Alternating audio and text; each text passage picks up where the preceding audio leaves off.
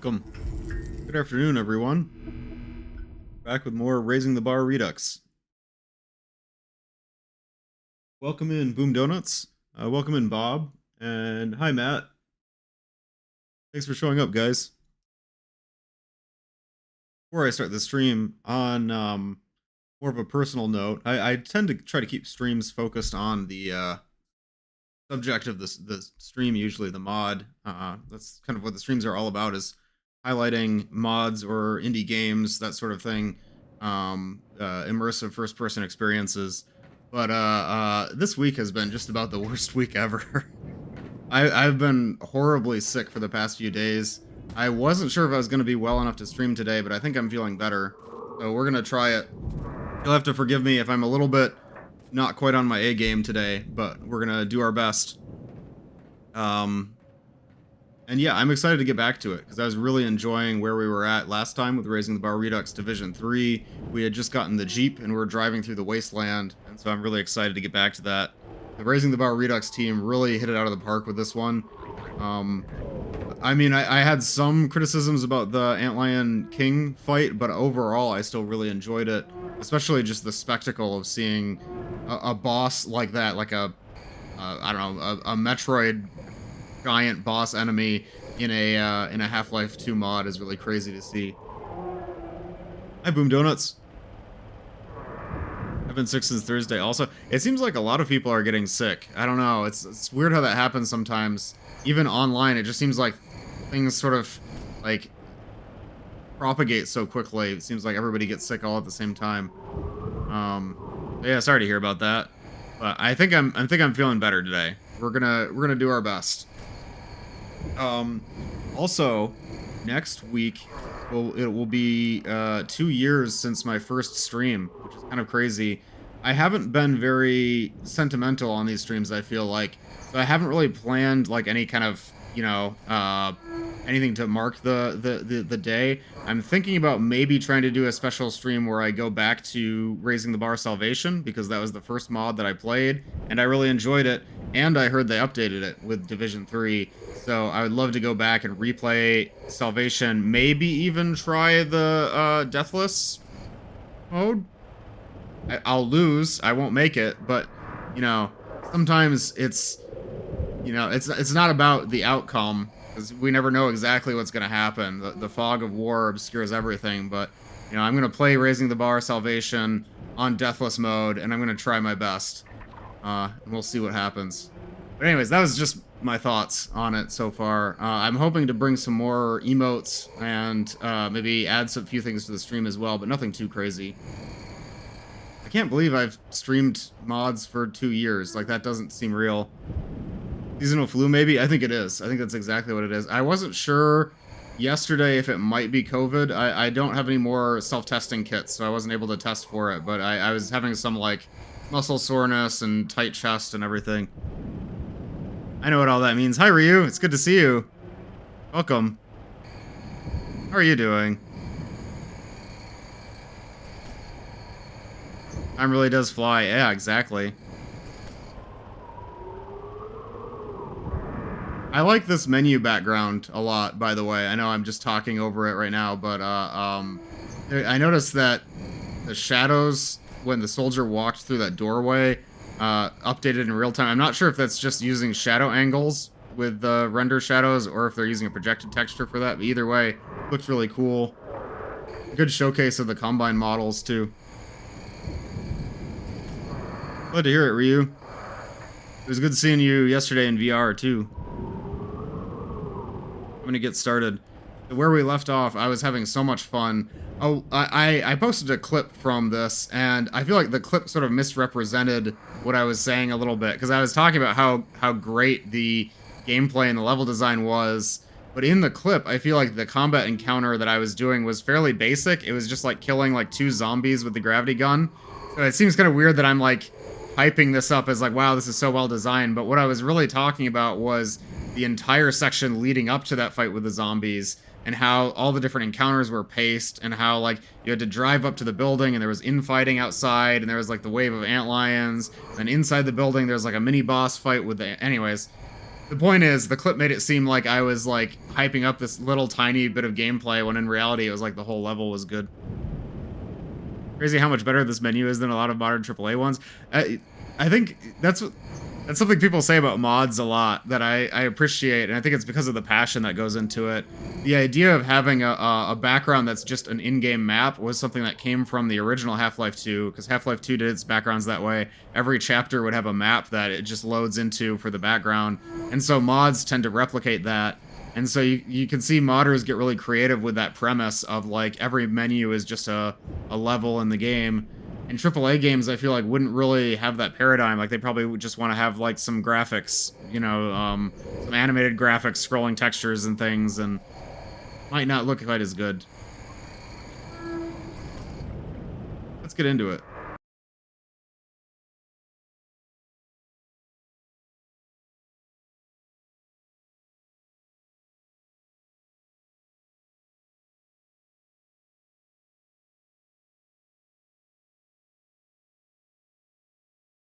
Loading. Does seem like an awkwardly long loading time for a Source Engine map. These maps are huge, by the way. I don't understand how they fit as much content in them as they did with Source Engine limits.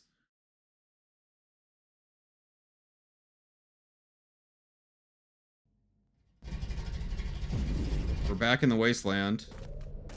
That building I was just talking about a minute ago is this one. The Combine base that we had to go through to power down that shield over there. What do I hear? There's some kind of a creature. I think it's an antlion roller grub. Yeah, there it is.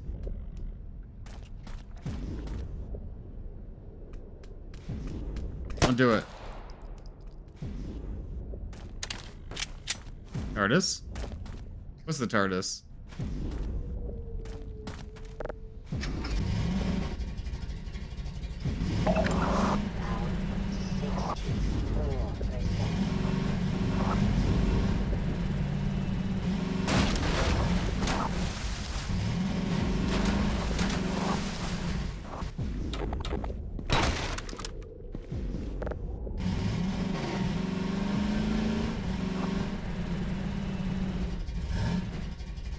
Something I really appreciate when devs do their menus, it's when they make it in-universe style. Black Ops 2 is the only one I can think of.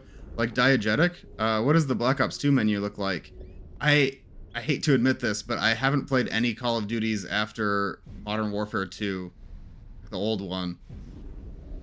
Crazy. I know I've missed a lot. Oh, they fit so much data. Oh, I see. Like the map is bigger on the inside. Where'd that come from? Waiting for me to get out of the Jeep.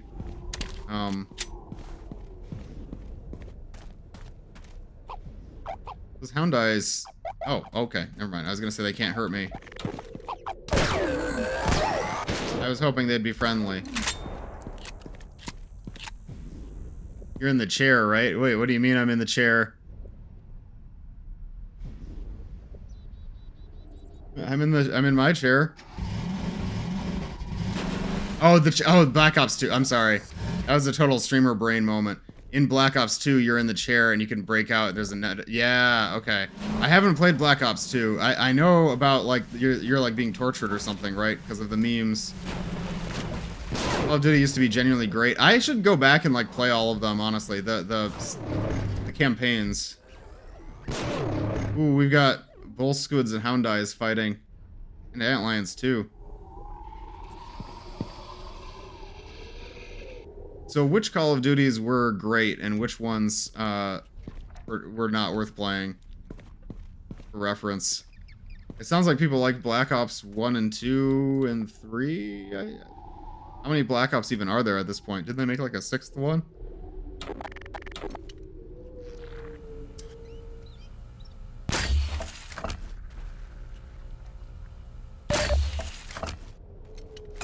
Man. Determined to hit this guy at long range. He moves way too fast. That's never gonna work. Now I'm gonna waste all my ammo with that. That's precious ammo. I don't know why I'm doing that. Oh, what am I doing? I have the OICW now. I can just snipe. Hold on. such a waste of crossbow bolts.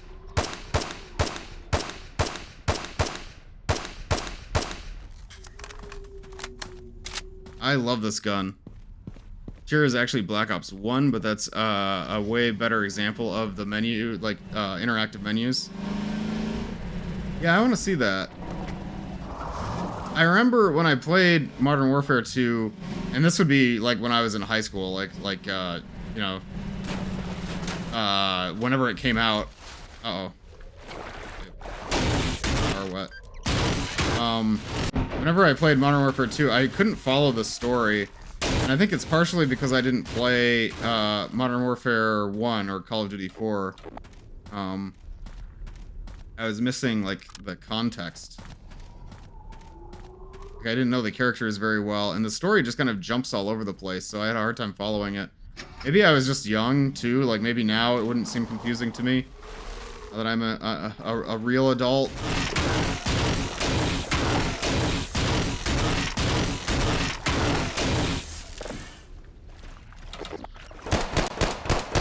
I hate these things.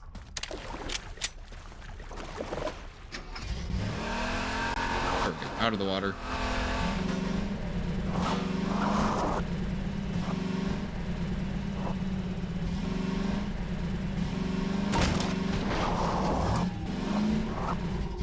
You just mean the online ones, Modern Warfare 1 and 2, World at War, Black Ops 1 and 2, and maybe Black Ops 3. I see. Because I played Modern Warfare 2 and I played World at War, so I think I really only missed out on Black Ops 1 and 2. Who's this price guy and why would you name your child Soap? Exactly. Hey, Freeman, just Ooh, a rebel base.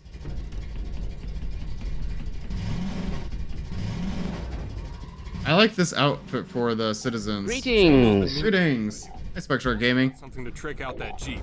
Something that'll really give the Combine a hard time. Leave it at the workstation at the far end of the settlement, then go talk with Samuel. He's in the big red shack, planing away like usual. Samuel. Samuel is another cut character, right? Yeah. From Debata. Hi, Spectre Gaming. I want to look at the uniforms that they wear because I think this is a cool design, like a reinterpretation of the older Leak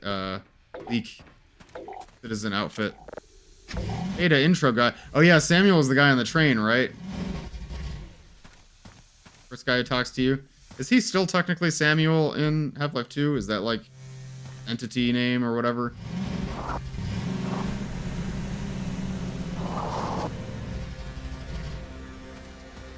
I like seeing little settlements like this. They're not very talkative though. What you cooking there, chef? More head crab? The parasite's meat is most circulated, properly prepared. That's an interesting Vortigaunt voice. Guess where that thing has been. Worry not. No remnants of life form habitation shall remain once sterilized. I just wish there was something, you know, from Earth to eat around here. We have two apples supply. Okay, something from Earth other than potatoes. Wouldn't be so bad if we could make them into fries. I miss fast food. This meal will be prepared in rapid order. No, I mean, never mind. That's great. I love that little exchange. What does this say? Sustenance soup. That's a reference to Alex, right? Is that a tuber tempura or something? It looks like that's an O though. Tubor tempura. I don't know. Crab sandwich. This is cute. I like this. He's making the head crab soup. You find the OICW? I did. It's my favorite weapon. One thing I don't get about the environment design in Raising the Bar Redux is that they always put tents right next to buildings. Wouldn't the people just sleep in the buildings? What are the tents for? I don't understand. Maybe they need more room. Maybe there's not enough. I mean, I guess that does make sense. Earlier, it was like a big empty house with a tent right outside of it. This is more like there's probably not much space in the settlement, so I guess that makes more sense. There's a ton of passion in this. Absolutely, Ryu. So, Ryu, if I probably didn't introduce this very well, but this is Raising the Bar Redux. It's a fan-made recreation of Half-Life 2 where they're trying to tie all of the cut concept art and like cut concepts, cut characters back into Half-Life 2 and remake it. And it's an incredible project. Like, hundreds of people have worked on this. I don't know how big the team is right now, but it's been an ongoing project for like about a decade, I suppose. And I shouldn't guess at stuff like that. I don't know, how long has it been in development for? Someone in chat know. I don't want to just like make things up on stream. That wouldn't be very good. I know like about that long ago it was in development. Making a tent near a heater building keeps you warm. Yeah, that makes sense. Yeah, I think they just need more space. But this is a labor of love from the Half-Life community, and I know I know people who work on this or have worked on this, and really proud of what they made. Some of the people who worked on Entropy 02 also worked on Raising the Bar Redux. Going out into the wastes and coming back hard of hearing because of those hound eyes. The Vorts helped us make these earmuffs so your ears will just ring and not burst. Oh. Packs, but we've only got the stuff for one squad right now. That's really good world building, because Hound Eyes, they attack with sound. They have like a sonic blast, so of course these people are using ear protection to try to protect themselves. I know what you mean.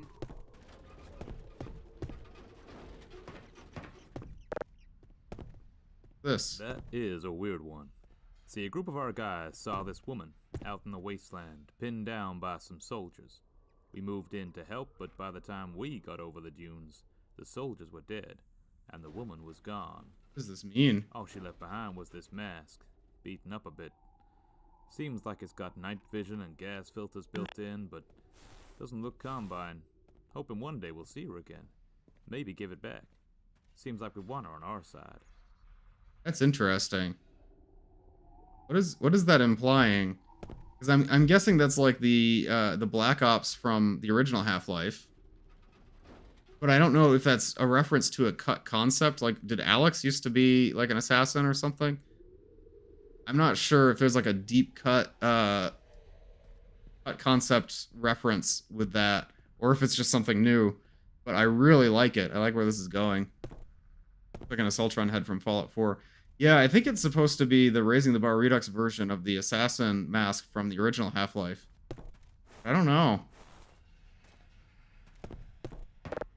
This is part of one of those antlion birthers, right? Oh, birthers, we call them. Clearly have some kind of control over the hive. I'm no biologist, but I figure it must be some kind of pheromones or something. Maybe we slather ourselves up. Those antlions out there don't attack us as much. Oh, that's subtle foreshadowing. Not so subtle foreshadowing. Been 4 years of developing after Division 2. You know when Raising the Bar started? I also don't know when Raising the Bar became Raising the Bar Redux. I should know that. I'm glad there's no kids around to see this. Okay, I'm gonna pause the game real quick. Raising the Bar Redux.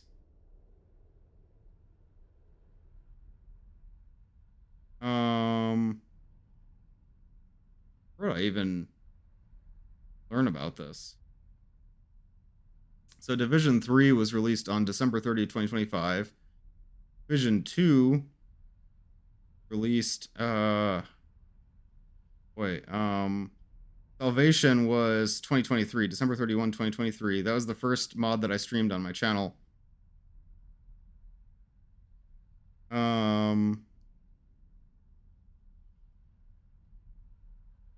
Vision 2.1 was in January of 2023, so a year before that. Vision 2 was December of 2022, so just a month before that. Go like all the way back. Raising the Bar Redux launch was in 2018. So I wasn't completely off with the 10 years. It's not quite 10 years. I think if you include the original Raising the Bar before Redux, it would be more than that, but 8 years of developing, that's right. It's a reference to one of the concept arts, the one that's labeled Latham. Wait, Google search that. Doing some research on stream here.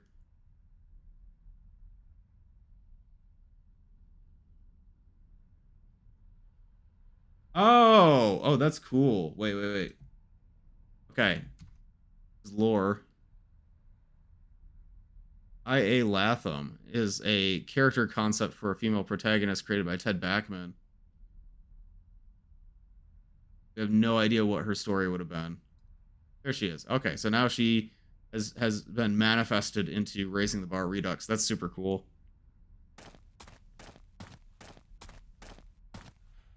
Okay, I should park the Jeep. There was that that HUD hint that was telling me park the Jeep, park the Jeep. I just kept ignoring it because I was so caught up in all the world building and the character interactions and stuff. I love this. Where did it want me to park the Jeep? Was it over here? Hey, Dr. Freeman, right? Park that Jeep in the garage. Okay, there's the garage. They're gonna attach the Tau cannon to the Jeep. I just know it. The Khan spoke. You know you're done when you recognize a reference to a character with only one concept art. Your Yeah. vehicle and empower the free man as we once did in the canals. We believe this weapon will provide even greater benefit. It's a real doozy. Adapted from old Black Mesa tech. I like his voice. You ought to go catch up with Samuel anyway. We'll be a minute. Wait, is that Amy voicing that character? Oh, okay. I'm going through here. Wait, does that mean I can't go back to the town? Because I wanted to interact with all the characters. Okay, I think we'll be able to go back. Hi, Bogey. Welcome. Ah, Dr. Freeman. Here's Samuel. Your name's carrying more weight by the minute. I'm Samuel. Good to meet you at last. Welcome to Old Sea. It's not much, but... Oh, no worries, it Bogey. counts. And that's what counts. Old Sea. Ooh, we get a little map. We were planning a breakout at the depot soon. One of the Vorts got captured, a few of our guys as well. Alex passed through. We tried to convince her to wait for you, but well, she said she'd meet you there. Now, we haven't heard from her since, but she's a tough girl. Just keep an eye out for her once you get there. Combine have some fortifications between here and there, and there's not a whole lot of places to sneak in from. That probably means a full frontal assault.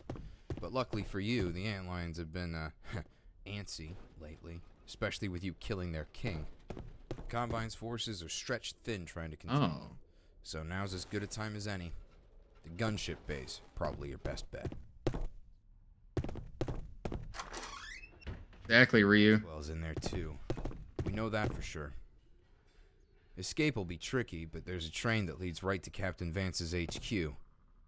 We've never really been on great terms with the conscripts. Vance keeps to himself, does what he has to do to survive. Alex seems to think her old man can still be trusted, though, so hitching a ride to him is your best shot. This was... Time to talk to the folks here if you haven't already. Come find me by the garage when you're done. If you're in a rush, I can get you underway right now if you like. Just follow me. Otherwise, see you shortly. I'm not in a rush. I felt very distracted during that monologue because even though it was really good information, there's just so much good like world building in this room. I'm like, wait, what's that? What's that? What's that? No, I'm so distracted. Okay, so this is his little model of the depot. I love this. Instead of like in Half-Life Alyx, they use holograms to do their little heist plan. He's like building little miniatures out of cardboard. Love that. Or like wood scraps or something. It's gunship bay, gunship bay. These are the gunship bays, and this is the depot. This is the thing we're going to be hacking to free Eli Maxwell, I guess. So I was confused by this map at first because I was like, wait a minute. Why is Old Sea in the ocean? Like, here's the land, and we're like out in the water. What gives? It's because the ocean level was drained. The oceans were drained, so this is all like a desert now. That makes sense. So this was that base that we just attacked. Now we're at Old Sea. A cool place. There's going to be another Combine base, and then an alternative route to the depot with its 4 gunship bays that are probably going to come into play later. So this would have been like the train route that we avoided, basically. No, not Maxwell the cat. Eli Maxwell. So this was from before Eli Vance was Alex's father. Instead, Eli was like an unrelated character that was like an uncle to Alex, and then Alex's father was going to be this Combine character who will defect to our side eventually. So we have Vance HQ is up there. So we're going to go from the depot to Vance HQ and join forces. I guess spoilers, but I just know about the content. Looks like these are in-game screenshots, so I'm curious what these are showing. That looks like it's back in the city. So does that. Can't really make out a lot of the details on these. Okay. Wait, no, is this supposed to be the depot? Maybe that's the depot building. That'd make more sense. Talk to some more characters before we head out. I just knew it was gonna be one of those days. What is that? Yeah, I'm with you. Is that like a tarp? Oh, I guess that makes sense. The whole thing is sort of like a giant tent. But what are they using this boat for? There's probably a lot of wrecked boats because this used to be the bottom of the ocean. But is this just like a Sometimes symbolic thing? dream about cheese. A decoration in the middle of the town? Concentrate on the task at hand. Sometimes I dream about cheese. Where's Cheese Dreamer when you need him?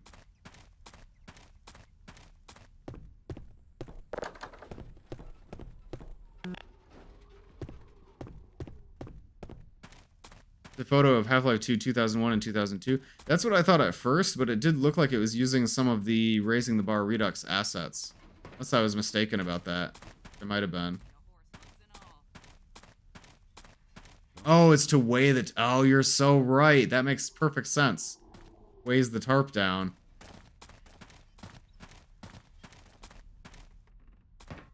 Wait, if I go back into that room... I want to explore this area. So you said these were Half-Life 2 pictures from 2001, 2002. I don't think so, because if you zoom in on... Well, maybe. I thought this one was using specifically Raising the Bar Redux assets, like these crates in here. I could be wrong. It's very hard to make out the details. Same with like the... maybe.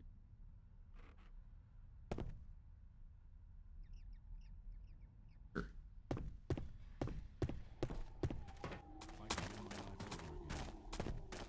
You should nip that kind of talk in the bud. Yeah.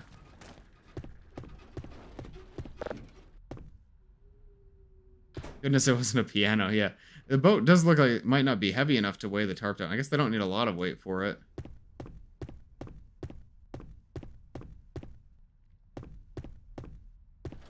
What's it doing with this plant?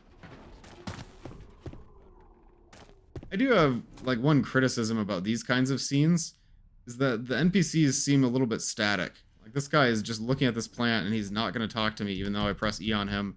I wish there was dynamic dialogue, like the question and answer lines that they're saying. Those are from Half-Life 2. I wish there were original question and answer lines, like the idle dialogue that they have with each other. It would make it feel a lot more alive if the characters could interact with each other naturally. Dr. Freeman.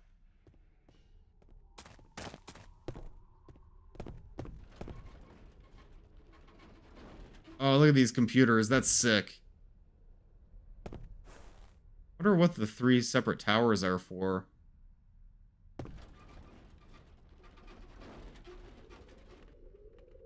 LP? What's that mean?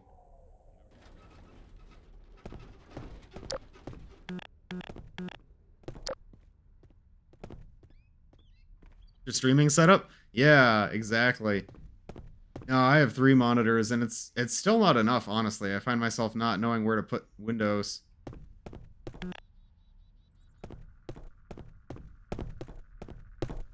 And so far, I only have 1 desktop tower, you know, my gaming PC. Although I am working on restoring an old PC to use as a, I guess like a build server of sorts.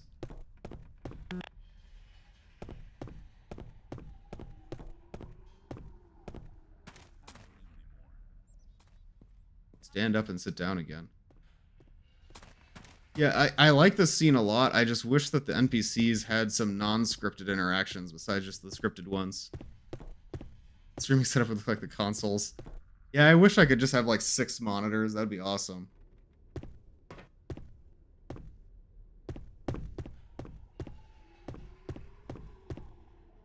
How do they get all the water to put in these tanks? They collect rainwater or something. Oh, look at the ships on the edge of these like cliffs. Used to be underwater trenches. That looks awesome. That's why it's called Old Sea. I really like the sea floor theme, how like the Zen plants look like aquatic, like anemones and stuff like that. And it's all at what used to be the bottom of the ocean. It's just such a vibe. Very different from Half-Life 2. Was it? Feel free to look around. Can't give you a tour as I'm trying to save a cut right now. Just don't squish anything, please. Considering how these plants grow everywhere, you wouldn't believe how hard it is to cultivate them. I wonder what they use these plants for. Like, I don't think they would be edible. Maybe they make medicine and stuff. I think some of these props might have come from Left 4 Dead 2 or Left 4 Dead. Thanks, Spike Shark Gaming. That.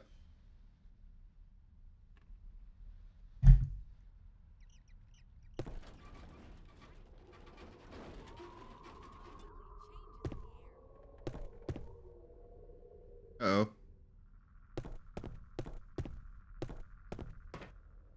Second.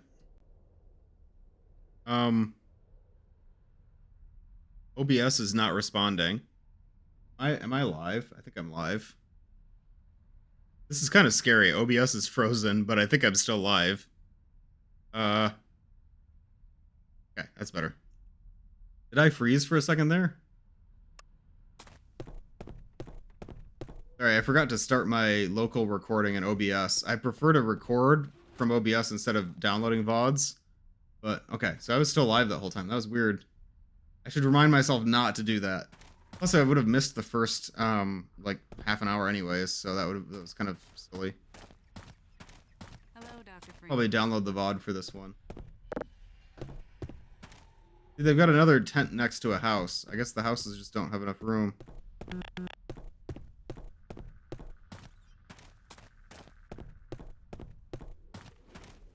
These planks, the wooden pathways. This is cool, how they, like, set up these walkways with boards. Like something they would do, you know, if it's really uneven terrain, you want to make sure it's stable.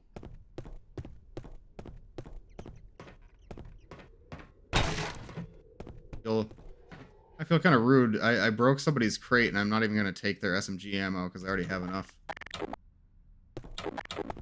Bad. Okay. I think that was everything for us to see at Old Sea.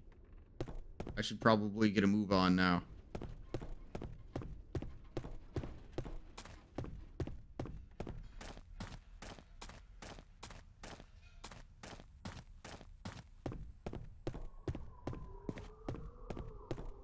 Guys, what do you think I should add as some redeems for the channel? One thing I want to add is a death counter. I mentioned earlier that I want to play Raising the Bar Salvation on Deathless. So adding a death counter would be fun. I don't know what else. Yeah, looting and pillaging. I don't know what other things I could add that would be helpful for my streams. I said, why didn't you wear your damn earmuffs? Broke. Bull squid whipped its tail at me and knocked them off. Oh no. Damn. Hounds can't deafen you? But you can't hear the other critters coming? Huh? Never mind. Just keep the washcloth there. Dr. Freeman, right? Wish you were the medical kind. I interned as a nurse back in the day, and now I'm the most qualified practitioner around here. We've got all sorts of exotic injuries out there, Freeman. Poison gas, ruptured eardrums. Hell, turns out you can overdose. Travis. I was wondering about his face model. I was going to comment on that. Found that out the hard way. Overusing it on smaller injuries. Frontier medicine isn't all it's cracked out to be. Anyways, I gotta get to my notes. We got some spare medical supplies around. If you're beaten up, help yourself. Well, thanks. I like that exchange. Again, referencing the earmuffs and the hound eyes. That's such good world building. Like, thinking about, like, what would the average person do against hound eyes? Gordon has the HEV suit, so they can kind of hand wave away any kind of protection that he might need.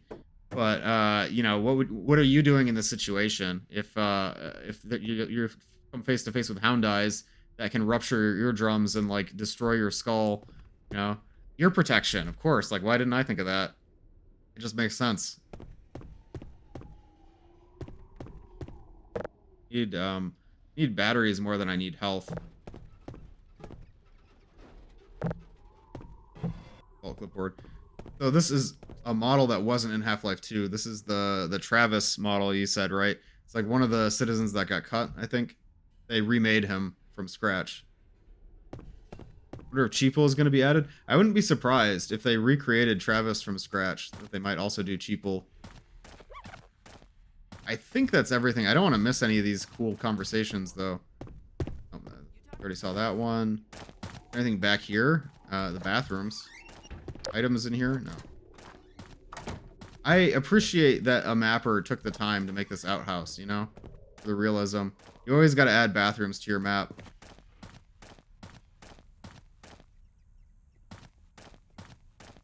No, not Skibbity Toilet.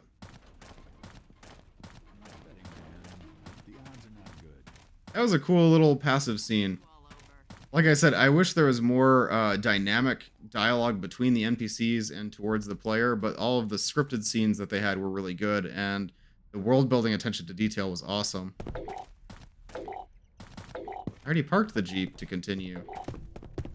Don't beep at me. Check it.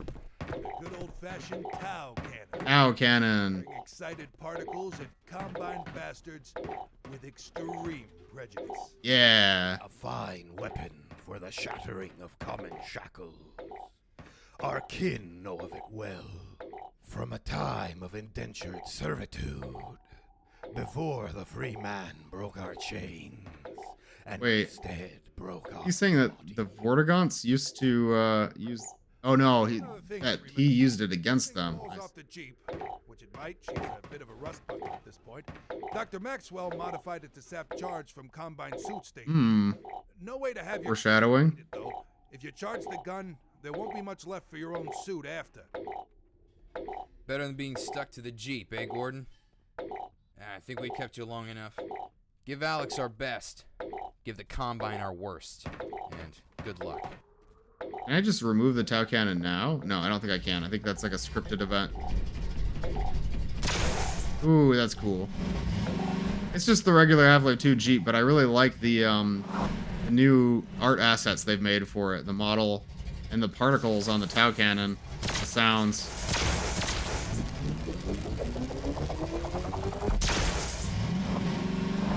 Let's get going. Are you going to see Chapter 1 intro? I already did. I watched it on the last stream. I was really impressed by the work that CW did on that intro. Like, the lighting in that scene is amazing. It looks like an SFM render. Oh, I'm stuck already. Guys, we just started. Guys, we just left Old Sea. Okay. Here we go.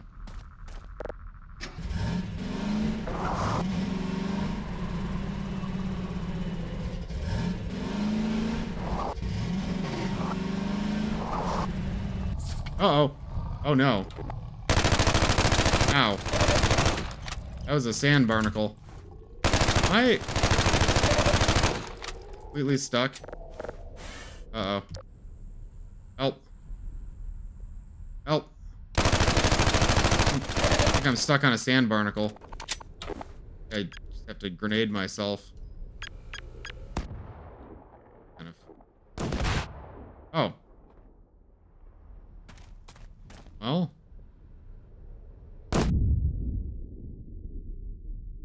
Yeah. That was a little bit of a bug. I think the sand barnacle Let me try that again, actually. The, yeah, I didn't know you could grenade jump with the OICW. Why didn't you use gravity gun? I guess I could have. I thought I was stuck on the sand barnacle itself. But I don't know. Let's try that again, actually. So if I go here... Okay, sand barnacle's got me. And it's gonna... Ow, oh, it kills me. Okay. One more time. And then let's see if I can... Oh, okay. There we go. I killed it. Okay, now we're good. That was kind of a fluke the first time. I bet you're right. I bet I could have dislodged myself with the gravity gun. I just kind of panicked. Here's the depot. Wait, we're here already. It's fast.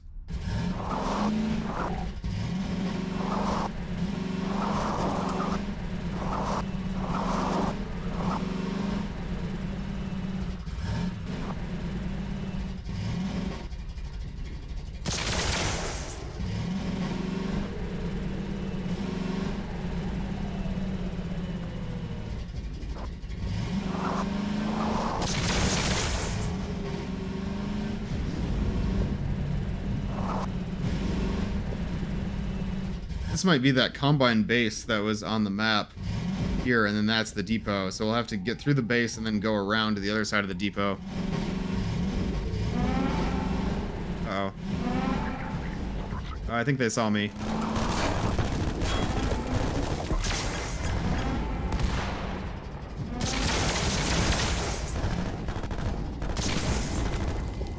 Oh, I'm sliding. I'm slipping. Okay. Oh, boy.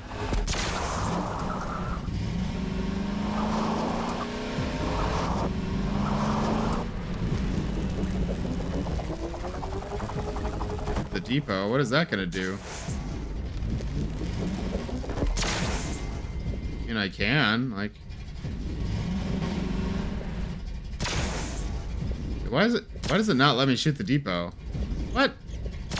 Oh, you're right. That's weird. I specifically... Is it because it's just too high? Oh, it's just too high. Okay, wait.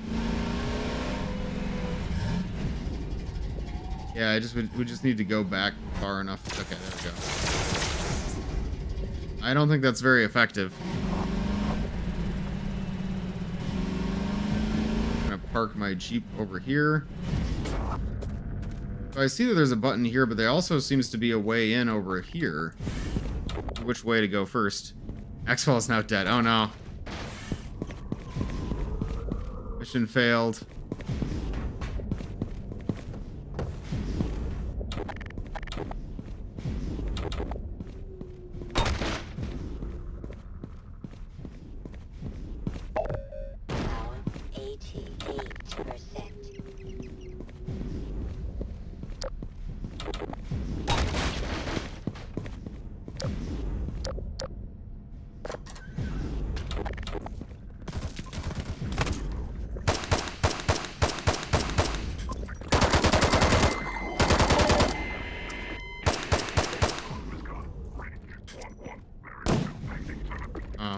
The drop on that grenade is more than I thought it would be. Man. There we go. Wasted all my ammo.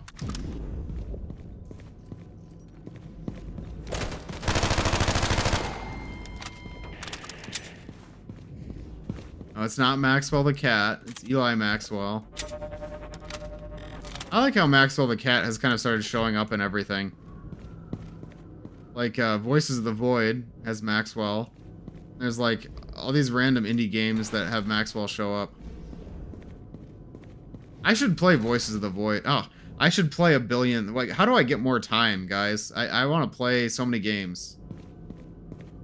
So many games, so little time. Yeah, Voices of the Void is a good one.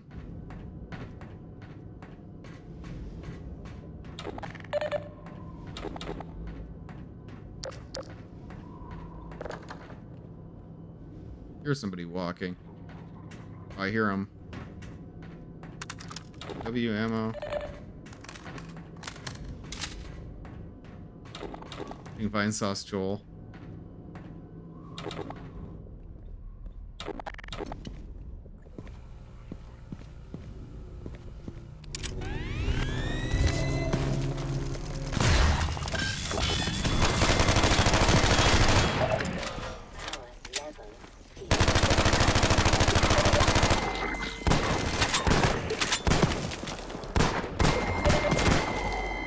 I took some damage.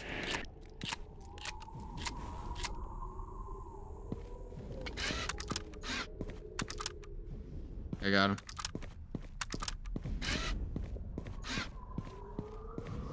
Here's the depot. I really like how you can see that landmark to kind of show you where you are in relation to the objective. Classic Valve. You know, Half-Life 2 Citadel thing.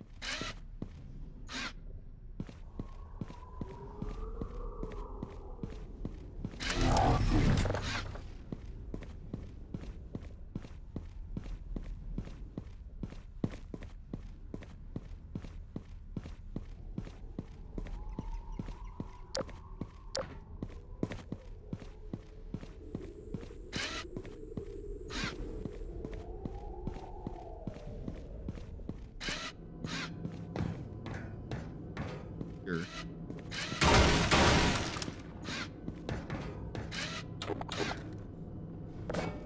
Did I hear a hunter? I don't think we've been introduced to hunters yet. Here's our door. Monitor gonna show anything?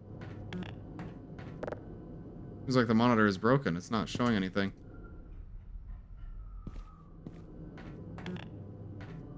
Yeah, we can see that the gate opened.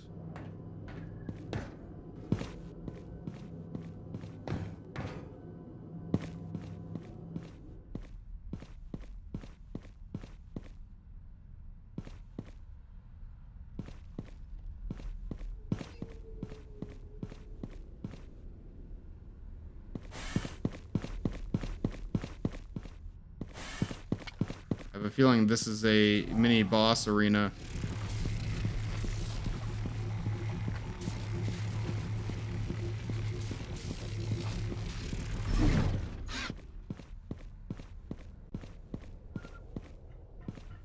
You're a hunter.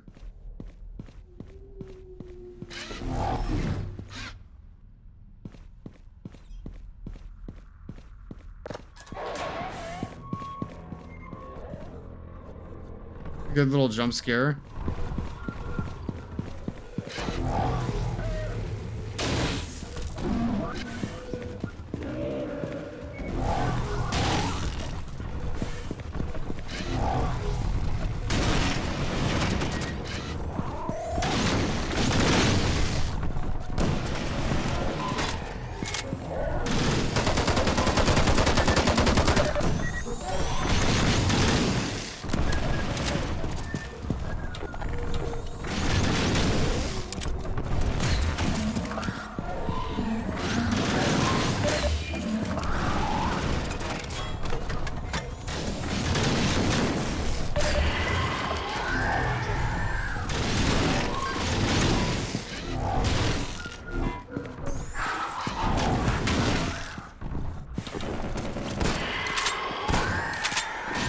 That was a pretty cool first hunter fight. I really think there should have been more build up to the hunters, like in episode 2. Like, there should have been some, like, foreshadowing of hunters ahead of time. Like, there's been foreshadowing of so many other elements. However, that was a fun fight, and I thought the jump scare at the beginning was cool. I really like these models, like, the way they use this, like, iridescence. I mean, episode 2 had that too, but, like, the style of raising the bar Redux, like, creatures with these, like, very, like, the chitinous exoskeletons, the way they make that look. It's really good. Freaky looking. Hunter in Half-Life 2, yeah. I wonder if Latham will be important later during RTBR's story, or if that reference earlier is her only mention. I'm expecting that that's her only mention, just because she isn't really, like, all we have is one piece of concept art for her, right? So I don't expect that she would be important to the story, but I would love to be wrong, actually. I think that would be cool for them to bring in a new character like that. That'd be pretty interesting.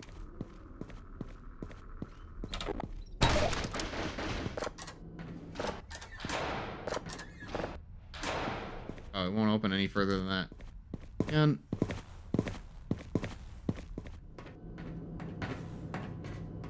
I see, that prevents you from, like, juking past the hunter early. That's actually pretty smart. The hunter, like, pushed this crate to block you, And then it's only when the second hunter comes through these doors that you can proceed. Kind of neat.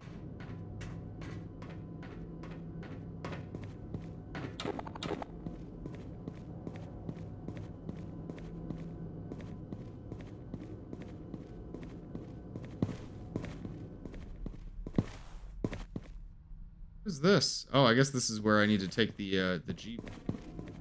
Okay, but that's where I need to... What is this? Wait. Is there a whole other optional area? What? This is where I need to take the Jeep, but then there's like this whole other underground area that I didn't see before. Down there.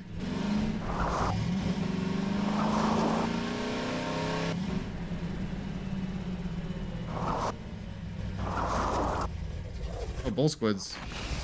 Uh-oh. Is that like a unique bull squid? It looks a little different. Like the aquatic bull squid in, yeah, it is. Okay, that's cool. Like the aquatic bull squid that was in Dark Interval. Ow.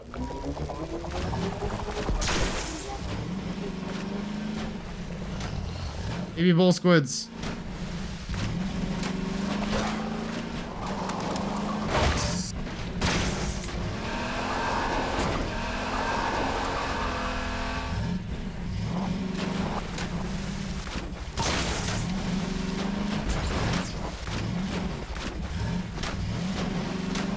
Oh, there's a whole alternate path I could have taken down here.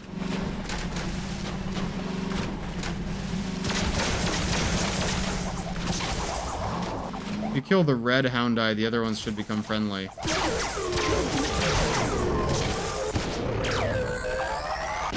Maybe not. Yeah, there they go.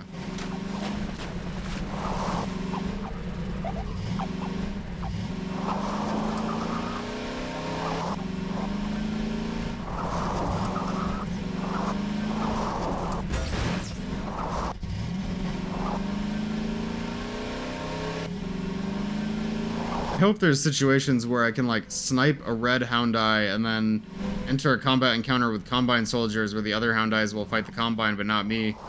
That'd be cool. Something like that. I don't know if that makes sense because I think they become completely passive. Not just like friendly to me.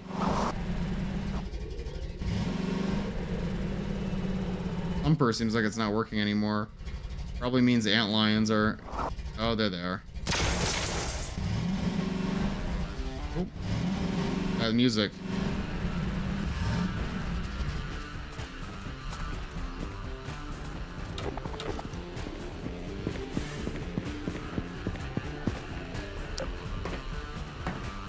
By the way, guys, have I missed the optional, the hidden weapon yet? You gotta warn me when I missed the hidden weapon.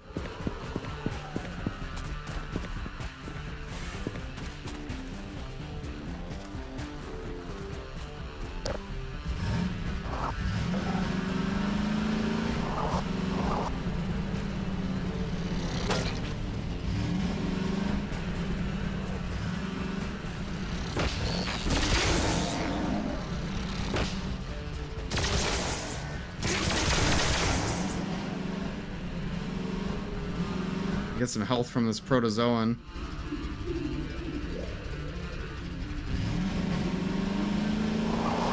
Does anybody who's watching right now know where the hidden weapon is? Realize I probably already missed it. I don't think you missed it? Okay, good. I'm expecting that the hidden weapon is going to be the LMG, but I'm not sure. It's my guess. Or maybe it'll be the revolver, because somehow I haven't gotten the revolver back. Kind of frustrating me that I haven't gotten the revolver back, honestly.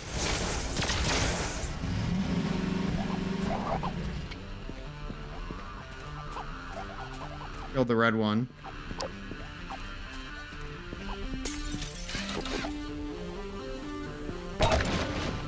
The AK? But I already have the, OICW.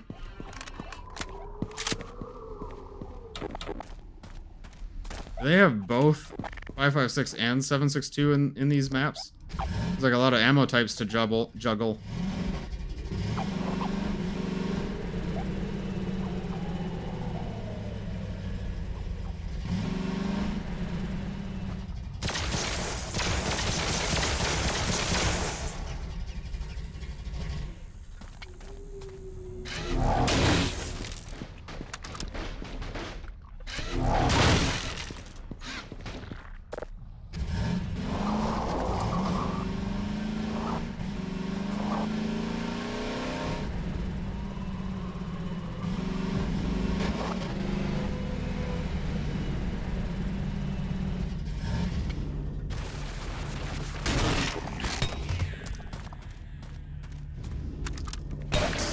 crossbow bolts.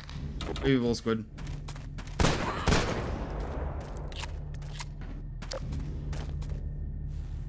Flare gun ammo, but I don't have the flare gun. That's sad. I watched a video of it yesterday. I won't spoil though. I will ask for one spoiler, and I usually don't do this. I know I'm breaking my own rules, but is the secret weapon in a different map? Like in a future map that I haven't gotten to yet? Or is it like where I am right now? Like this map, or this part of the game, roughly.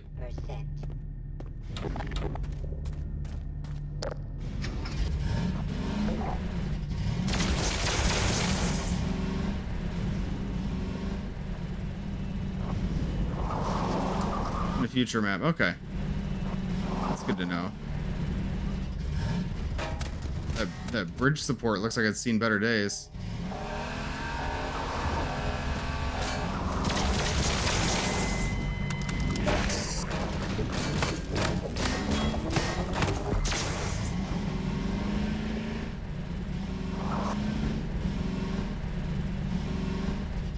You took a bite out of the bridge support?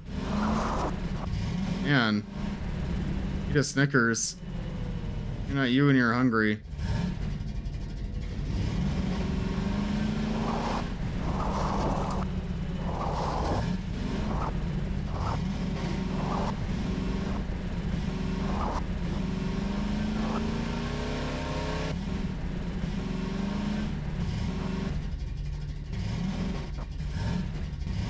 This tunnel.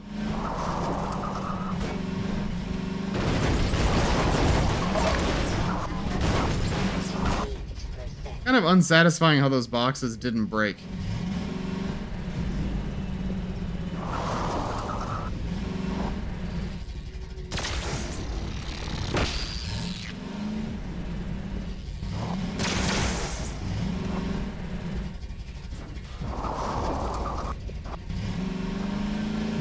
Oh, I love this exploration.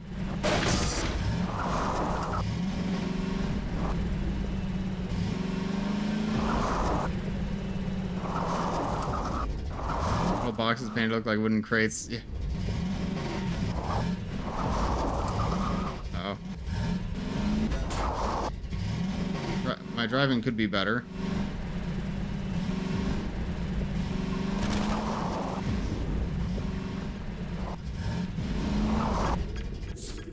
Oh, the sand barnacle.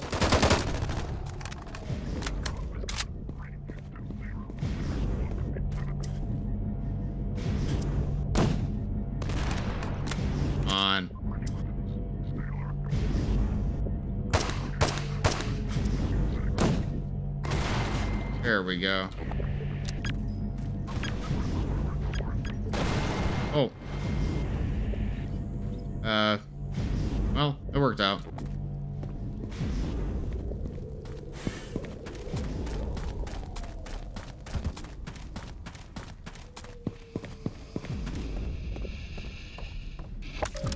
Power 43%.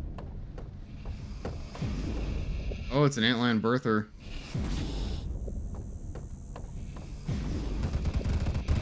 Did I miss something? There was an ad break. Sorry, I didn't realize there was an ad break. No, you didn't miss very much. We're just continuing through the wasteland. I fought off this little bunker full of Combine soldiers.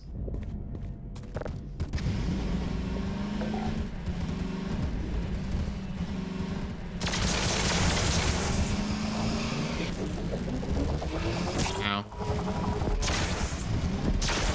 One fully charged shot from the Tau cannon will take these out. This was a mini boss before.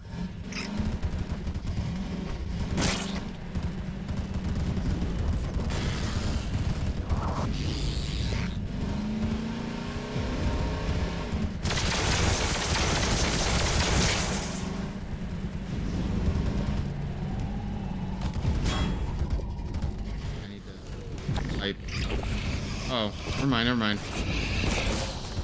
There are antlion birthers around here. Nope, it's a worker.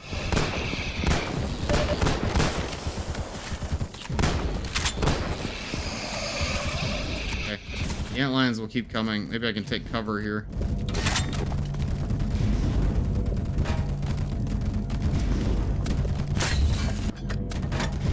Down.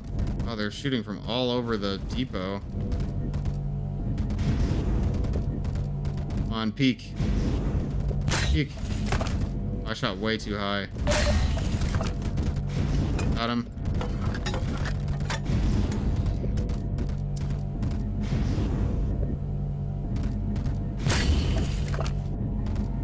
Got him.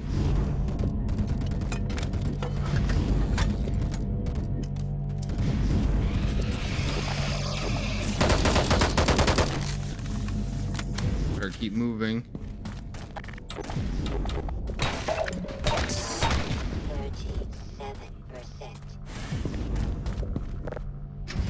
The end of the line for the Jeep already? No way, it's impossible. I guess we're at the depot.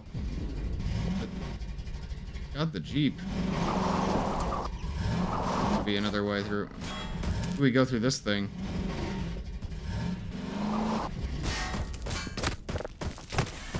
Ow. This guy's shooting in the semi-auto mode with the OICW, isn't he? Oh, there he is. My Jeep. Ow.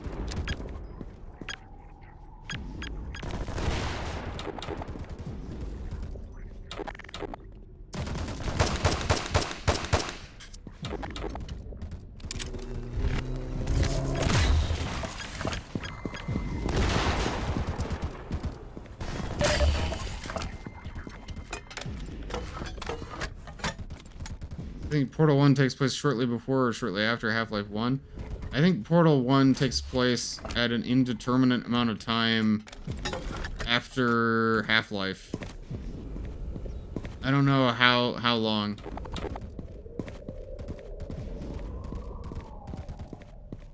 I have no way to tell how much time has passed since GLaDOS took over.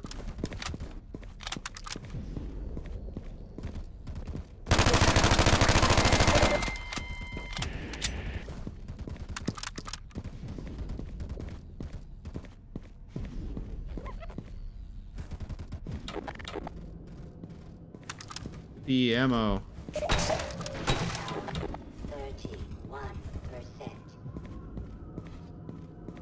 The 99999. Yeah, that's Portal 2. Portal 2 is, they say 50,000 years, although physically there's no way it could be 50,000 years. I think it's just, you know, it's meant to be an arbitrarily long amount of time since Half-Life. We don't know how long. It's a really long time.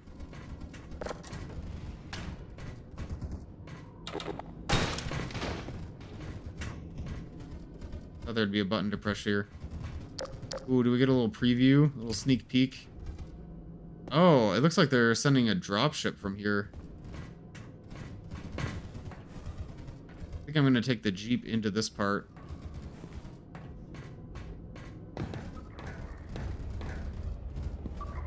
Oh, wow.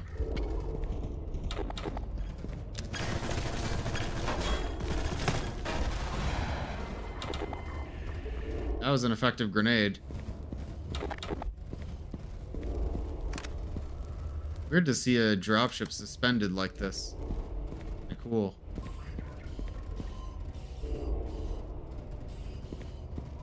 Are those manhacks?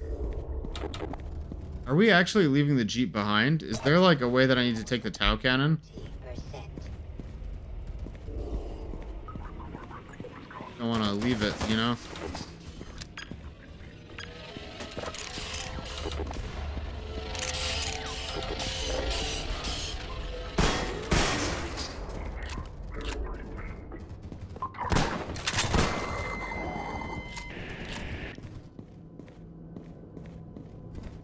Wait a minute, before I go any further, do I need to go back and take the Tau cannon? Not leaving it behind. Is there like a special keybind for that or something?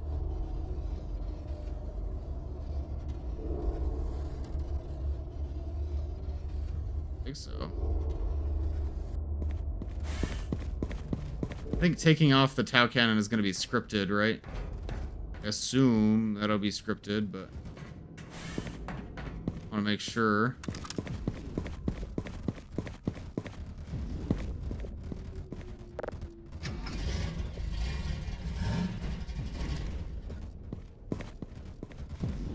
Portal 2 takes place 50 years later. That's not exactly true.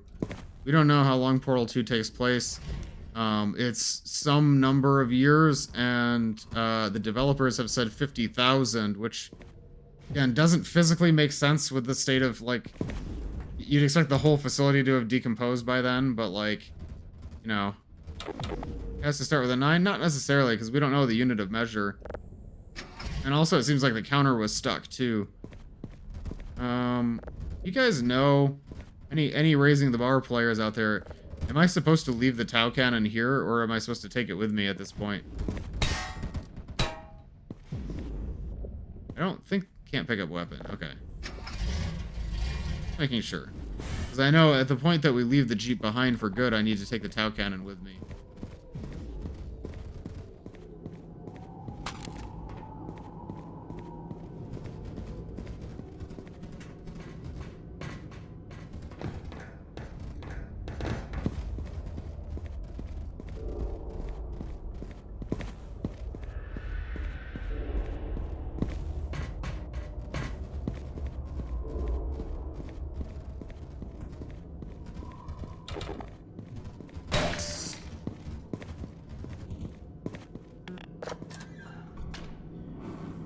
More hunters.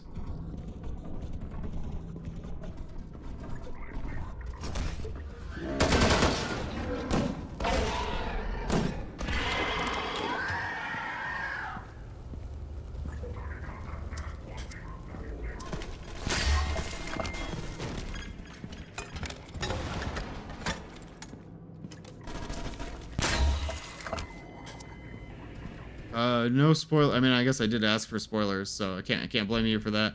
But yeah, no, I got it. Makes sense. Ow! He shot my my own explosive. Got a taste of my own medicine.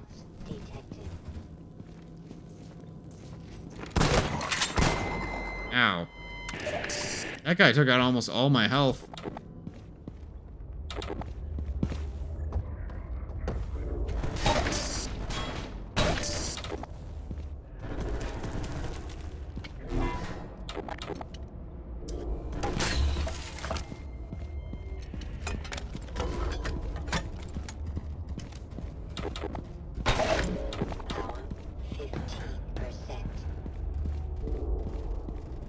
Didn't find new weapon? Oh.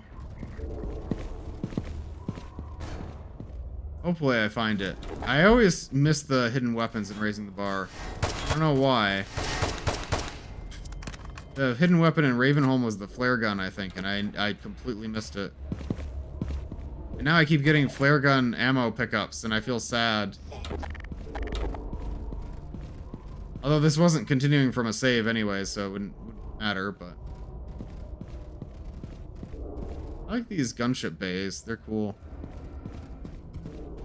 Oh!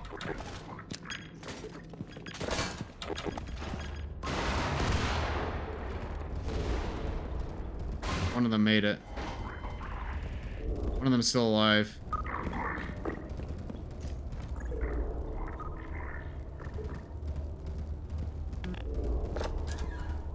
One of them is still in there.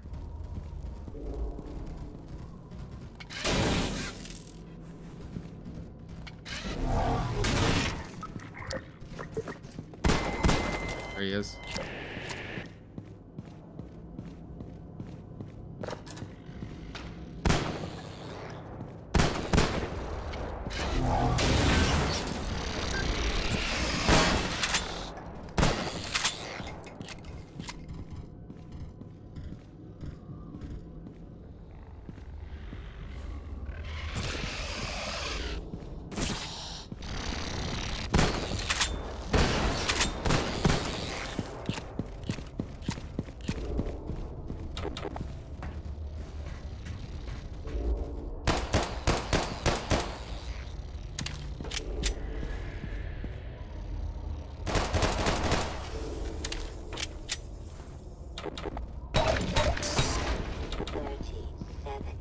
This is a fun little combat encounter.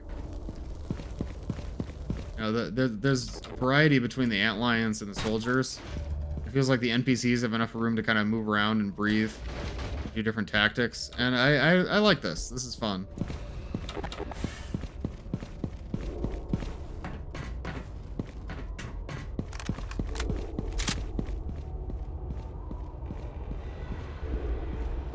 Model for the pistol is nice. Yeah, all of the weapon models in Raising the Bar Redux are amazing.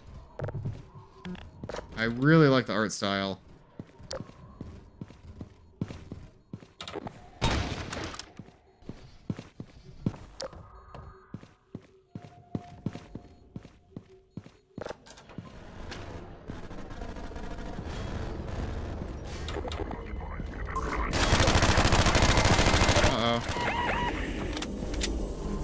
No. Wait, where did it drop it? No.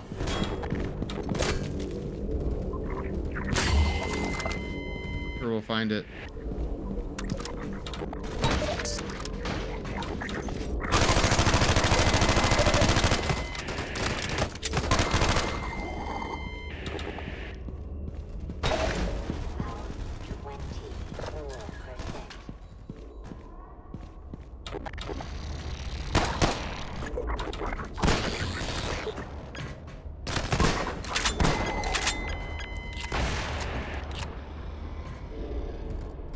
There it is. Wait, we found it.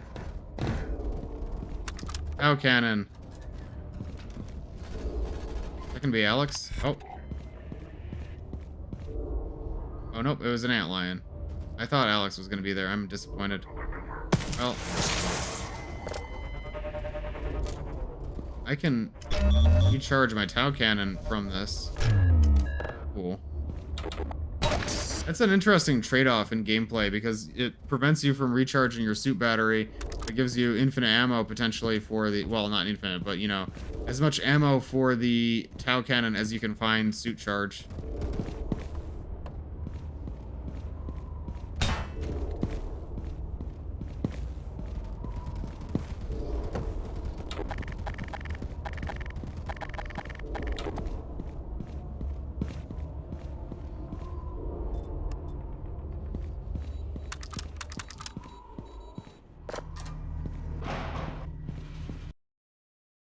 Loading. How's everybody feeling? I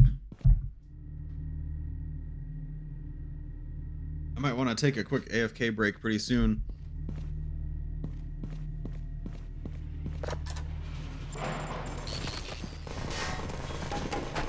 I could also use the battery suit. No, it's a trade-off. You gotta choose.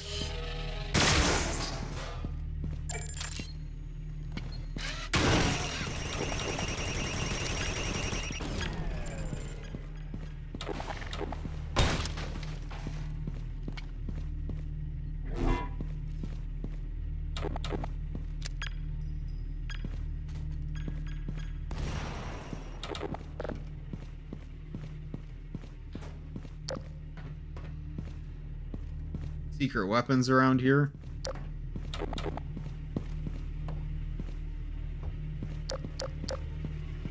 More man hacks around.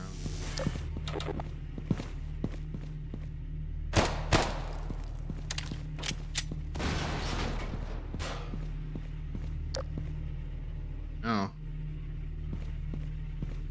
One was like holed up in here. They bricked up the door behind them.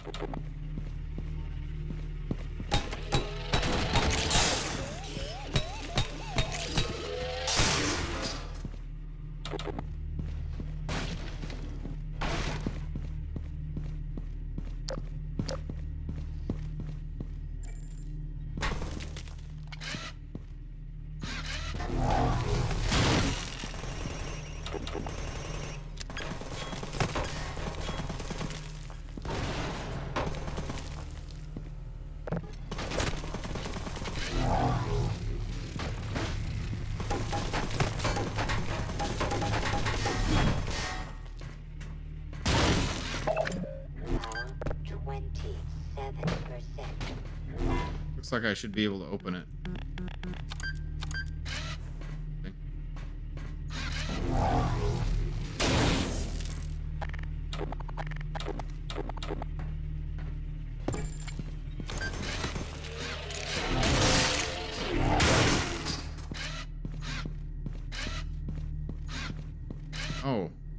happened to this guy?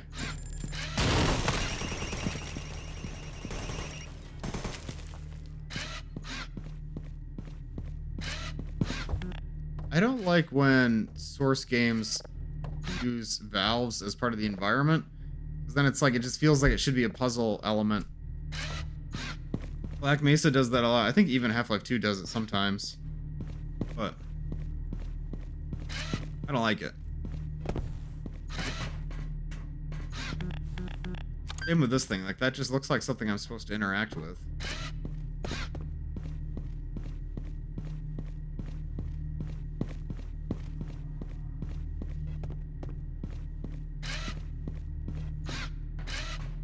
Oh yeah, using the suit chargers to charge your weapons instead of your armor. That would make sense for a mod like that, like in Blue Shift. Barney can't use the chargers, so they're useless. That'd be pretty cool.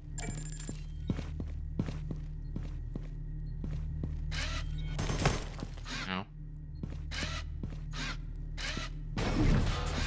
Ah, I see, a secret passageway. I'm gonna miss the secret weapon. I can feel it already.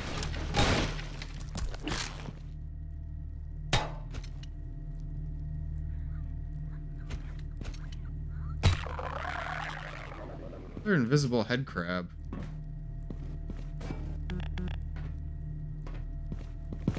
I've been noticing more and more in Source mods, there's a bug where NPCs will be invisible. That happened to me... Oh, just a couple days ago, I was testing Entropy Zero VR, and that happened. Then, like, other mods, I've noticed it too. It's weird.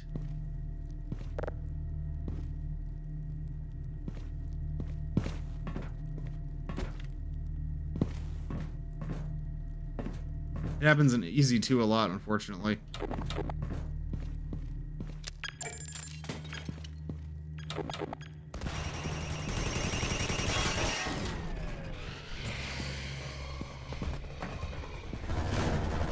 Ooh, I remember this part from the demo.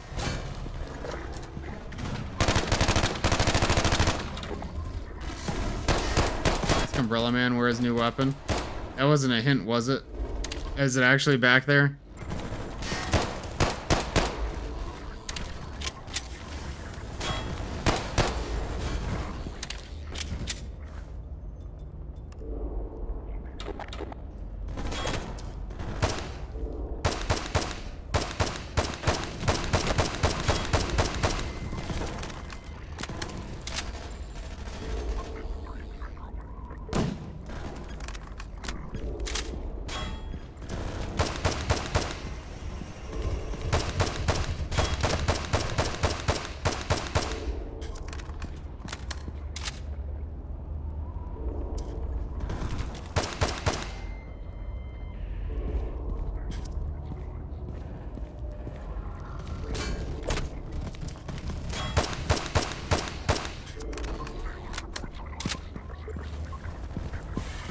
No safe way to move because I'm gonna cover all the angles.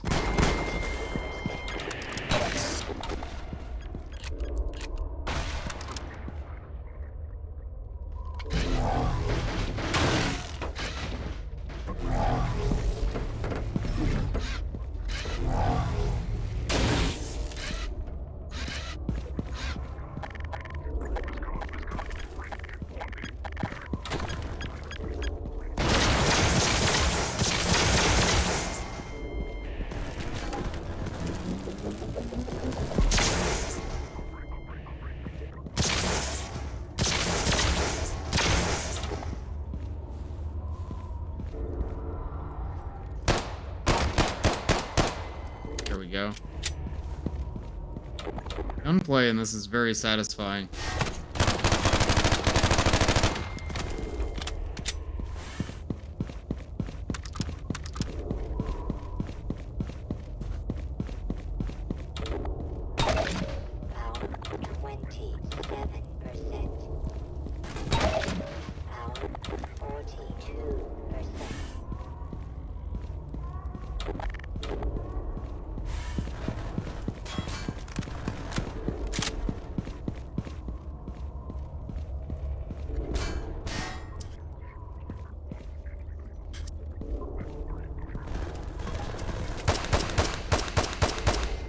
I love how versatile the OICW is, because it can be long range or close range. If instead of the Tau cannon being mounted on the buggy, it was the glue-on gun or displacer cannon. Displacer cannon on a vehicle would be really cool.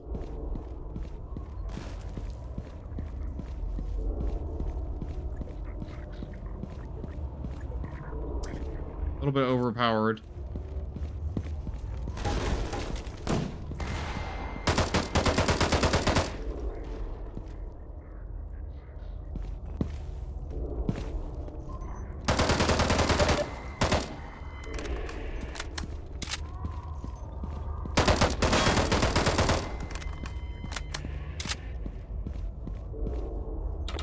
Oh.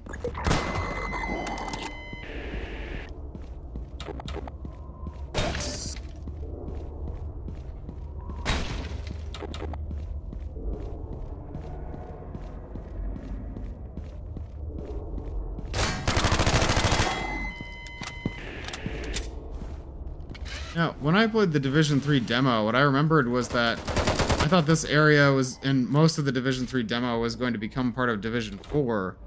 Seems like that's not what ended up happening. I'm very surprised that the Jeep section is over already. It seems like a very short Jeep section, but I actually am kind of happy with that. I think that those kinds of sections tend to overstay their welcome a little bit, and this just kind of kept it very short and simple, and all of it was fun. It didn't overstay its welcome. I liked it.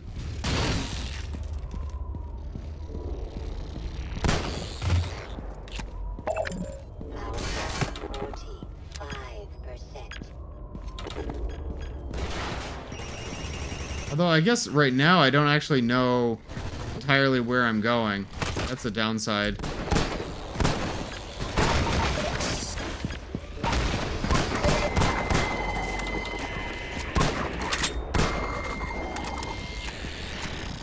You want to drive an APC? The Dark Interval lets you drive an APC. You know, you gotta have some variety. Entropy 02 lets you drive an APC.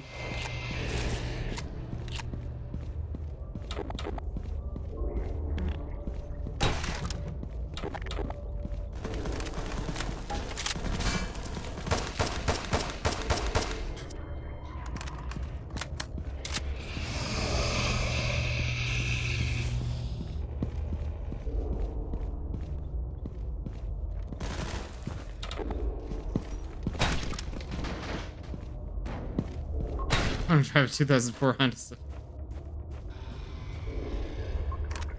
Maybe in the next division.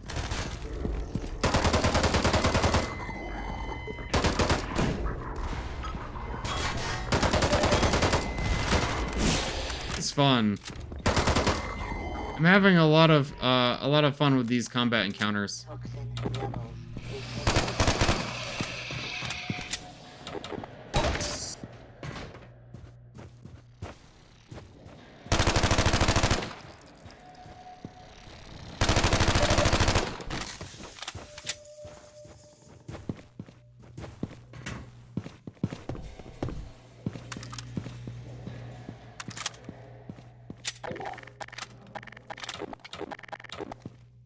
I like how they call it the Gauss rifle instead of the Gauss gun.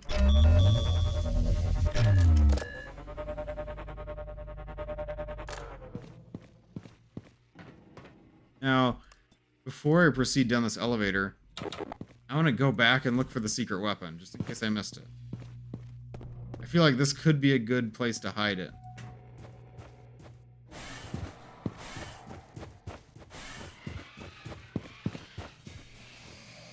Oh, this already looks like I dropped down a point of no return.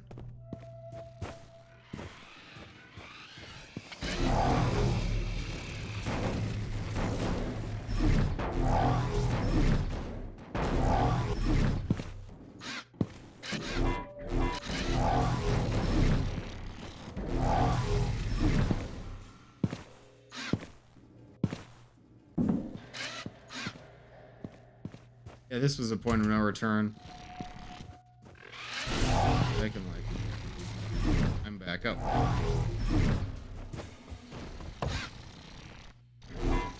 Break anything.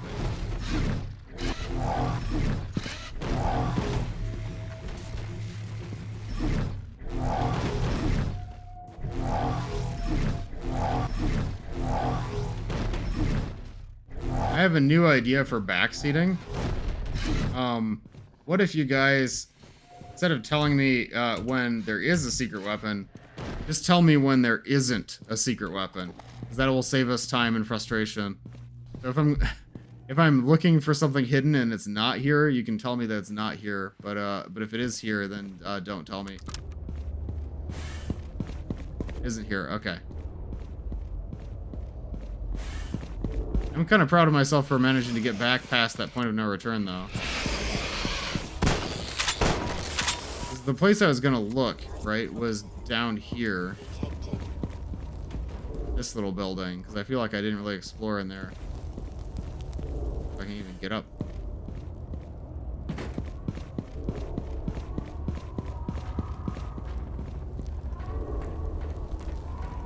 That seemed like a good hiding space, but I will proceed.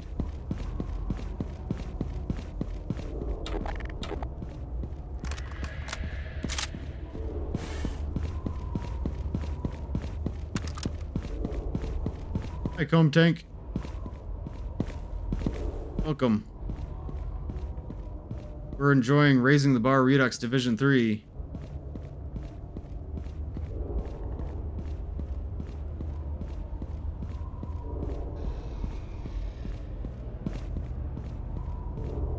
I remember this part pretty well from the demo, so it's interesting to be back here again. Managed to play, but quite late, the Halloween Horror Grid 2, and not gonna lie, Outbreak was my favorite entry. Yeah, Outbreak was a lot of people's favorite. It was a really amazing map. Like, the production quality was out of this world for a Map Labs entry. But I liked almost all of the Halloween Horror 7 entries. It was a really good challenge.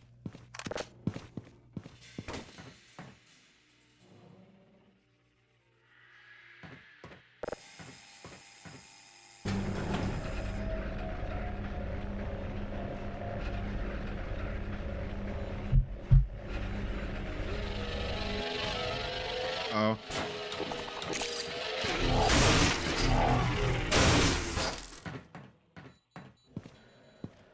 Remember this warehouse area. This is where the hunter fights mostly were. I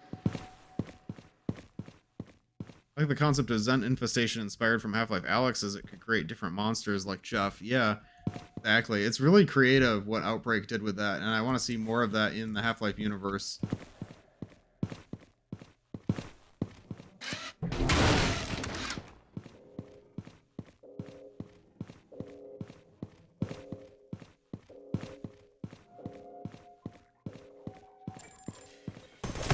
Ow, ow, ow.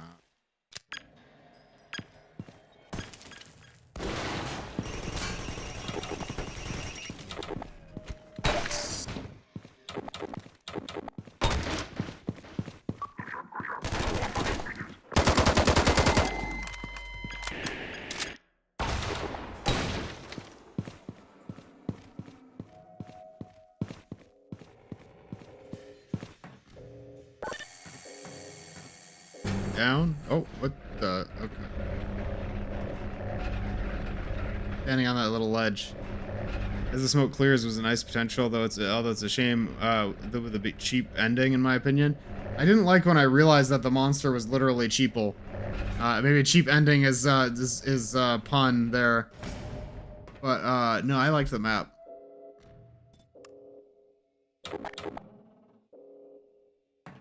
Before I enter this warehouse space, I'm going to take a quick break and get up and stretch. I'll be right back. Give me about 5 minutes or so. Be right back.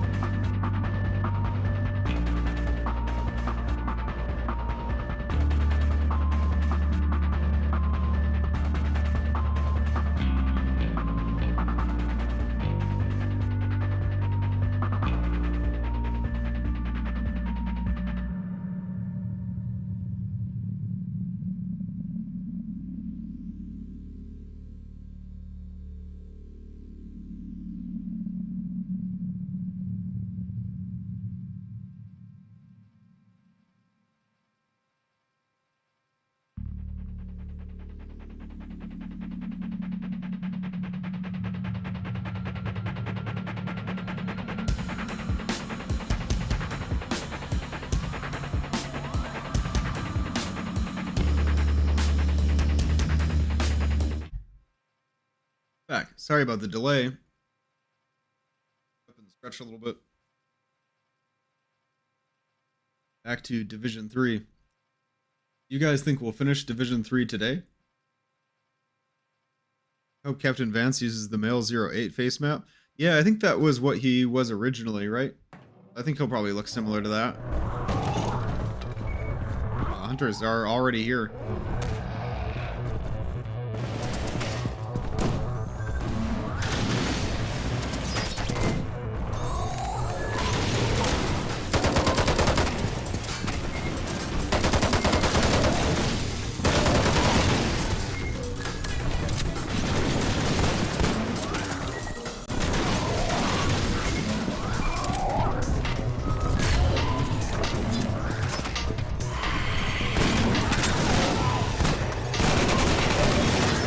Oh, I'm taking a lot of damage.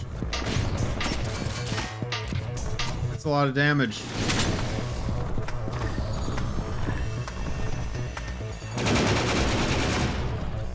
The long-range hunter up there. I like that Raising the Bar Redux has different classes of hunters. And hacks.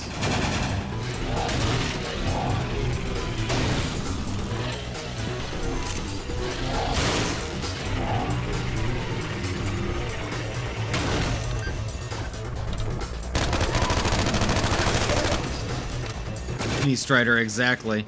A nice touch if it was an advisor messing with your head the whole time by making you seeing unnatural things. Wait, what do you mean?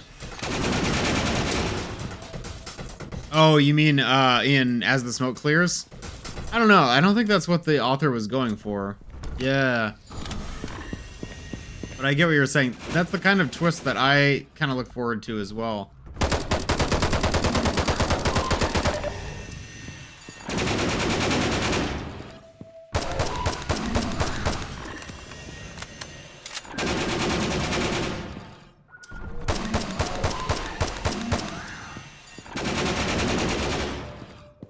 I want to see what this thing's projectiles look like, but I also don't want to get shot. Okay. Ow, I got shot.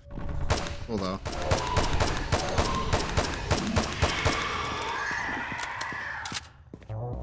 It's because the advisors were messing with your head at the beginning of episode 1 and near the barn. Yeah, that would make sense with where you were in the map.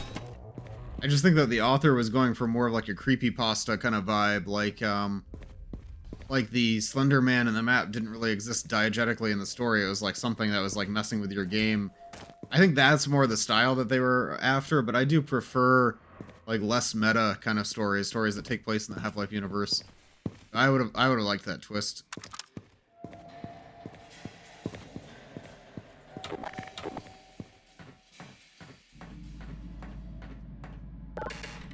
I wonder how much different this area is from how it was in the demo. I remember playing this in the demo, but it was a long time ago. You have to go back and compare. It feels... the gameplay feels very streamlined, so I wonder if they took a lot of playtesting feedback into account. Here, I don't get it.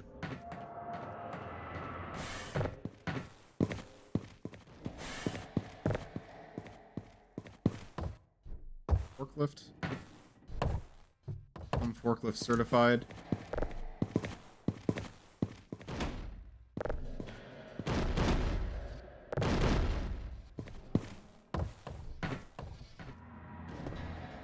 That didn't seem to do anything.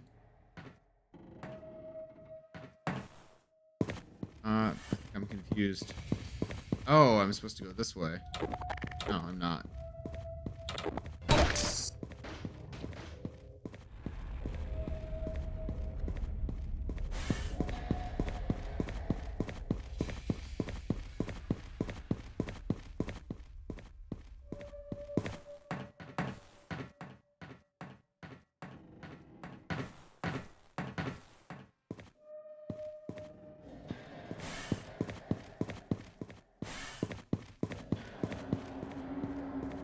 Actually pretty low.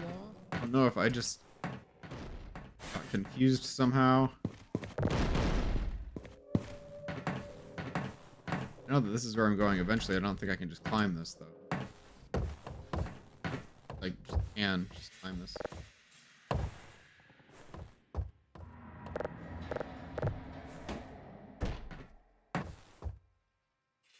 could they possibly be storing in all those crates? Yeah, whenever you break a crate in a Half-Life game, it's... Well, not in Half-Life 1, but in Half-Life 2, they're always empty.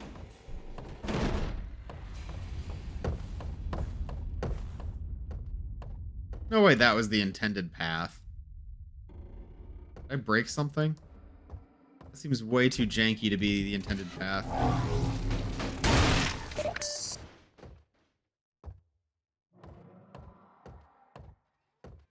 Get on those big-ass crates. I mean, the entire room is big-ass crates. What do you mean?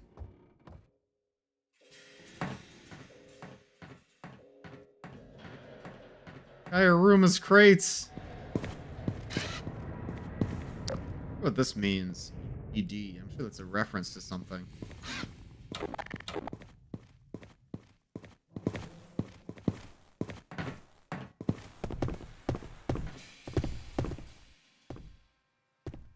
Half-Life 1 crate texture.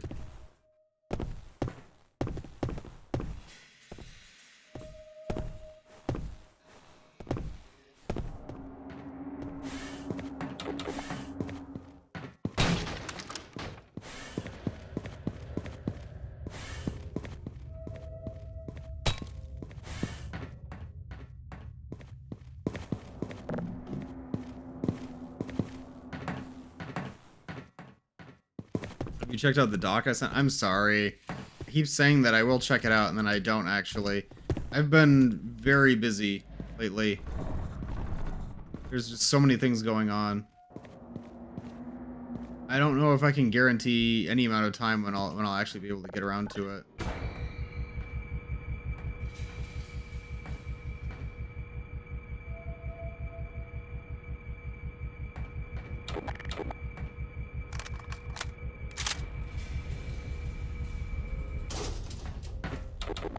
Oh, okay.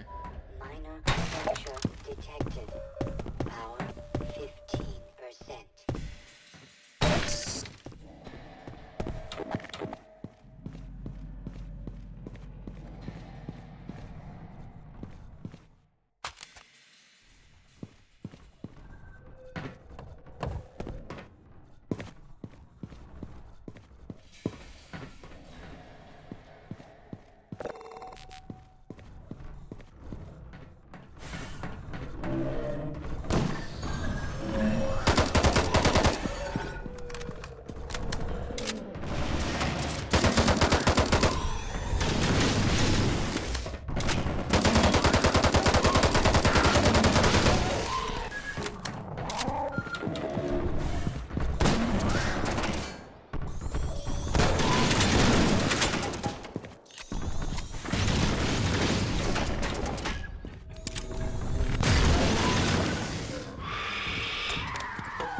I love the steam bow.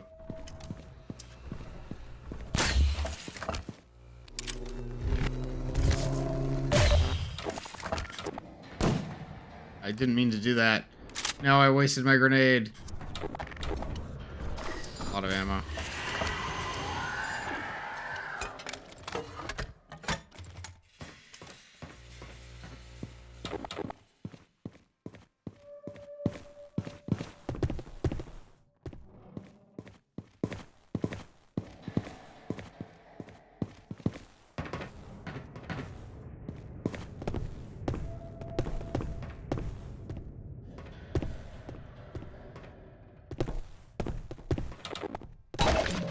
Power 27%. Yeah, spaghettified. It was kind of satisfying watching the hunter fall off of the platform. Added the Gnome, but no Race X. Yeah, I think the Gnome in Raising the Bar Redux is kind of like a cross between the Gnome and the Zombie Assassin, because that's kind of what it was supposed to be.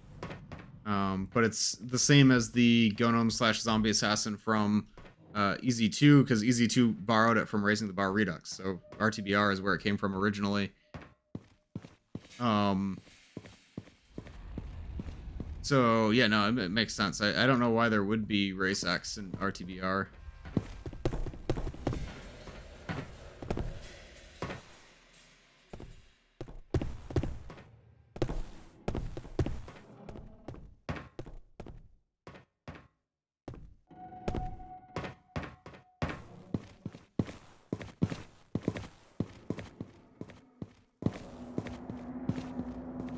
I remember getting confused in this section during the demo. And now I'm confused in this section during the full release. That's not a good sign. How have I learned so little? I think I need to climb these boxes. Oh, yeah, I know. But I was just explaining.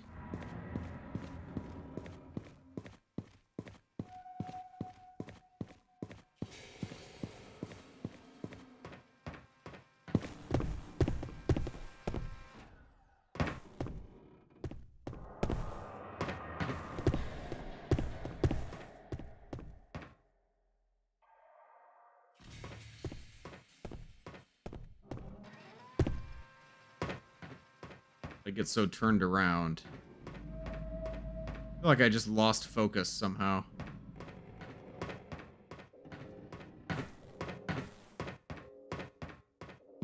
I need to move this platform.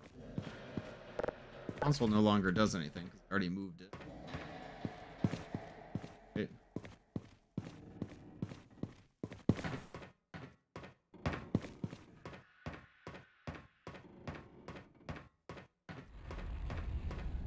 Mod is easily gonna get mod of the year 2026. Yeah, I think it would deserve it. Although I mean 2026 is just starting, so actually Division 3 technically came out in 2025, right? But I guess it came out after the mod of the year awards, so it should be 2026 for the awards. Hopefully we'll see more mod releases in 2026, but yeah, this is already a strong contender.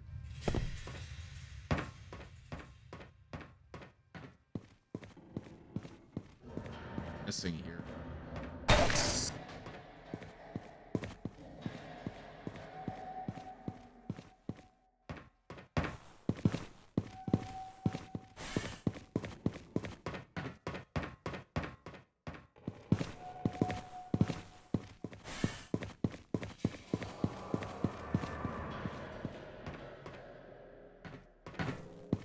This is not interactable.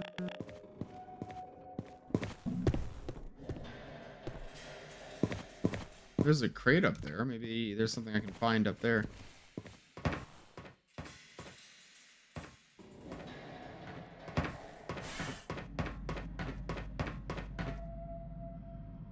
Skeptical.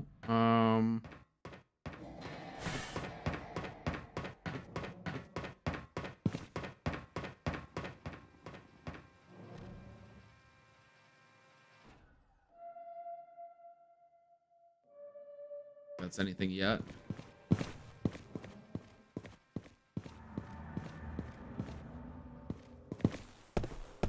You want my opinion on a Combine character? Sure.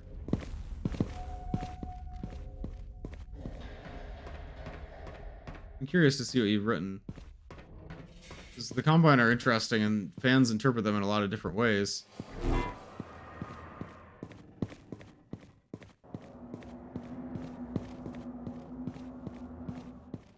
Yeah, how do you get on top of the lift thing? But that's where I already was. This thing? The moving platform? Or the, up there before. Okay, I can try to stack to get up there.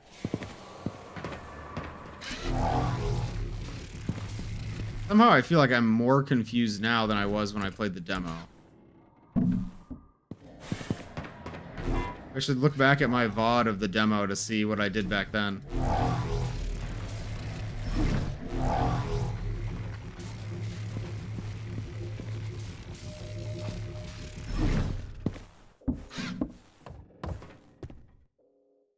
No way I'm getting back up on there. Does look like where I'm supposed to go.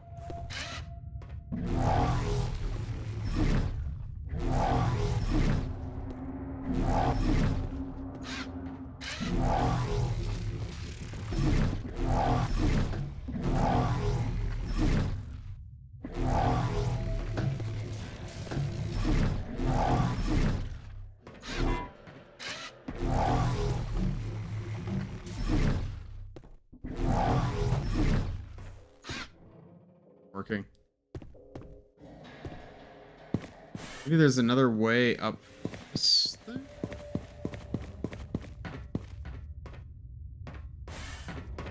Gotta be a way up one of these stacks. The only way it makes sense. There's no access point on any of them. The lift first? Can't move the lift.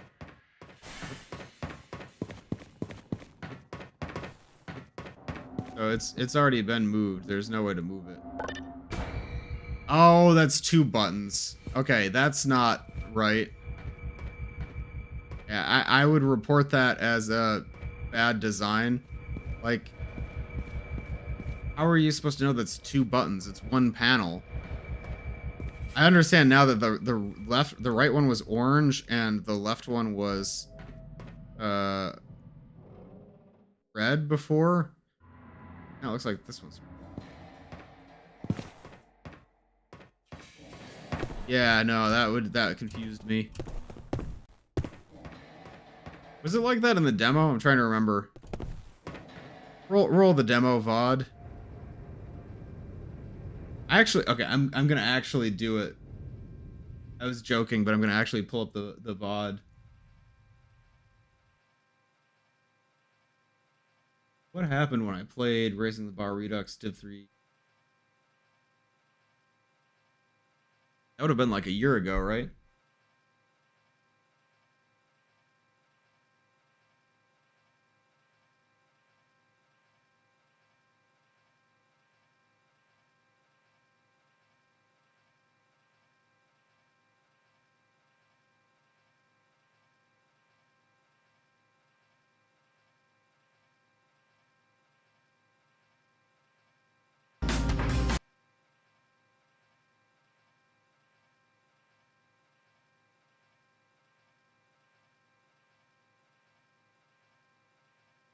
This is kind of weird. This was 1 year ago. The May 19, 2024. Oh, so more than a year.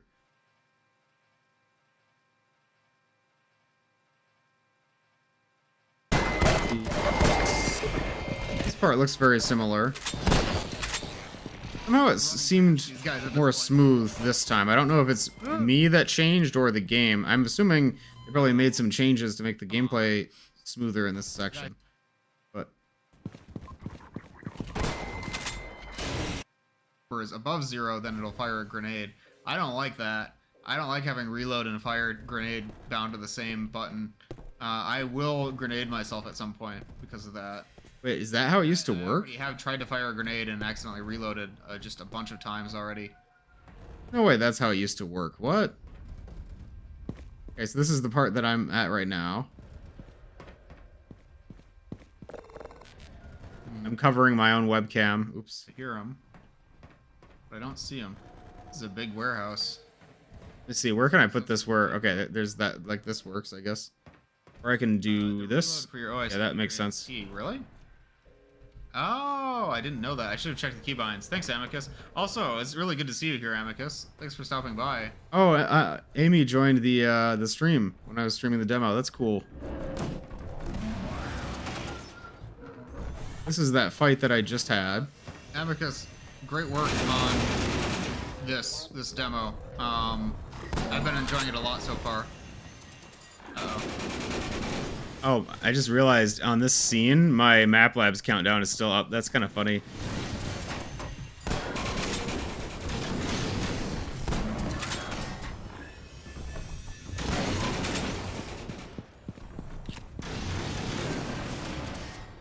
I'll skip ahead a little bit. I was distracted, but maybe I get stuck in this area. Occlusion, calling, and details and that sort of things. Visuals will be more curated in the full release. That makes sense. I mean, I haven't noticed any performance issues, although I think I am actually using a different computer now than I was when I streamed the demo. You're gonna get because most of the time you're gonna be able to see most everything anyways. Like for me, let me just CL show FPS 1. 300 FPS. I thought I put in a frame rate cap. I said it should only run at 60 because I stopped doing that. Oh, well, it doesn't really help. Smooth 300, so it seems like it's doing pretty well. This is about where I got stuck before, I think. Completely maxing out the frame. I suppose it makes sense, like looking at them. It's a lot of detail for Source.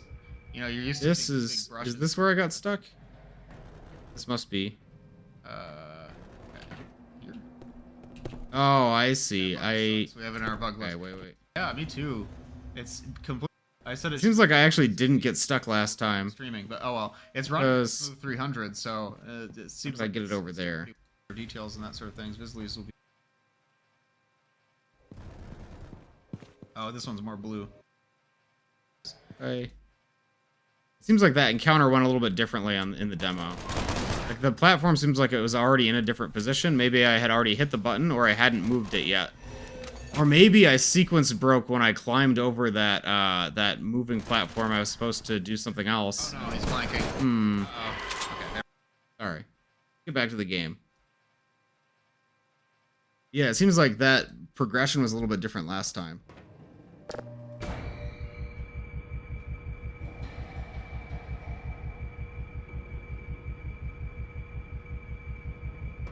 Wait. No. I want that crate. Okay. Yay. Yeah, this is where it was supposed to be, and this is what happened last time. Somehow I got this platform over there where it was supposed to be. Yeah, okay. I don't know why I got so lost there, guys. I'm sorry. You're another hunter.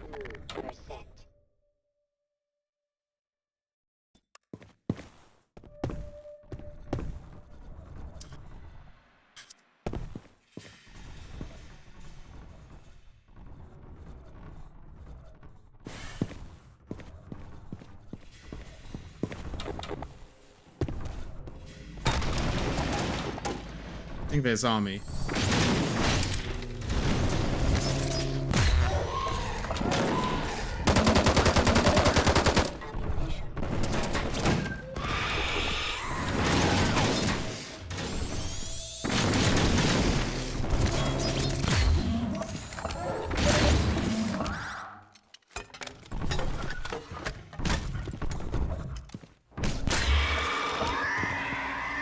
That was a close one.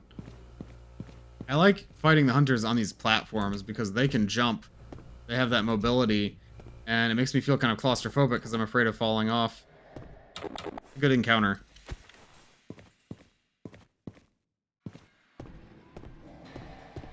Rebel protagonist and the Combine Soldier are forced into a mutual truce since both of them are stranded from their original homeworld. That's an interesting setup for a story. Like, I tend to like those stories when people from opposite sides of a conflict have to work together. I think that could be a really good setup for an interesting character dynamic.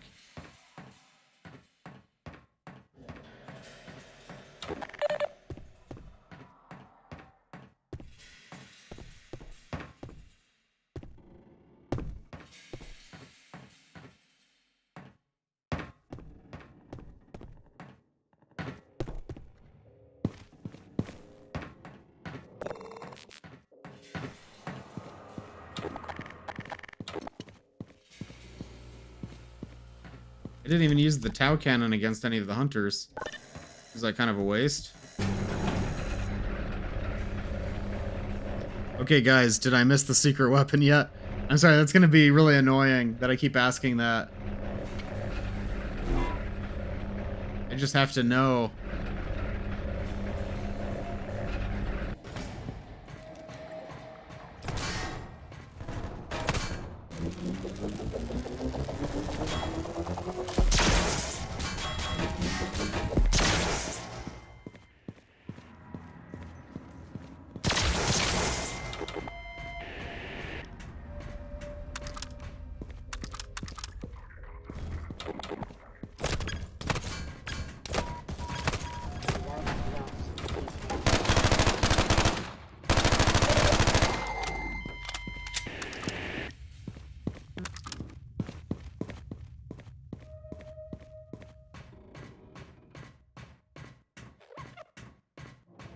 One thing that I remember commenting on in the demo that is still pretty impressive now is the sense of scale in this room, being able to look down and see the size of this warehouse.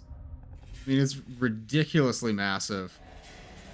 And seeing like the barrel moving down there and realizing that it's all kind of in the same space, like that's not just a skybox, that's actually where I was before. It's crazy.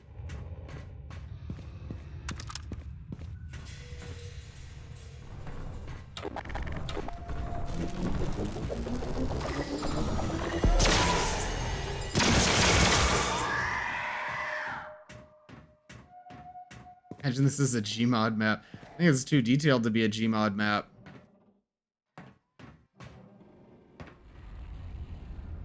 Look at that.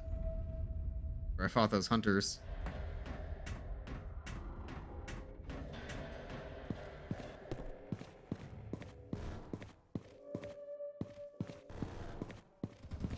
Yeah, down there. Shooting, but be any hostiles in the building. To them, I mean.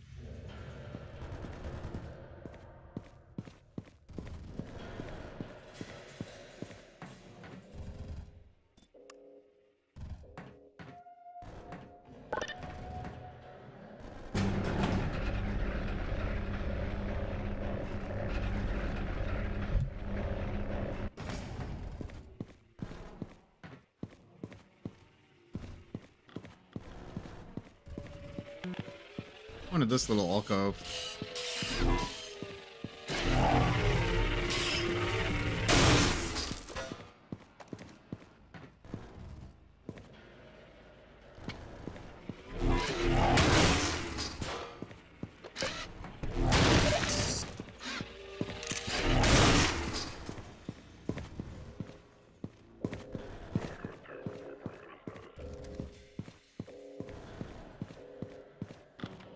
Custom combine voice lines.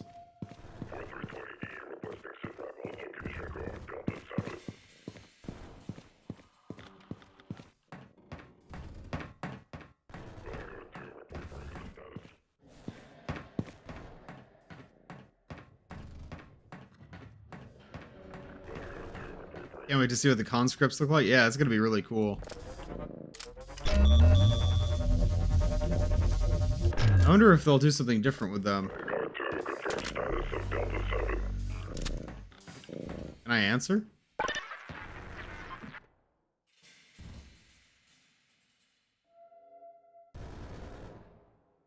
I don't think they are very happy to see me.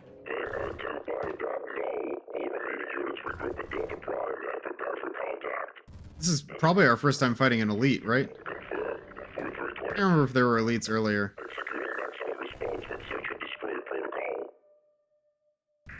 Oh, this is cool. Oh. That. Oh, I guess this is the way forward.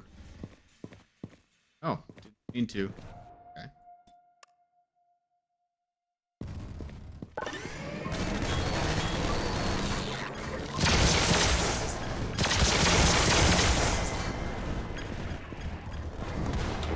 Can we blow up the antlion holes with grenades like an Entropy 02? Oh, dynamic interactions. I don't think so, but let's try it out. Let's see. Oh no, we can't.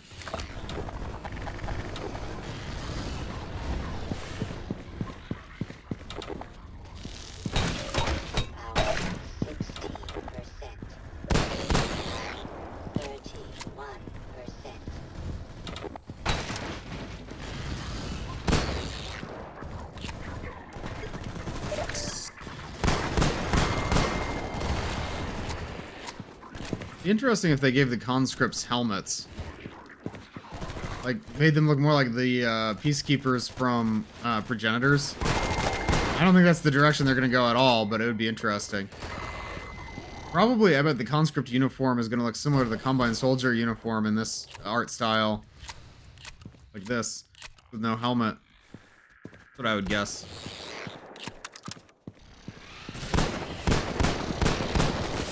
But I can close these holes, right? Oh, you can't.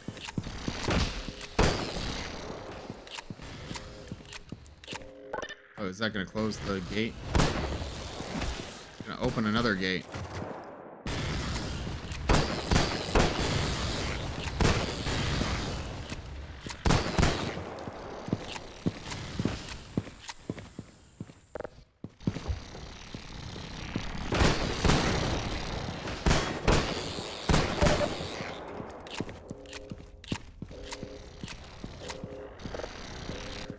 Was Vance's death supposed to be a dropship hitting him off of a tower?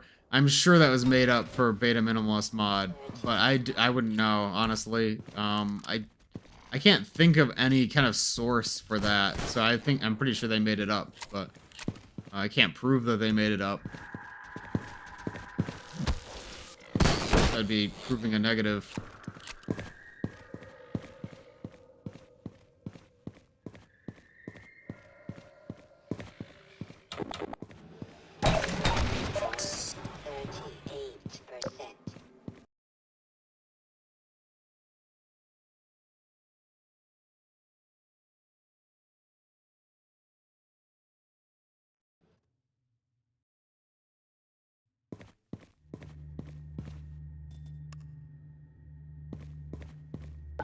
That could have been from one of the story treatments, but I don't remember it being from any of them, so I'm gonna go with it's not.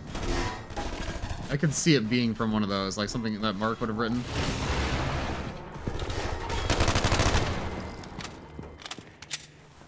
Either RTBR or Dark Interval actually killed off Vance that way, it'd be so funny. I don't know, I feel like if they're gonna have Vance die, they need to make it sad. For it to emotionally connect. Like, that wouldn't be a good time for a joke.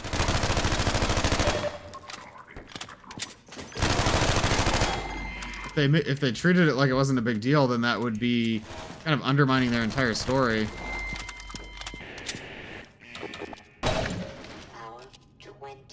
Interesting that some of the Combine terminals in RTBR are orange instead of blue, but not all of them.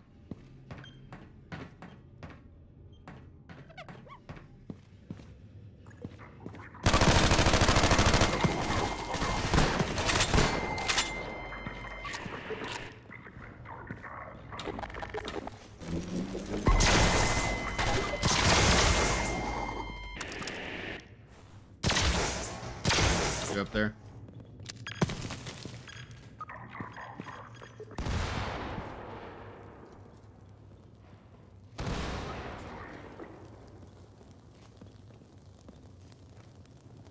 Oh, he's up there.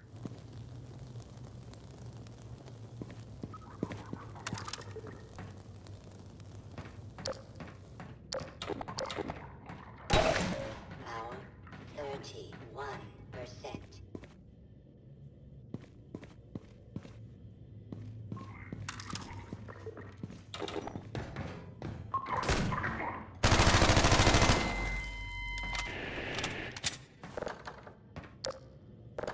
Weird door handle. I think it's probably taking lighting from the other side of the door, so it's just like completely in darkness.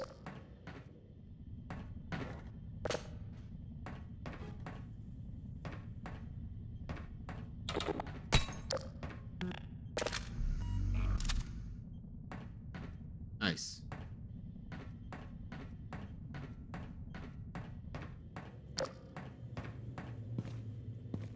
Some level designer got really creative with those decals.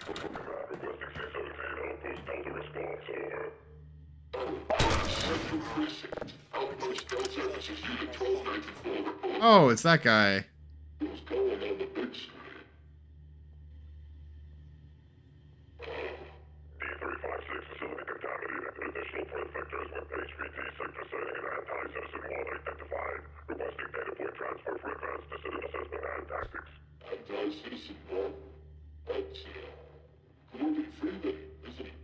Acknowledged AU-56 command. Please clarify data point identifiers for active citizen 1 to transfer. Over. Should we already know which ones it means and just send them over? Order rescinded. Observing subpar supervision at Outpost Delta. We'll defer to alternative acquisition of requested data points. Resume and maintain. Over. Subpar? Hey, wait a minute.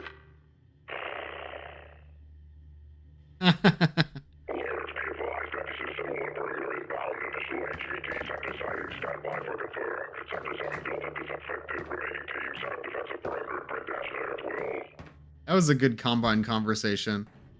Like, the Combine Elite is very robotic, right? Like, he's just using the code language and super professional and just, you know, giving the, you know, it's almost just like a network message between two computers. You know, it's just a command. But then at the end, there was that sigh that really humanized him. Like, even though he's doing these very robotic things, he still has the emotion of feeling exasperated. Like, he's not really a robot. He's just good at his job, right? I like that a lot. And the two cops were from earlier in RTBR. They had a radio conversation in Ravenholm. They also showed up in City 17. So I like the idea of these two random cops that keep showing up as background characters. It's fun.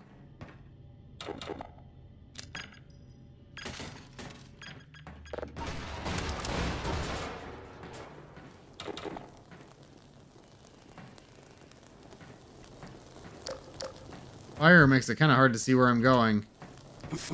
Ow, ooh, ow, ow, I'm burning. Probably should have just waited. Yep. That.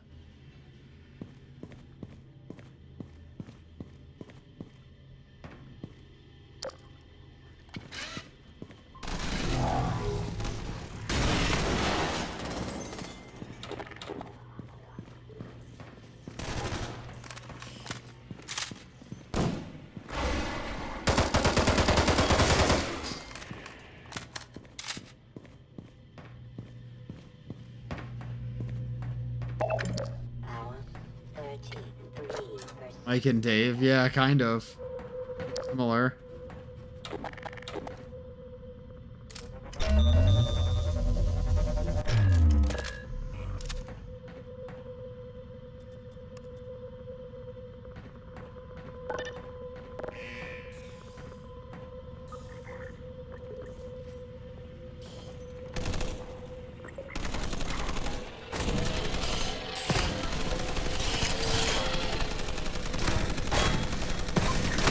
Anak is hard to hit with this thing.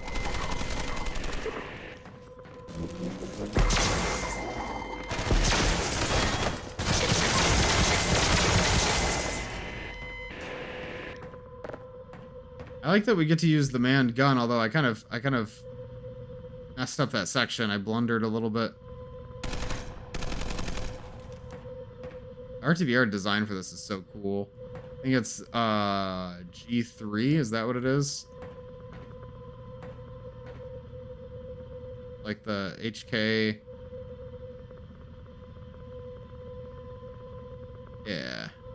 It's got like its own sort of design to it. It's Combine modified.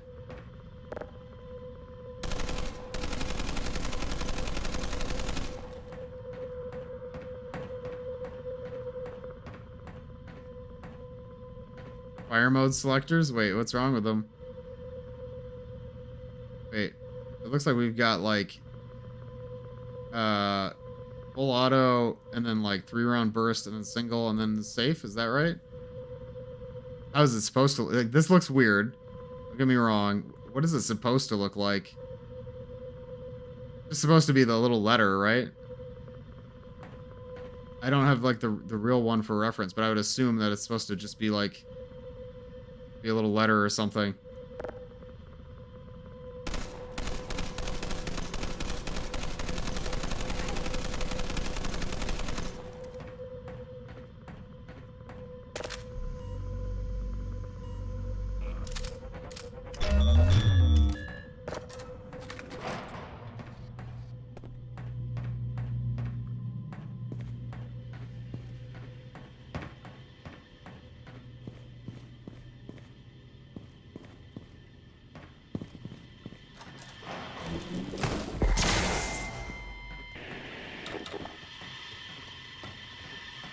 I like how the Tau Cannon makes the enemy's ragdoll boogie fun.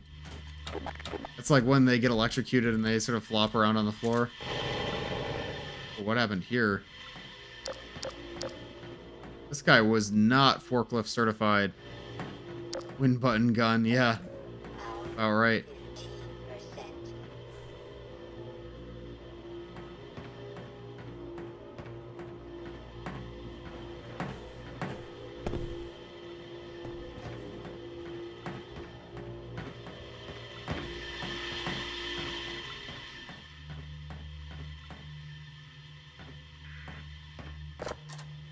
Be a secret weapon? I really thought for a second. Bro was not Gus the forklift driver. Who is forklift certified.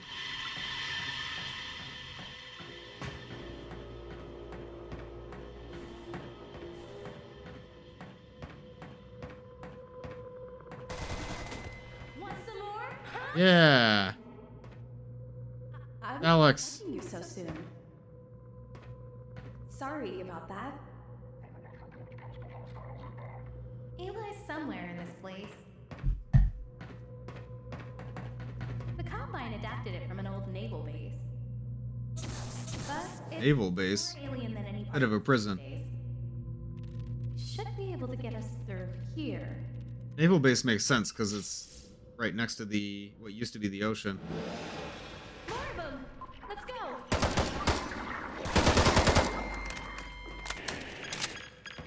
Careful, Alex.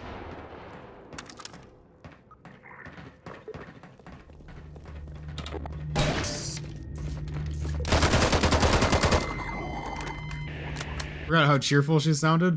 I think that her actress is doing a really good job.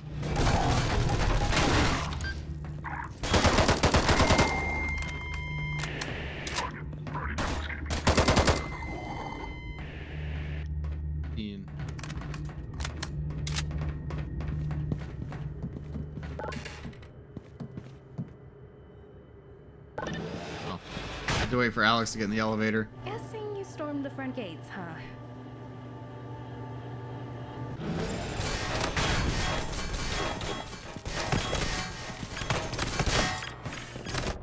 Ow. Ooh.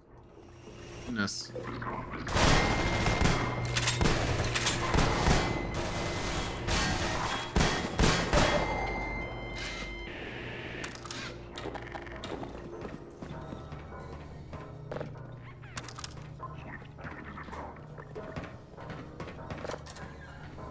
I had some slams to set up on that door.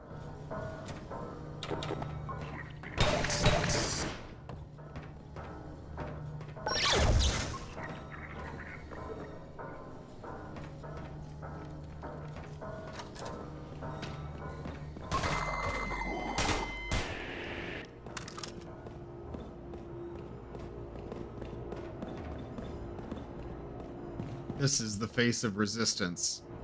Yours. Love those old posters. Hi, Dan Scart. Welcome. Glad you can make it. We're playing Division 3. Dan Scart, have I missed the hidden secret weapon yet? I'm so paranoid I'm gonna miss it.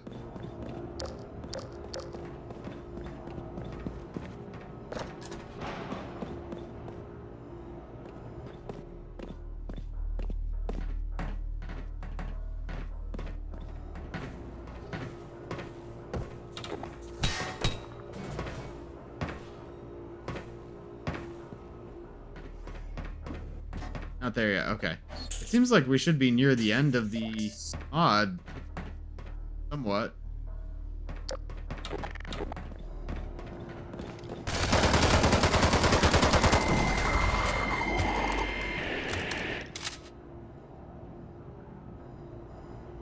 Me during flu season?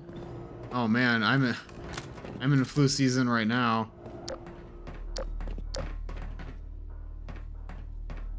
Wait, what do you mean by that? Also, is that the grenade or like the... Anyways.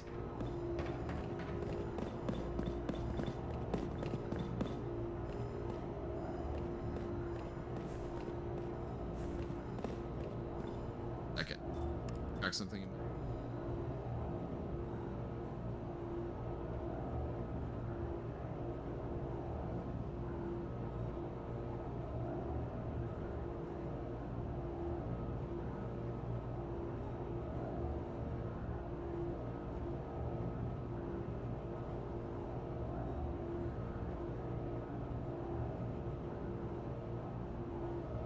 I think I can play until 7 tonight at the latest. Because this is about an hour and 20 minutes. I don't know if I'll completely finish Division 3. If I can't finish Division 3 today, that's okay. I'll save it for the next stream. Which I was planning on maybe doing something Raising the Bar Redux related anyways. That being Salvation, so it makes sense. I'm trying to learn Particle Editor. I found that, at least for just like messing with particles and tweaking a few things, it's really, really easy.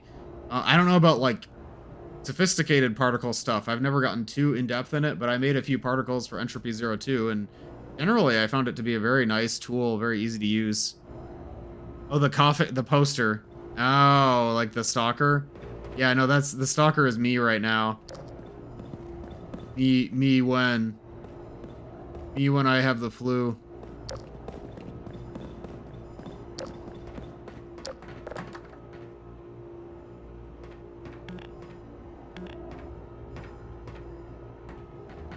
Oh, I think the Combine actually sleep here. Loyalty, duty, union. Wait, is that supposed to be like... what is it? Unity, duty, destiny? Like the Bionicle virtues? But for the Combine? That was a big stretch. That was a big stretch, but I know Kralik is a big Bionicle fan. So I wouldn't put it completely past him. The projected texture light.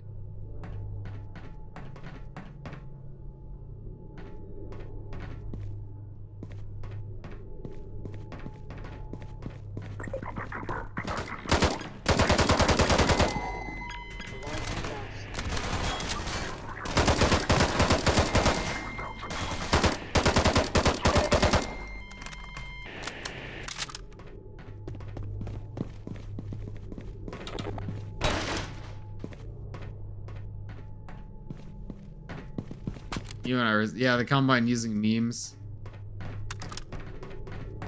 I think they arrived too early for them to be to make memes.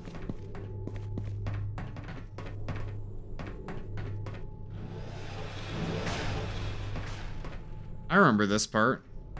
Hi Red, welcome. Thanks for joining. Playing Raising the Bar Redux Div 3.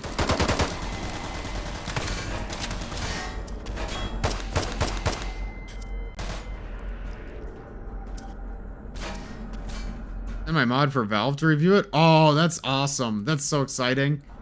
I hope it gets approved. So that's new times. Does that mean you already have a Steam page?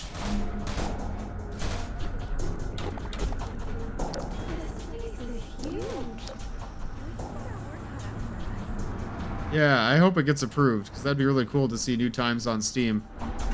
A rough private version? Oh, cool.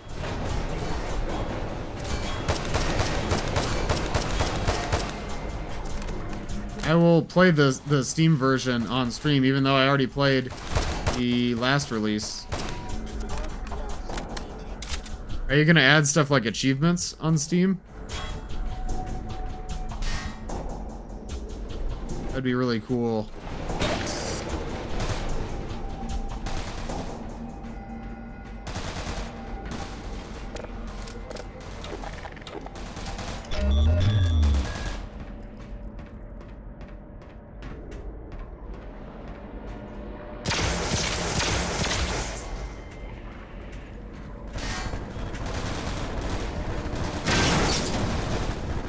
That was satisfying.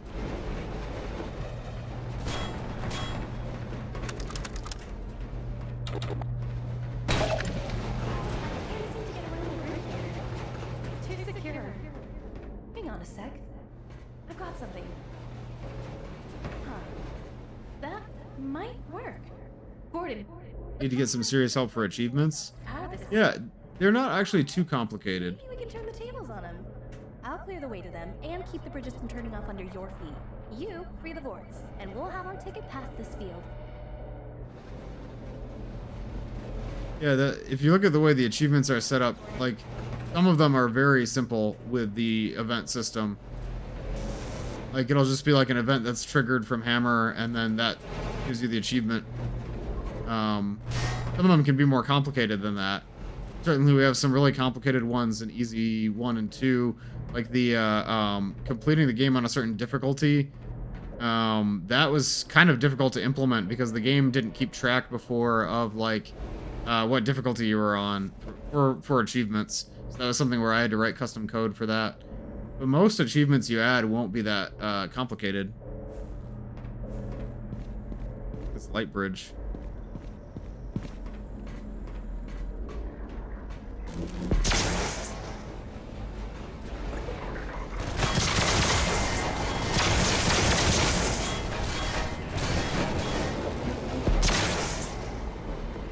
Cow cannon is really satisfying to use.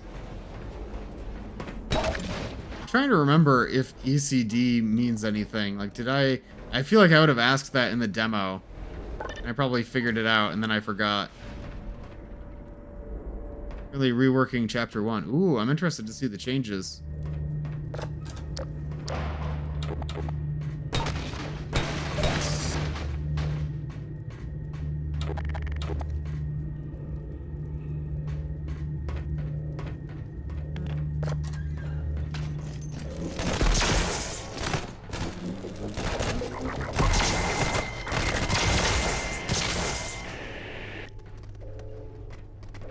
Newer times.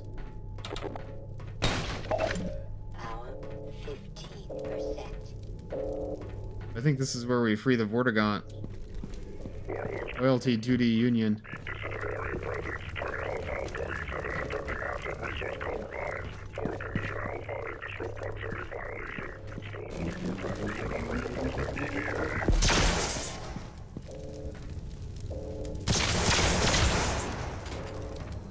Cremators seem like they're actually pretty easy to take out. My immolator gun.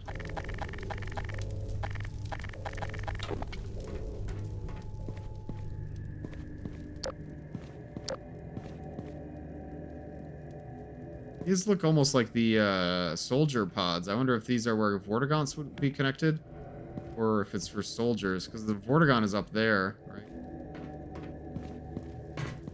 I want to expand the duration of the Metrocop partnership, but the voice actor is very busy right now. Oh, I see.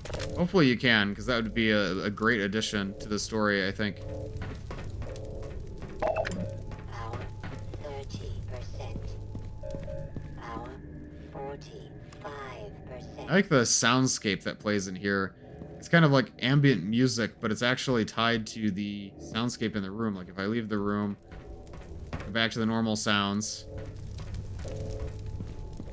enter the room, get that sort of low humming, droning sound.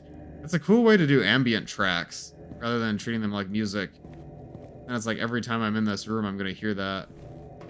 At least the Vort. Ooh, the water. We feel the vortessence once more. We are in the free man's debt. Lead on. Lead on.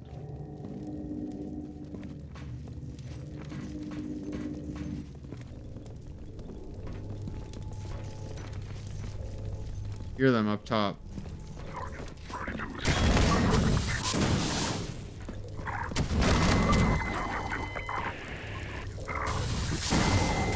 That's so cool. Combination of the immolator gun and the Vortigaunt companion. It's just so neat.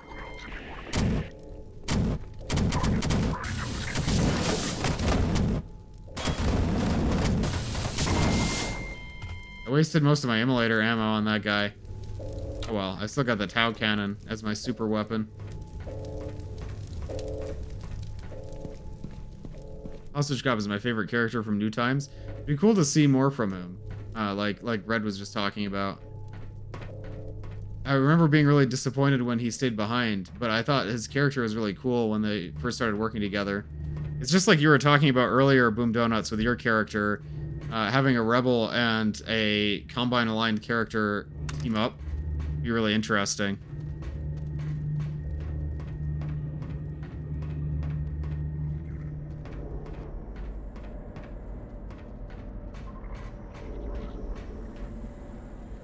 Come on, Vortigaunt.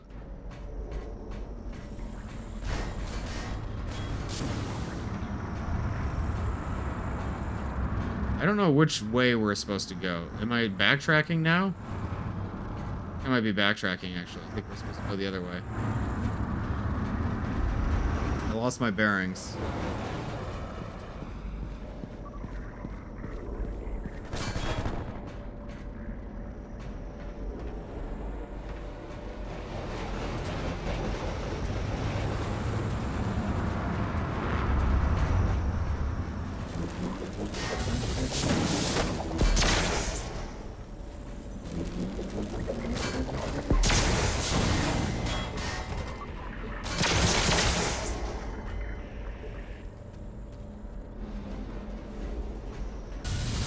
Fighting alongside Vortigons is always so cool.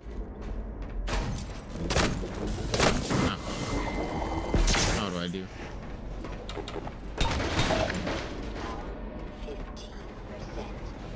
Wait, can you let the Tau Cannon overcharge in this? Let me try it real quick. Oh, I didn't have enough ammo left. And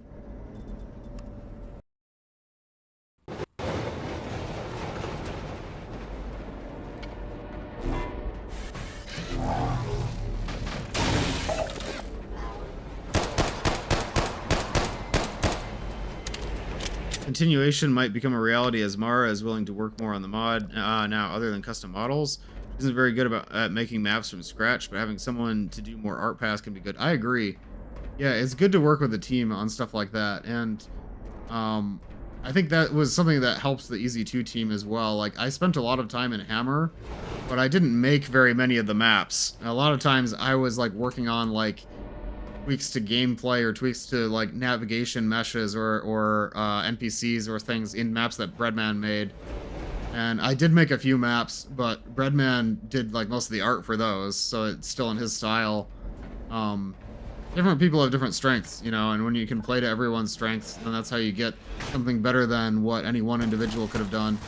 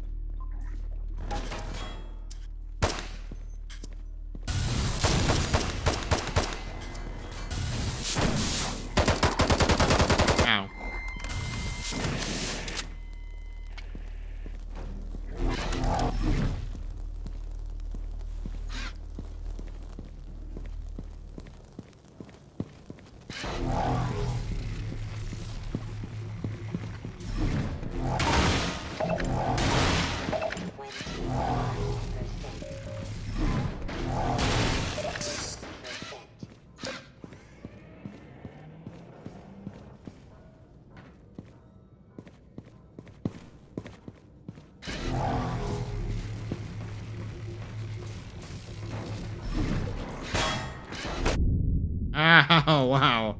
That was loud. I blew myself up.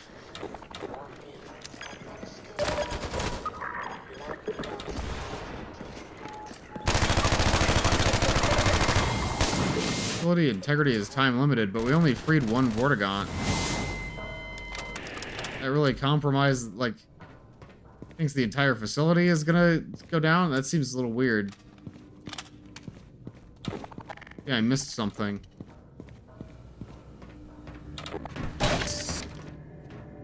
Ooh, another Vortigaunt. Look at that Vorticell. Key.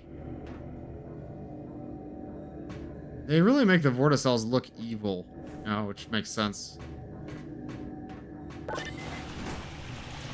I like how all of the gross, like, fluid spills out of the Vorticells when you free them. Man's aid. Now we aid him in turn.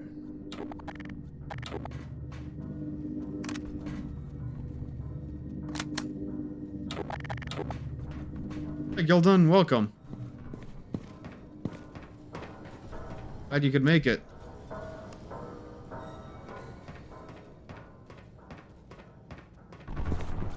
Oh.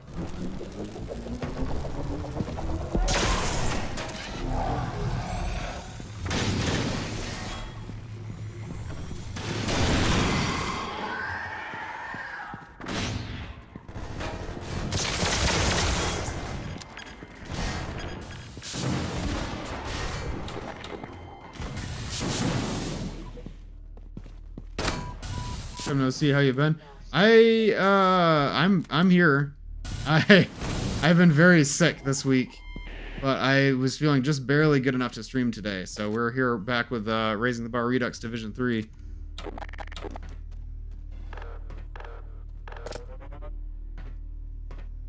I'm really happy to be playing this right now. Hope you're doing well.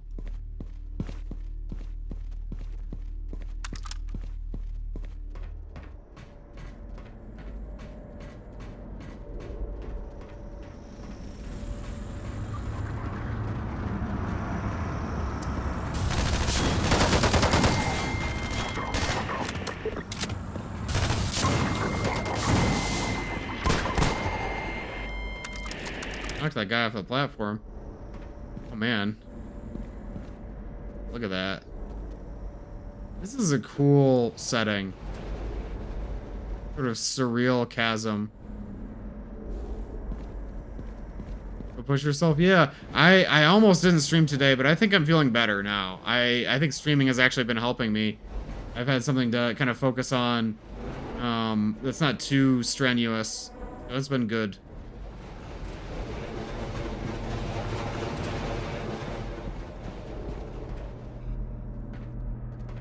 Welcome back.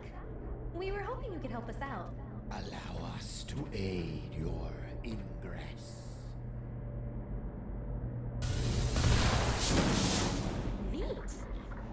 Neat. Uh-oh. Where'd they come? Oh. Alex TikTok voice? No, don't say that. The voice actress for Alex is doing a really good job.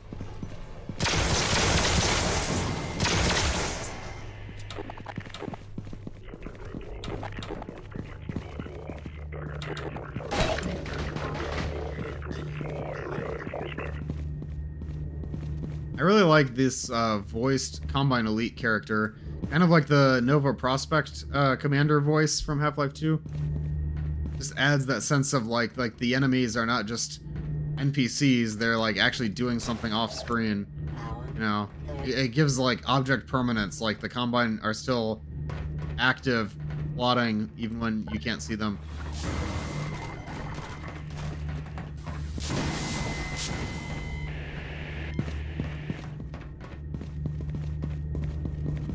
Okay, guys, did I miss the AK-47 yet? I've been told there's a secret AK-47 hidden in one of these maps.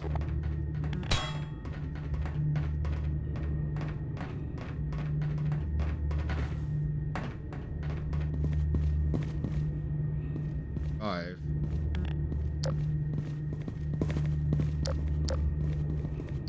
No, AK? Is it an LMG? What weapon is it? These bodies are spent. We shall make our way from here. Let it be known Vortikind is keeping tally of the Freeman's exploits. Thanks for the help. Good luck. I like these guys. It's fun fighting with Vortigaunts. Personally been trying to 100% Yakuza 0. I'm now on my own final boss, Mahjong. The game Mahjong? Sorry, I don't know Yakuza very well. That sounds like a good challenge.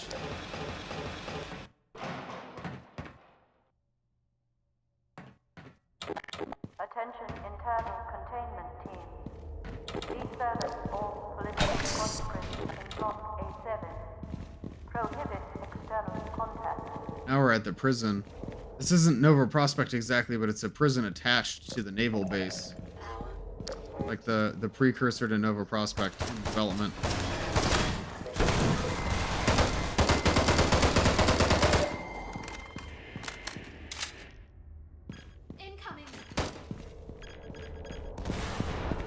Like, oh, what? Where'd that guy come from? He's sneaky.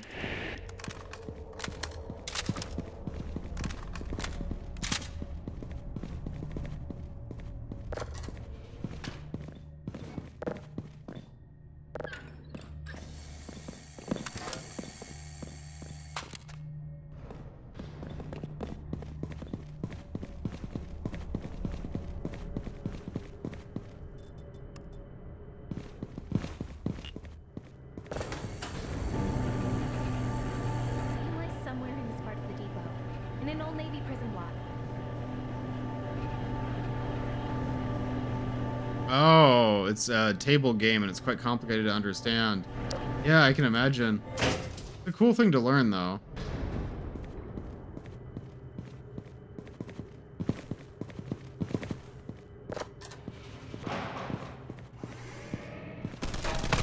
Oh boy.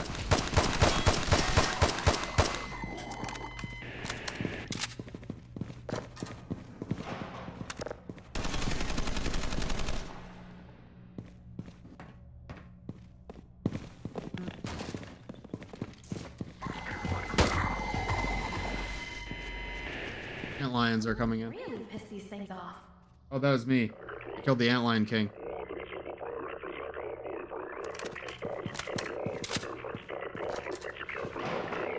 I didn't realize that killing the Antlion King would have such an effect on the Antlions attacking the depot. This is interesting. For this little combine machine, they just used a combine battery but stuck it into some geometry so it looks like a different model. It's a cool way to reuse a mesh. This looks like Nova Prospect now.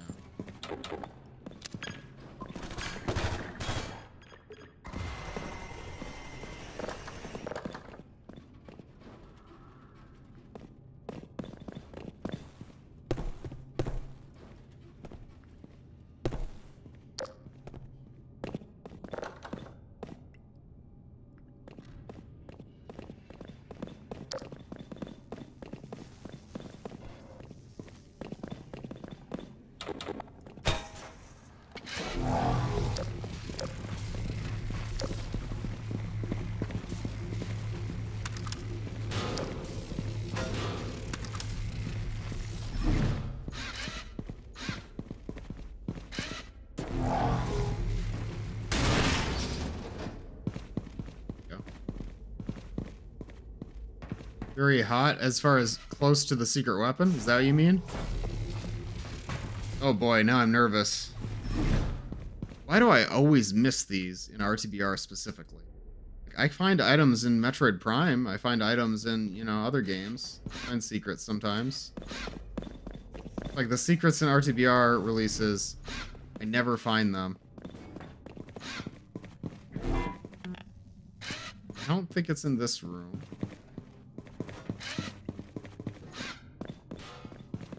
Interesting that Alex is willing to save that guy that's not her father. Well, I think she's still pretty close with Eli Maxwell. Like, they work together. They probably have, like, a kind of family-like relationship. Like, I think Eli is, like, knows... wasn't there a picture of Eli and Captain Vance together in the den? Like, they were, like, old friends or something? I can see that.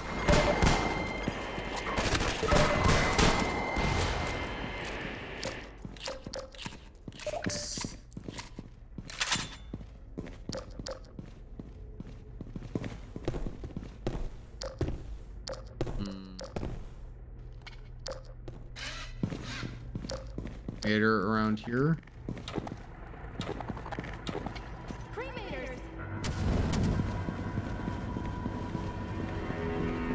To press something, okay. Ah, don't burn Alex. Oh no. Oh, that's not good. Out of the way, Alex. Get out of the way.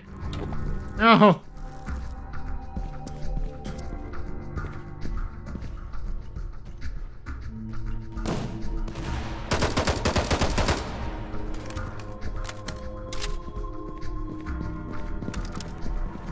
Honestly, I think they need to make the cremators a little bit tougher. Like, every single fight I've had with the cremators has felt like a little bit of a pushover so far. Speaking of which, I didn't even know that guy was over there. Hey, buddy. Hey, are you gonna pose a threat? What's up?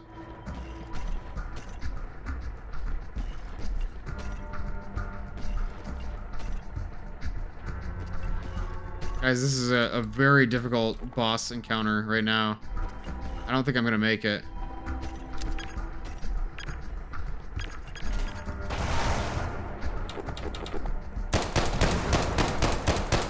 I didn't even know that was what I was trying to do.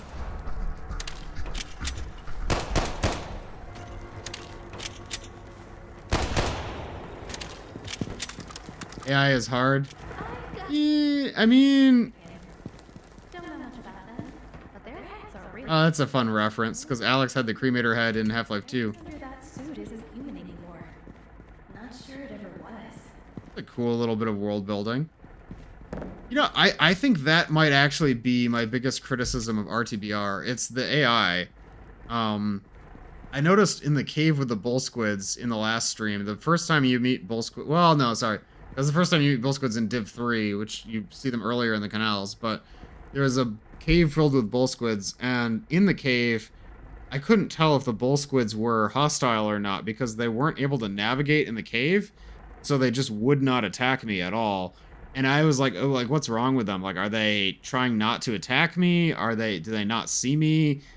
Like, are they confused by something? And it was, I think it was probably because of the nav mesh. They're probably, or the node graph, rather. They probably just didn't have a way to navigate anywhere in the cave. And I feel like that seems to be the case with a lot of the bull squid encounters or, like, other NPCs. They just don't, like, they don't know how to navigate the environment, and they aren't able to really pose a threat.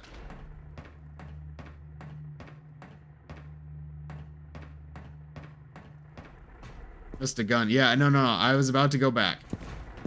And I was about to go back before you said anything. That wasn't even, that wasn't even backseating. That was just... Oh, hey, stop. Out of the way.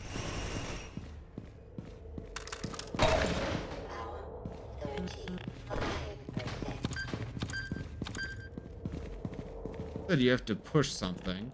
Is, I guess, kind of cheating, but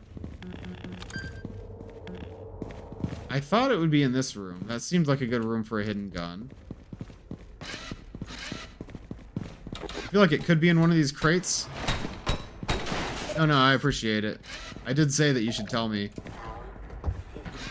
Normally on my streams I don't like backseating, but if I specifically ask for it, then I like it.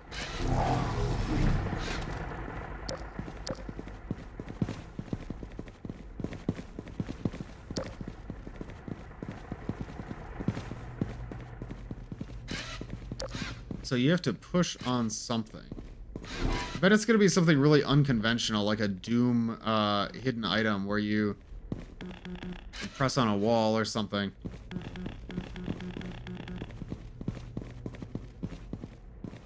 Maybe it's like a button? I don't know. I'm gonna backtrack a little bit. I think it might be like one of these. I hope it's not. Oh, come on.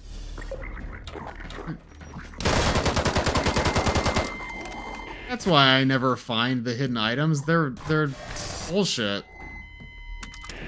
That's insane.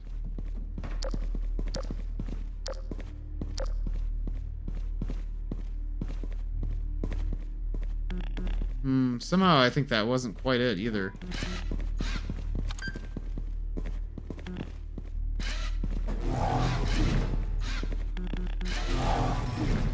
Maybe there's...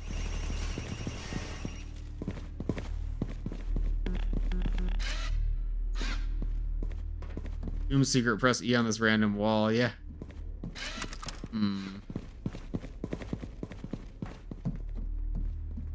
That didn't seem to do it. What did I miss? One isn't... We're talking about pushing a wall? Yeah, I pushed this wall. Oh, come on.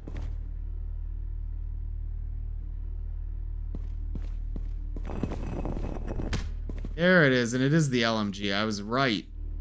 Somebody told me it was not the LMG, it was the AK. Yeah, that's cool. I kind of wish there was just like an actual secret, like a little puzzle solved to get an LMG that would make sense, you know? Like, I don't really like the arcadey kind of thing. I know it's a reference to Doom, it's cute, but... Yeah, it's rotating like in old games. Like, it's supposed to be a reference to those old... Oh. Very boomer shooter, exactly. Yeah, no, it's cute. I guess I don't know what it is, I just like... I take things too seriously. Like, I prefer to make things more like, oh, like, what if diegetically there's like this maybe a soldier has an LMG and you can find like a little outpost or something. I don't know. Oops. Ooh. My right trigger does like a burst, I think.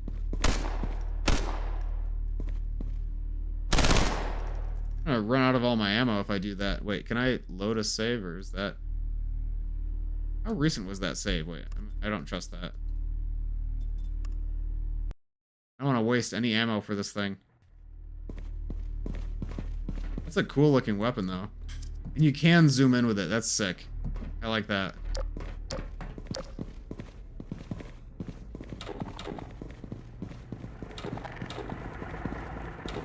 I also wonder what kind of ammo this takes. Like, this is 7.62. Interesting. So it's not the same ammo type as the OICW, and likely there won't be any replacement ammo for it once I use it. A little scary. I'm glad I found it, though. Now I can stop stressing about it.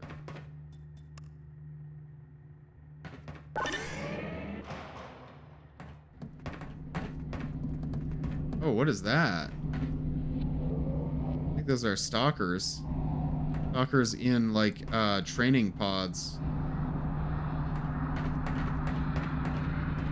Unless, item dynamic resupply gives ammo for it. That's a good point. I hope it does.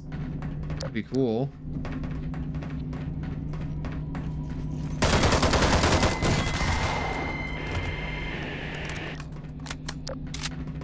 No.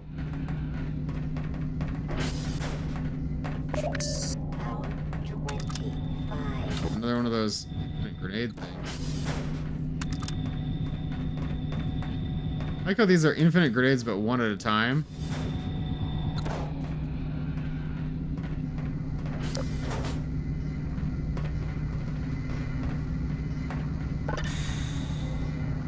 Flammable materials.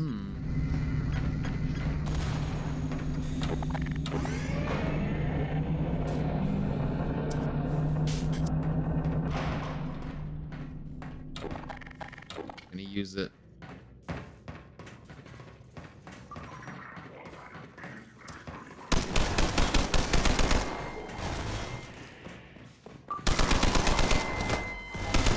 That was Alex. Ah!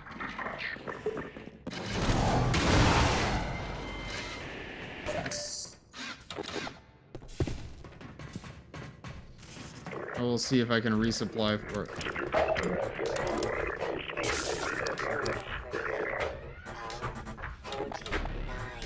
I think I can drop this thing. Wait, is that the red...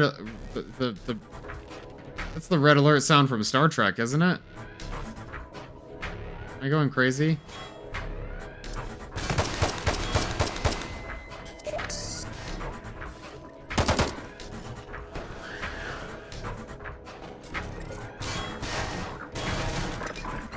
Oh, I missed... Oh. Well...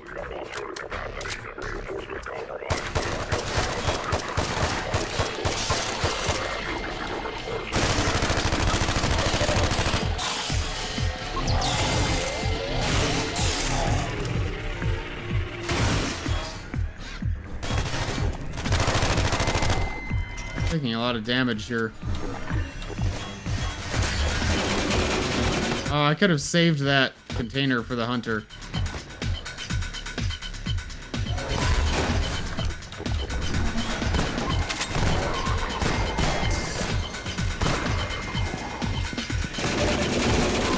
That was a long-range hunter, I didn't even realize. I like this track, though. I think it would be cool if they added an MP5K that you would get from a Combine soldier after you lose your weapons at Eli's Cave. Yeah, that way they could have both the MP7 and the MP5K.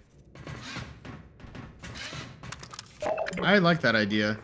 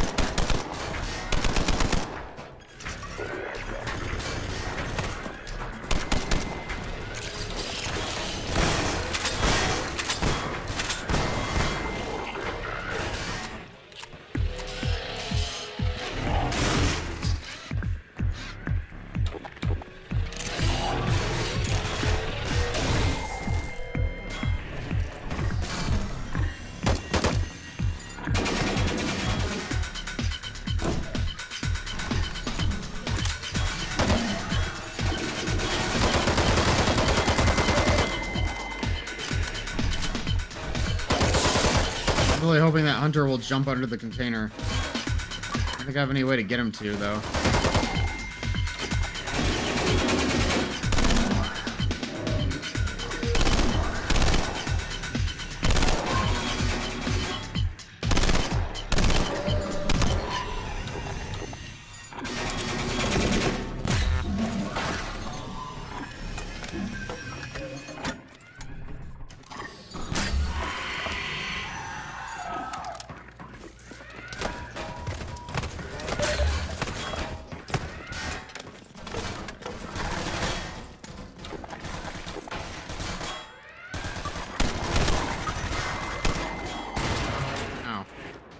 Alex.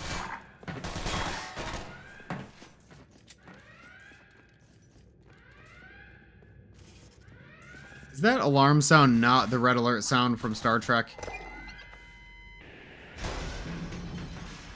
feel like I'm losing my mind.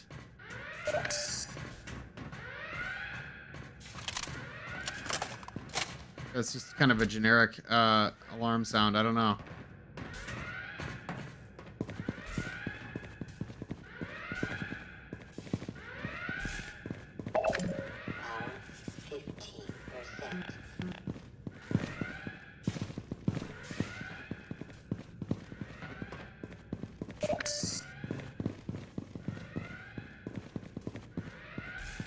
LMG looks sick.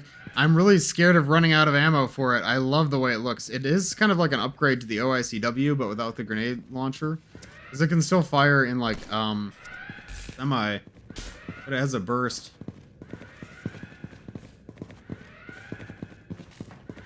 How do I get that door open?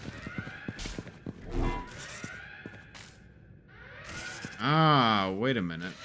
There's... metal.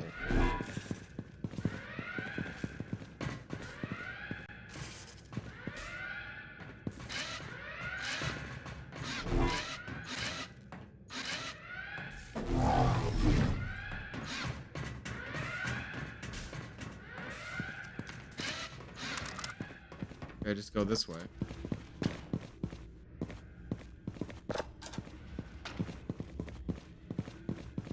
I wanted this room.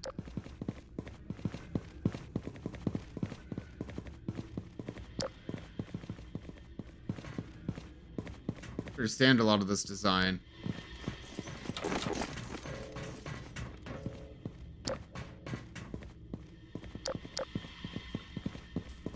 Oh, I guess we didn't need to do any of that.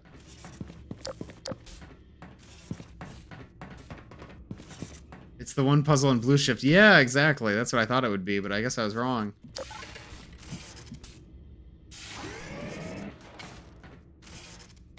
Poke around inside. I'll keep an eye behind us.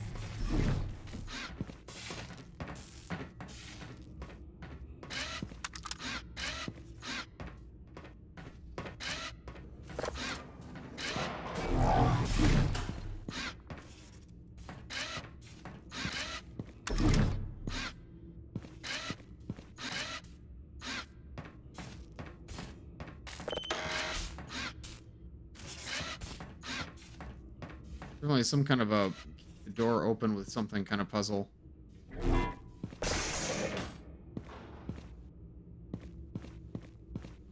I did it.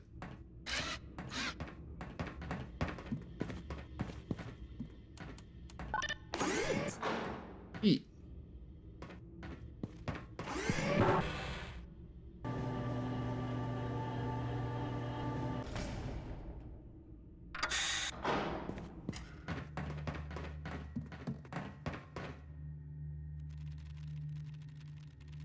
There's Eli. Let's go get him.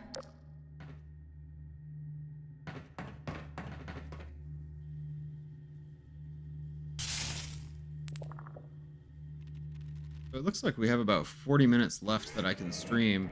Out of curiosity, will we finish this tonight? I think we're in Rhine Vacuity right now, right? They're an entire... No, we're in substorm phases. I don't even know. How much more is this? Could be a lot, or it could be we're near the end. Oh, an antlion worker cut through that door. That's a cool little scene.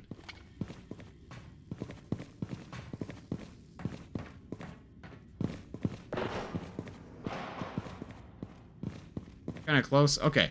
You think we'll finish it in 40 minutes? I think we'll finish it in 40 minutes. Not that I'm going to rush it. That was cool. Whoa. You guys see that?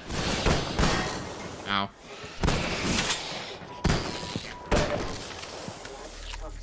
They breached the door. The antlions breached the door with the acid. Oh, I like that. Oh, they got the Left 4 Dead health cabinets. That's kind of neat.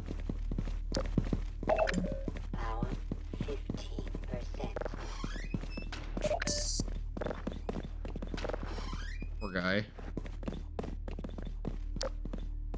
There'd be some graffiti or something in there. Crossbow. You know, with Map Base 8, maybe in the next release, they can replace some of these broken mirrors with actually working mirrors. And they can have like an actual reflection of Gordon. That would be so cool to see in a Half-Life 2 mod, actually seeing Gordon Freeman's reflection in the mirror. That would drive me crazy. Like, 'cause you get so used to not being able to see your reflection in Half-Life 2. It just feel really trippy to be able to finally see what Gordon looks like in the mirror.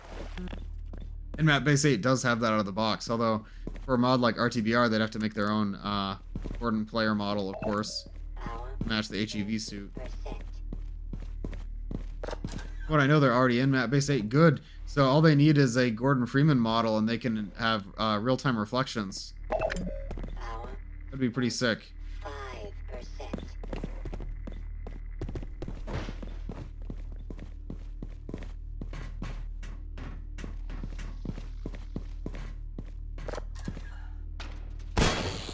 I heard that antlion. Nasty.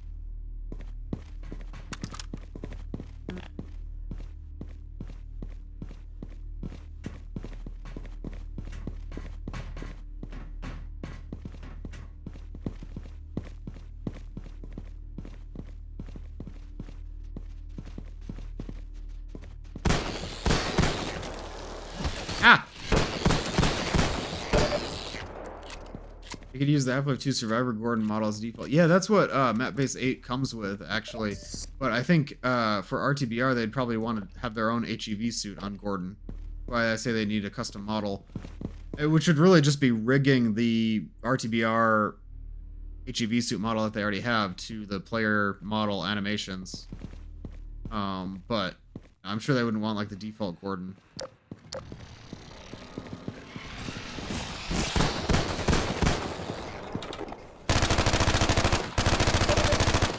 Yeah, I've always thought antlions were like the least interesting enemies to fight in the Half-Life 2 games, but I think I didn't give them enough credit. Like, usually what makes antlions interesting is the variety.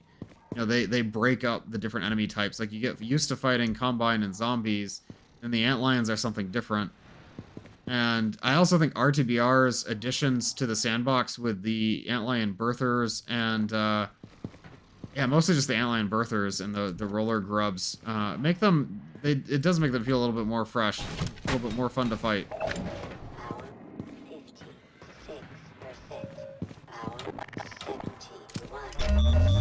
I'm exclusively using suit chargers to charge my Tau cannon at this point. Let's go, Gordon. Oh.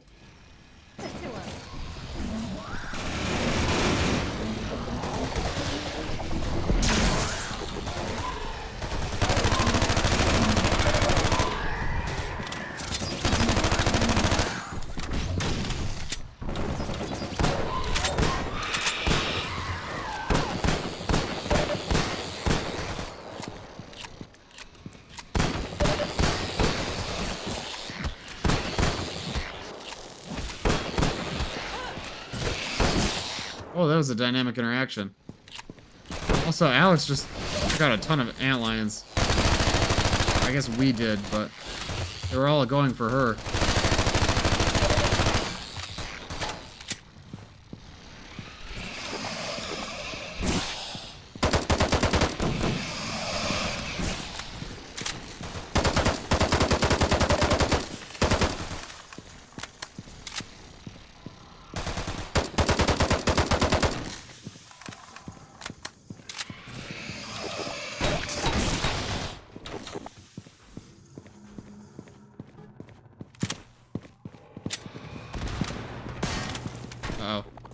There's the Combine.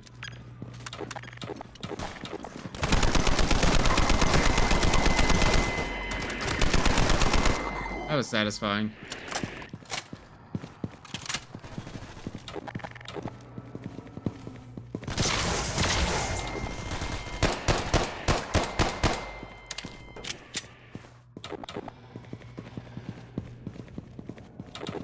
Ammo.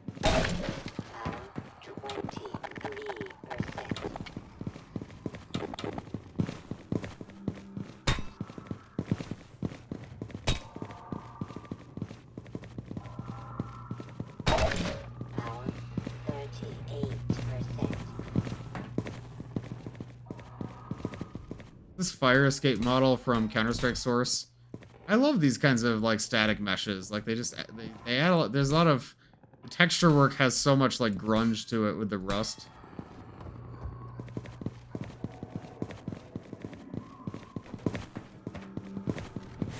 You know, and I haven't even really looked out at this vista here.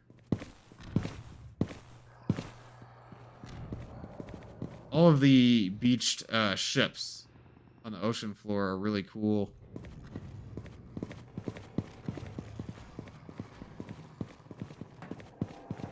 There's the depot. Wow, it feels like we're not even that close to the depot.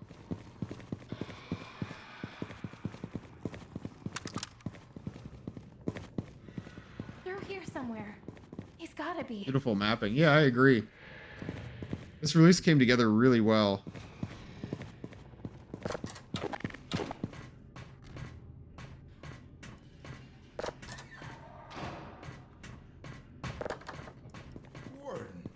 Oh. Eli. Alex. Dr. Maxwell! It's so weird hearing her call him Dr. Maxwell. There's just something uncanny about him no longer being her dad. And a nice cup of coffee won't fix. And some experimental healing treatments in a cutting-edge lab. But I'm not the only one that needs help. Free us! I hear... We shall see you through Oh. to a safer ingress. I'm happy to help anyone. I hear this breathing sound. I believe it's actually an antlion guard that I'm hearing. And all won't be easy. This body can assist.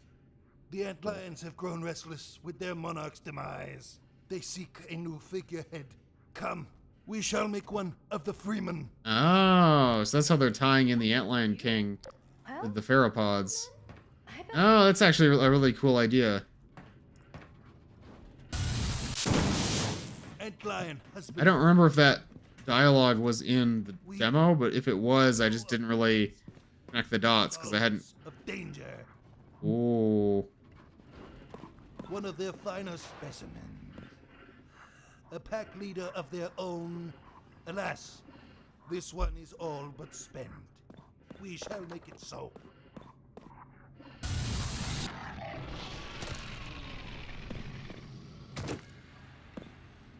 Oh, he got the bug bait. We'll follow you now. Use them to carve a path. My cords are short. We must advance.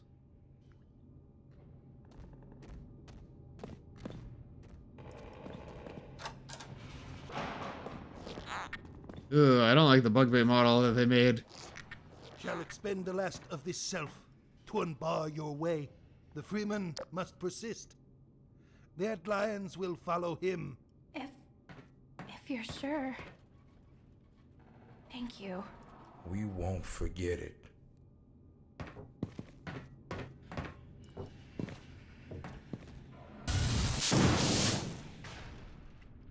Hurry, now, whilst the way is clear. Go, Gordon. We'll make it count.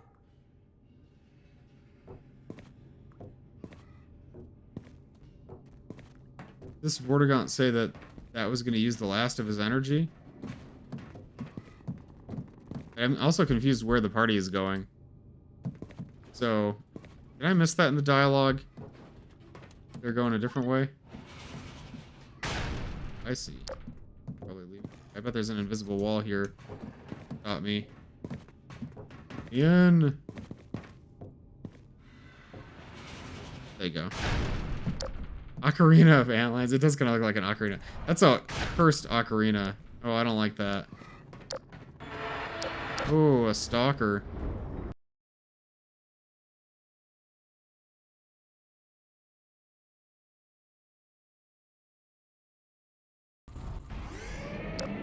The stalker design. Did he kill me? Oh, okay. Scanning.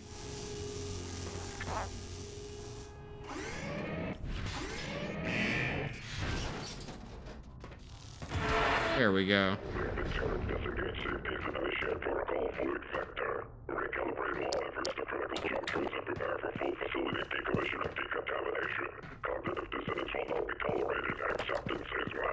That was a reference to Alex. That line, cognitive dissonance will not be accepted. Acceptance is mandatory. I really liked the way the Combine soldiers spoke in Half-Life Alex.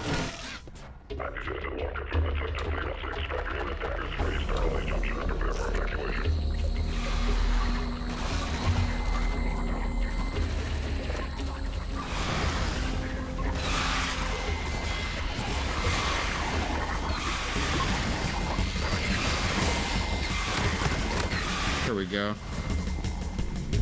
We have an army of antlions.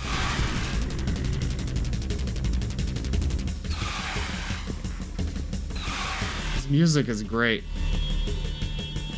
Like, obviously, we've all played Half-Life 2 before. We know about the story beat, but I think the way it's presented here is really cool.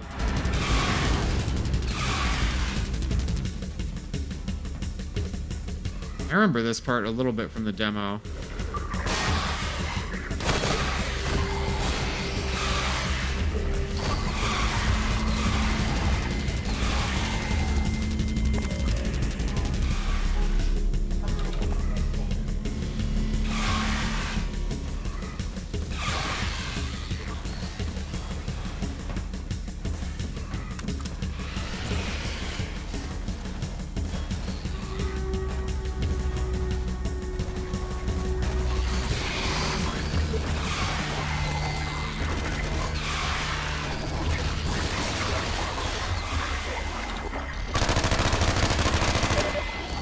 There's an Inhuman uploaded a new showcase. I'll have to check that out.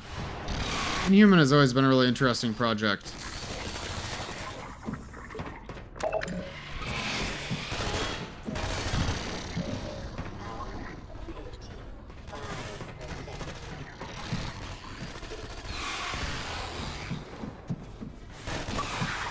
Just keep going.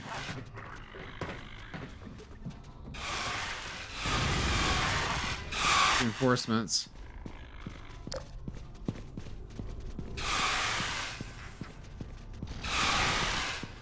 Is this a vehicle that the Combine use, or has this just been left here for 20 years?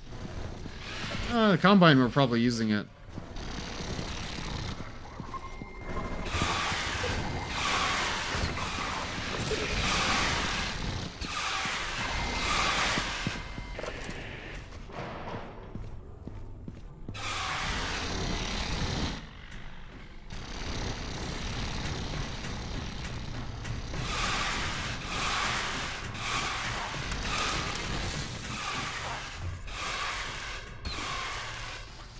Left 4 Dead 2 Humvee. Yeah, I recognized it as a Left 4 Dead 2 asset.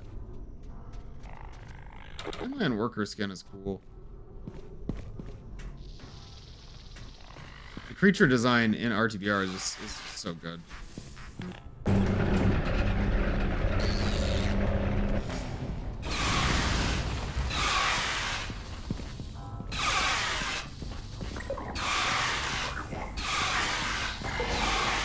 Go, my minions.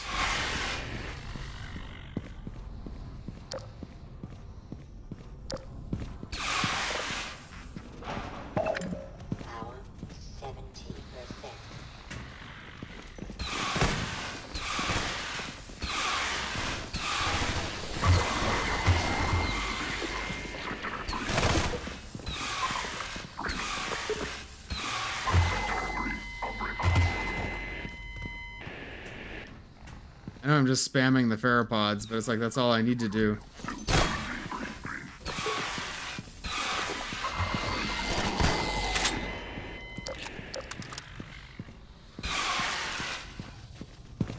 Room. Oh, down there. What is this?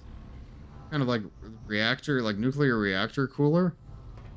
Like this is like one of those pools where they keep the nuclear fuel rods or something. Hello. Hi. I thought this mod was going to be set in Eastern Europe like the base game, but seeing a desert color Humvee was a bit of a jump scare. Yeah, I think RTBR is deliberately kind of ambiguous about whether it's in Eastern Europe or if it's in North America somewhere. Like it kind of copies parts of both designs. I think it does that on purpose to match like the different concept art and different like early in development maps.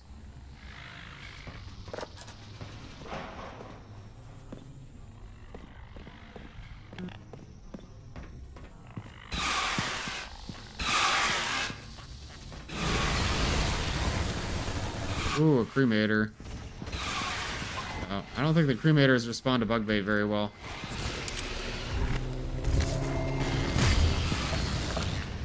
Ooh, I can friendly fire my antlions with the steamboat. That's not good. I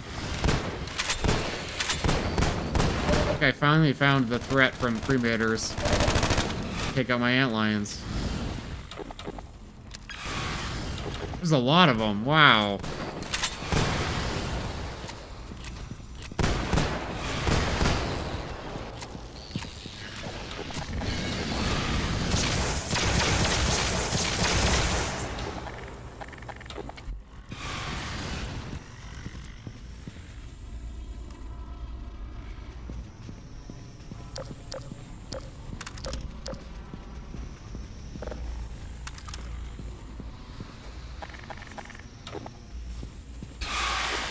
Oh, the steamboat can activate that, right?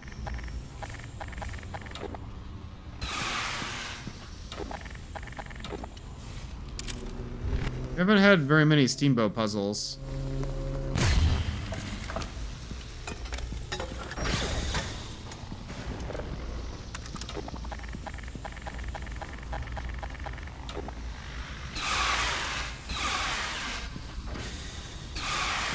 Oh no.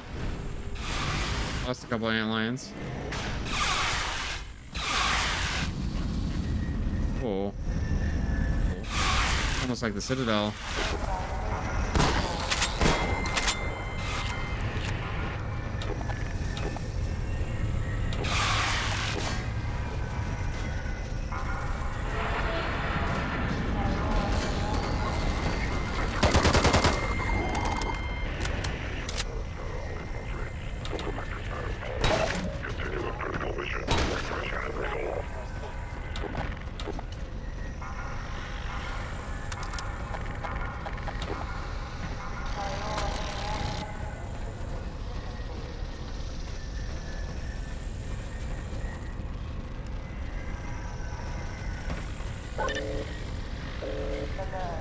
More soldiers coming in.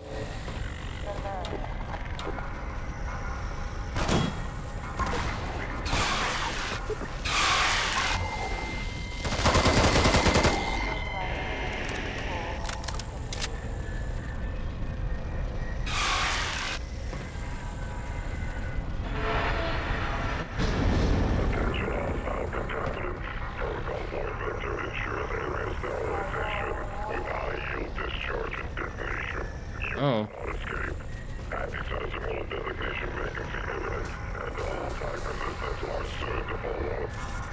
That's supposed to be gloating?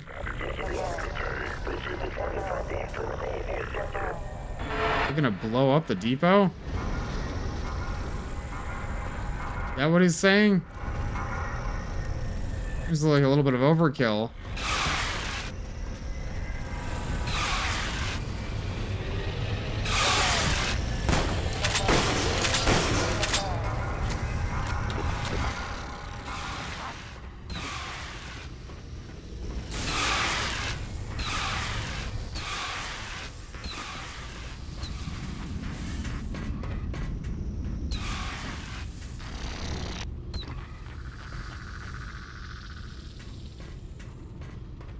cartoonishly evil moment. Yeah. I don't know if that's a sound strategy, I'm gonna be honest.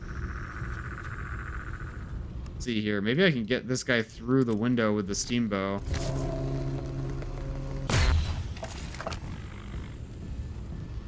No, I think a line of sight blocks it. But maybe if I can get a pteropod up there, they can jump up into that corridor.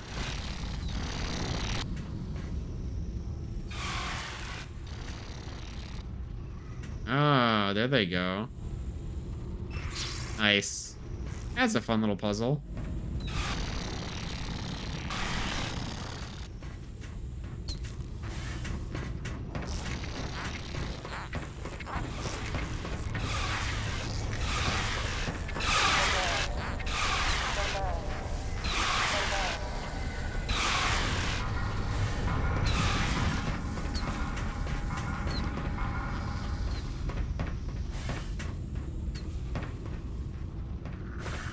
I don't think they want to follow me.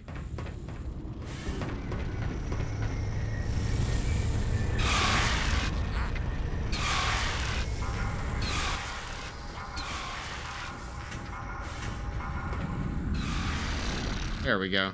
We got one.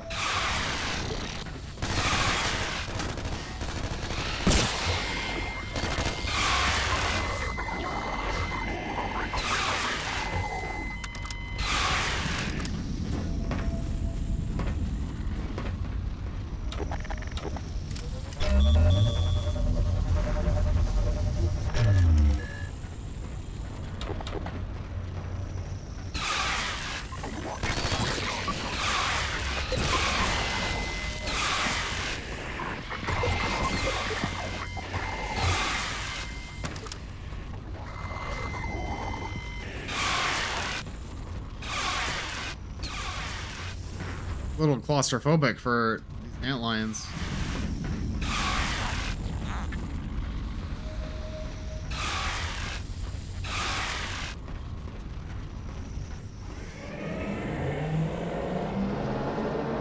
Oh my goodness. You're kidding me. Are they gonna move that train engine? Oh.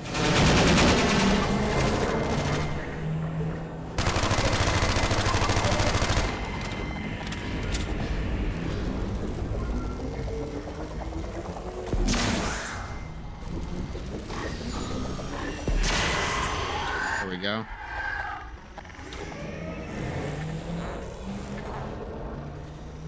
Oh man, the way they're moving those train cars around on the tracks, that's crazy. It's also really cool to see a purely Combine device interfacing with like old, I guess it's not human infrastructure because it seems like the Combine had to build this piece of rail, but it connects to the like actual man-made train tracks, right? That's just interesting how they're reusing Earth's infrastructure, but they have it connected to this super complicated sci-fi thing. I don't know. Cool design. I like it. Power 83%. Power 98%. I go from here. Oh.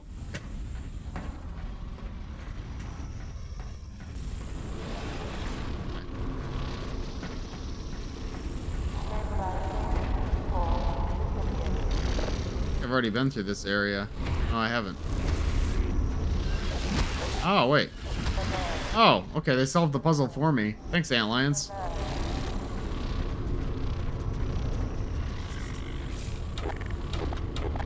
I wonder how many players forgot that the Steamboat can do this, and then got stuck here. I wish there would have been more Steamboat puzzles throughout. Like, optional things you could activate with the Steamboat.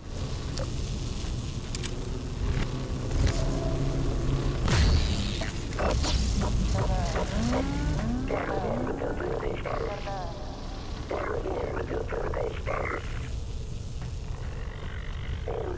to evacuation platform Alpha 7. Check. I think we're gonna have a showdown with that guy. Now, what did that actually do? A little bit confused. Okay, so that powered that. I don't know. He had opened the door up there, but I don't know. Oh. I see. Looks cool. Contrasting colors.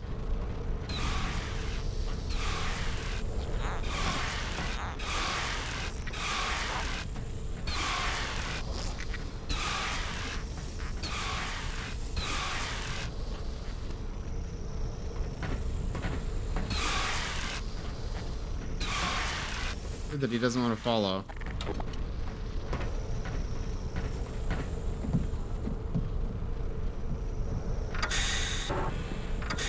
Little transition. Mud creators always seem to make environmental scenes that go hard. Yeah. I'm a little bit envious. I never seem to be able to make something that comes together visually like this. Ooh. Gordon. Here they are. I'd say you stirred up the hive. I remember this scene. Well, you were the hive. That's funny. You gave it to him good, Gordon. Like the old days. Yeah, like the old days. Sure did. Get that field down and we'll get ourselves a ride out of here.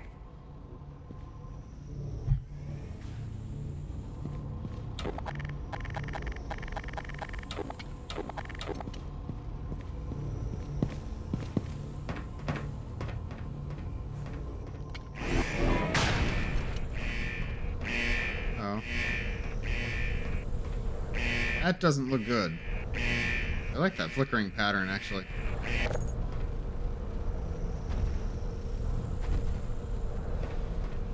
This is where the demo ended, I remember.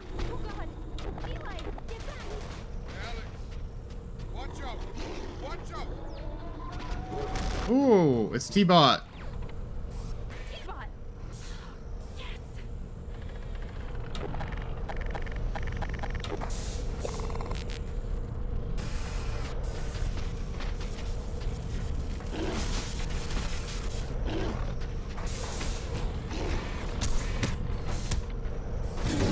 Aw. God, help me out.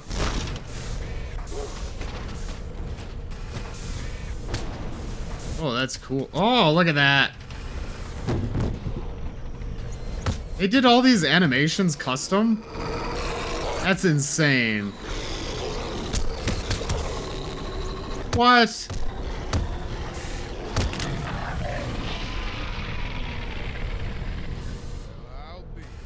That was nuts. That was easily the best, like, creature animation. When enter one man leaves. That was the best creature animation I've seen in any mod. Oh, okay, now it's crashed.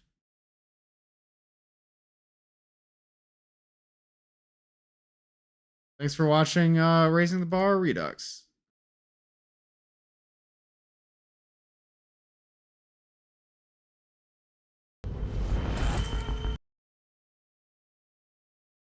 I wonder why it crashed. I don't know, like, Employee 8 was commenting before that, like, it seems like Source Engine mods are just getting more unstable. And I thought, no, that can't be. Like, there's always a degree of instability to mods. And a lot of times, like, in Entropy 02, it's stuff with the code. You know, stuff changes we made that caused instability. But I'm starting to, like, I just feel like sometimes Source mods just crash for no reason now. I'm feeling the superstition kicking in. I'm like, why does it seem like things just crash more than they used to? I'm sure that is something, maybe it has to do with one of the models, maybe it, I don't know, it could be anything, really. But, yeah, it's not good. Try it again.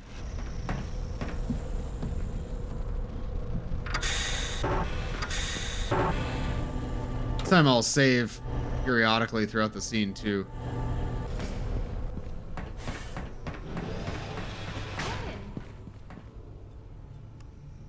I'd say you stirred up the hive, but, well, you were the hive. That's a funny line. You gave it to him good. Hey, Bob. We're almost done with Raising the Bar Redux Division 3. Get that field down and we'll get ourselves a ride out of here.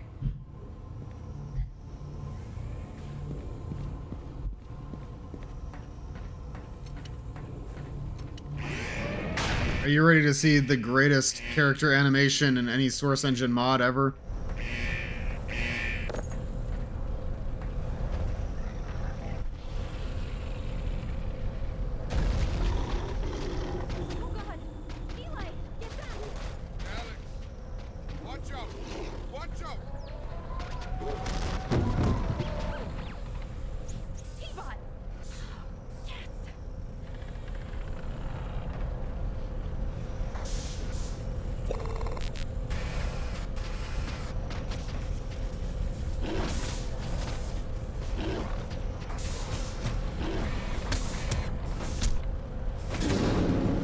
The amount of work that they must have put in, like, this is insane.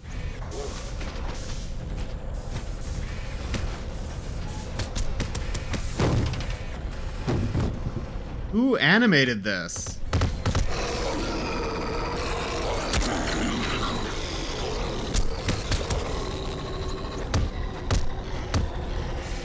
That's crazy. Looks like those upgrades paid off.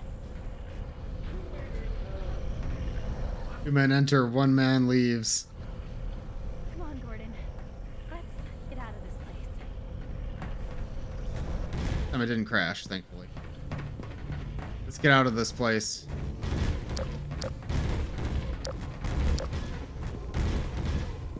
Dog gonna fit, or T-Bot, I suppose. T-Bot gonna fit in the elevator? Oh, I just realized T-Bot has, like, a part of a Combine guard on his arm. Just like Dog does in the finished game, in RTVR style.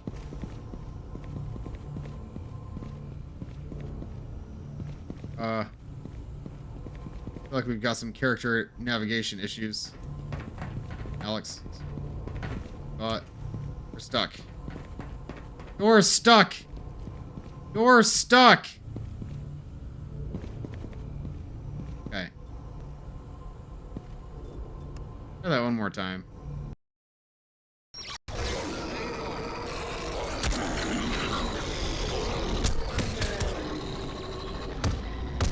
Come on, Gordon. Let's get out of this place.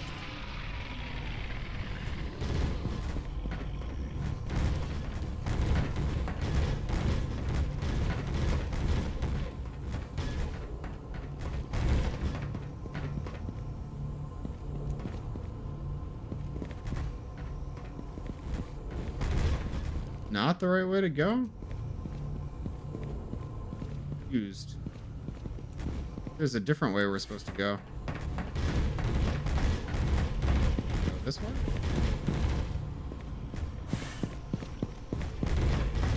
Where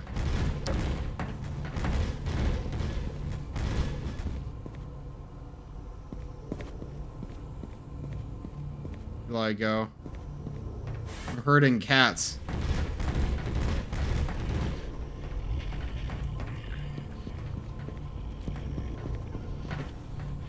My goodness, what happened?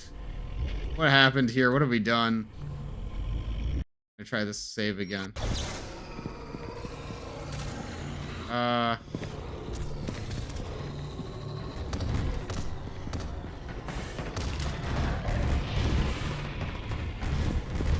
The one thing I noticed, the small gripe, is that when I load a save, all of the sounds from that scene play back again.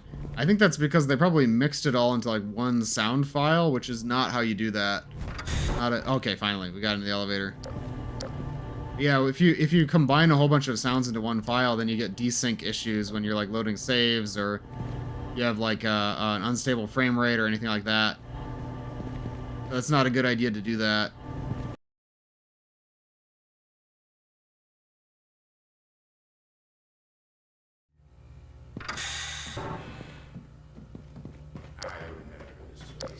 This is where the train I came in on docked. Maybe there's another one we can hijack. The Combine's not gonna let us take it easy. But Gordon and I make a great team. You. Just hang back with T-Bot until the platform's open. Think you can take care of him? I feel like this is gonna be a final boss fight.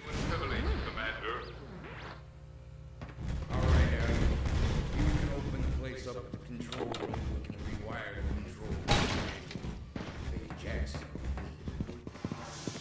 Who's Jackson? Let's go, Gordon.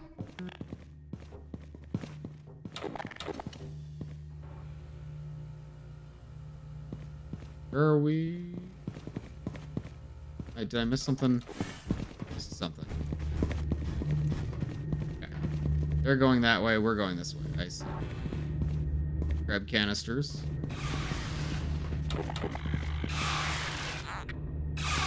Forgot he speaks like Bumblebee. Yeah, I really like that. I forgot that that's how Bumblebee spoke until you mentioned it. But I think it's clever.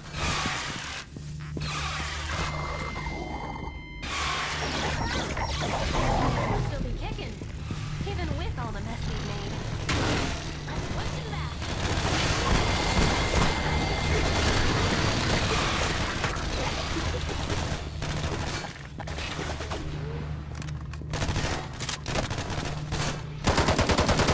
I was reloading. Got me reloading twice in a row. That's sad.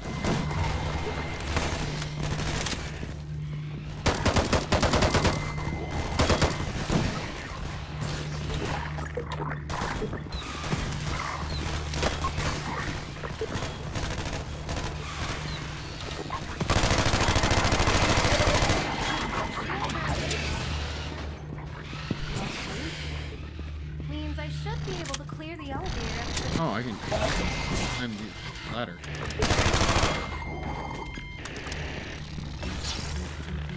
Can interact with that.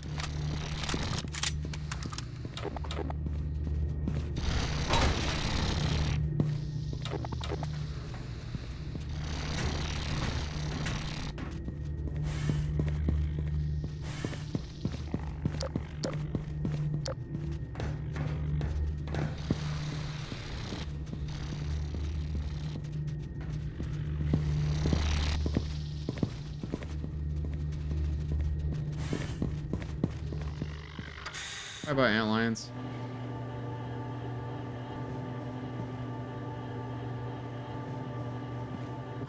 I'm starting to get tired. I do want to wrap this up. I have a hard stop at 8. I really should be wrapping up soon.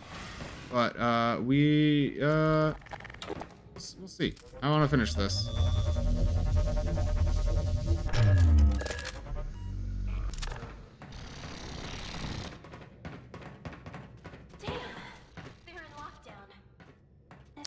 Don't worry, Alex. I'll just vent crawl.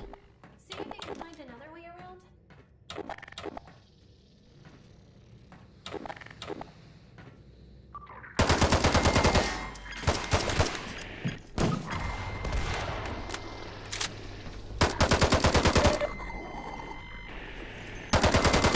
The OSCW is such a cool weapon. Oh man, I love the versatility. Oh.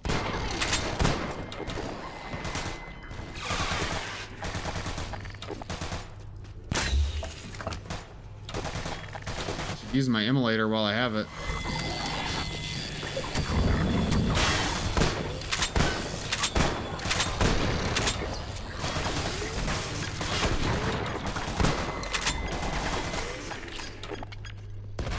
Alex.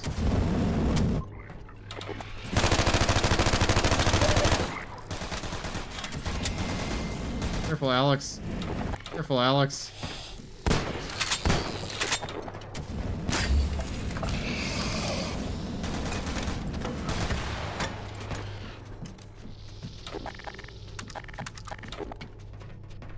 Okay, give me a moment, Gordon.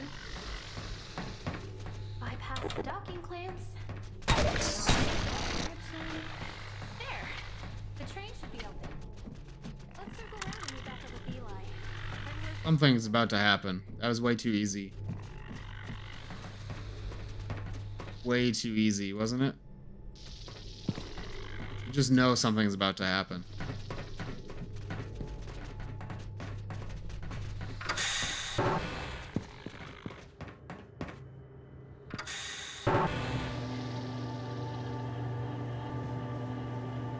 A lot of elevators in this.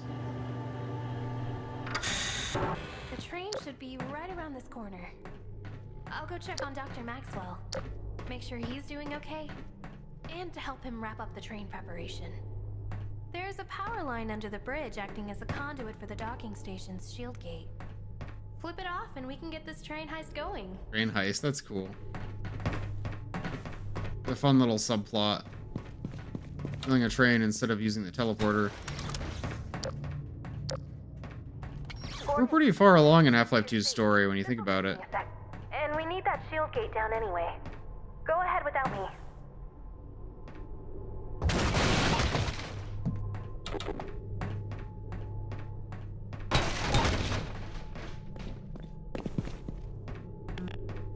That commander guy is about to show up. I can feel it.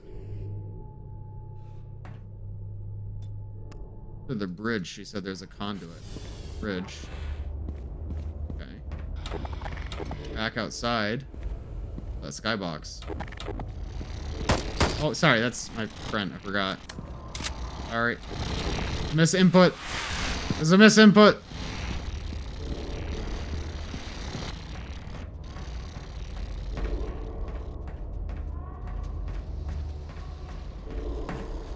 Too quiet. Something's about to happen.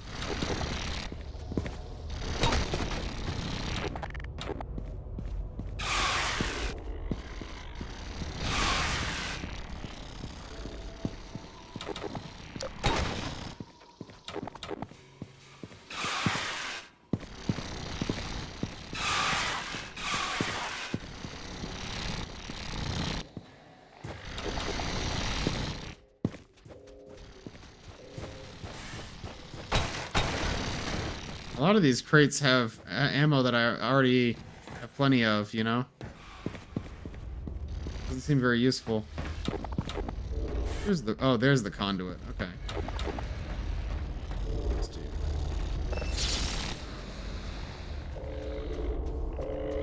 Anything change?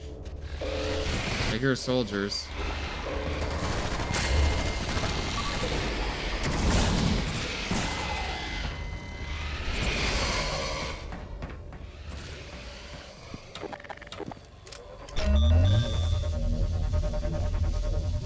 I'm pretty powered up at this point with the Tau cannon and the immolator.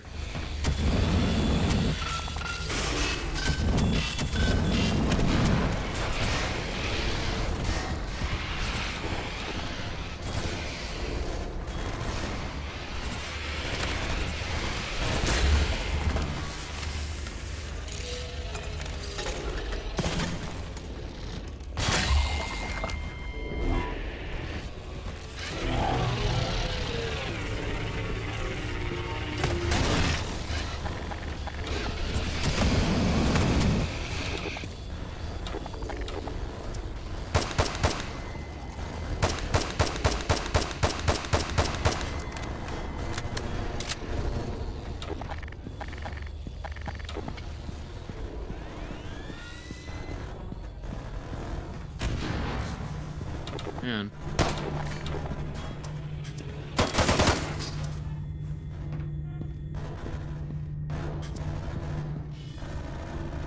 I guess the antlions can take care of it.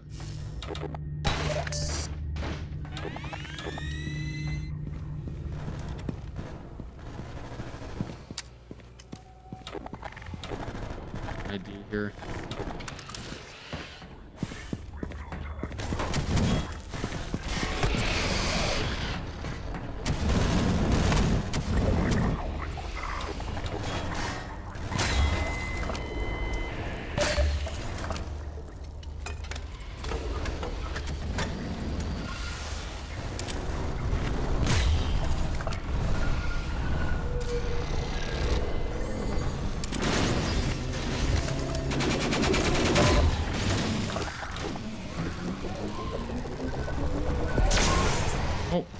Oh, didn't mean to do that.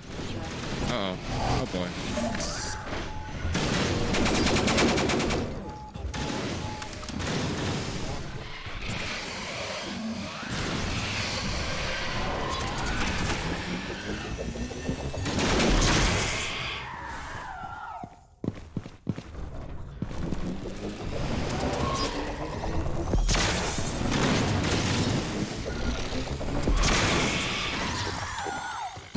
We're all good to go here.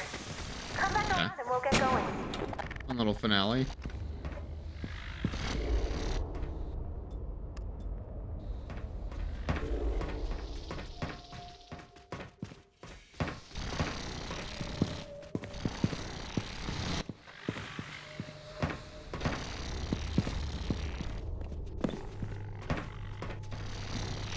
How do I get back up? Oh, okay, probably through. How do I get back up? Well, I think this one through. The one-way drop. Here? How do I get back up? Oh, maybe through here.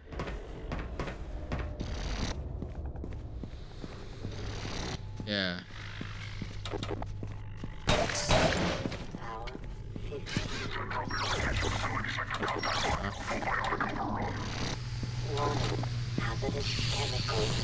Oh. There, uh-oh.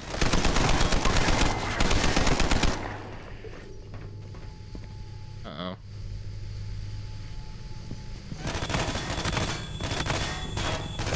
What's happening to me?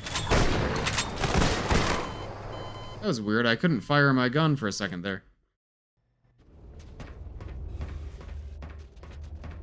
He's gonna ambush me with a deadly neurotoxin. Neurotoxin. Yeah, but how come it made it so I couldn't fire?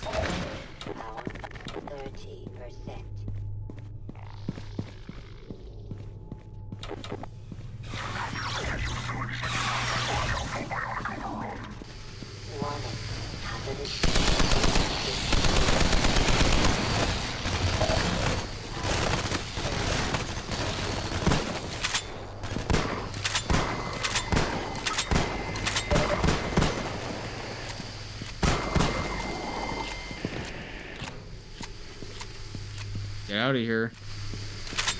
Deadly neurotoxin.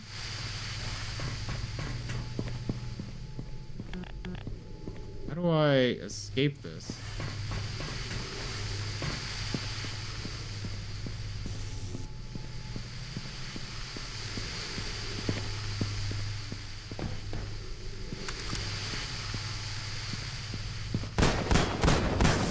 Ah, oh, okay, okay. Got it.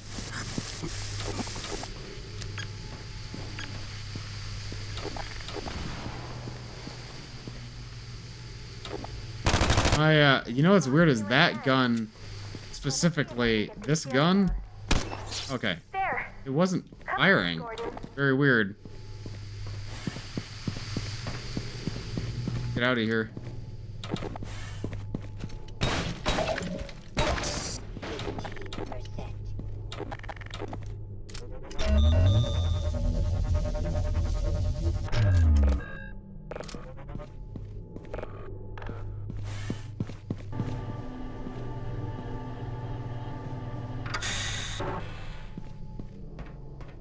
Every time I see you is a sight for sore eyes, Gordon. I'll say. Think we've done enough around here. Let's get going. Right.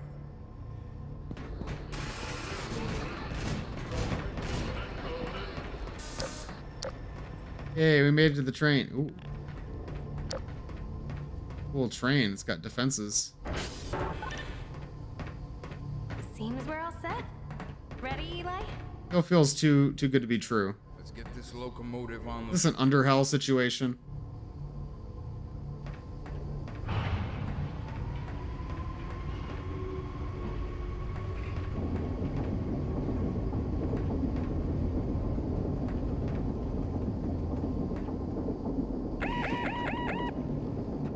Got a problem.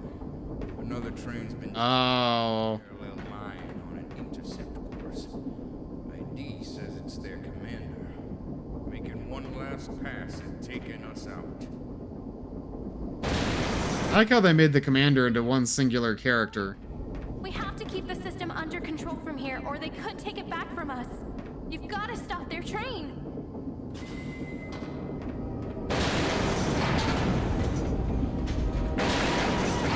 Trying to run us off the rail. We can't take a lot of hits like that, Gordon. We'll patch in and tell you how the convoy's going. Yeah, I'm ready. Go on.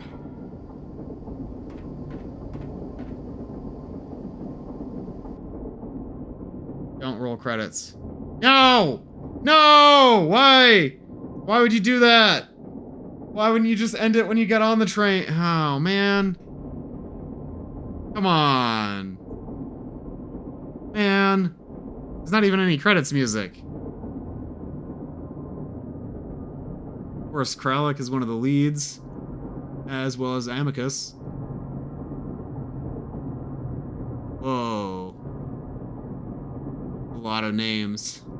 A lot of people are listed as former because if they're not currently on the team, you know, they're listed separately. So I think my name is going to show up here as former. I've barely done anything noteworthy for RTBR, but I did work on it briefly, so I think I might show up somewhere. I can't believe the animation work in this release.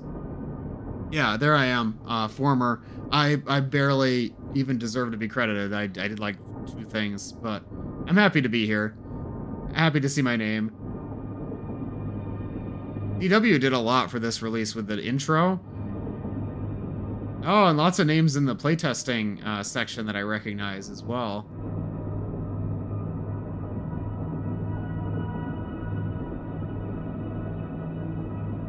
Mod uses map base. Thanks for playing.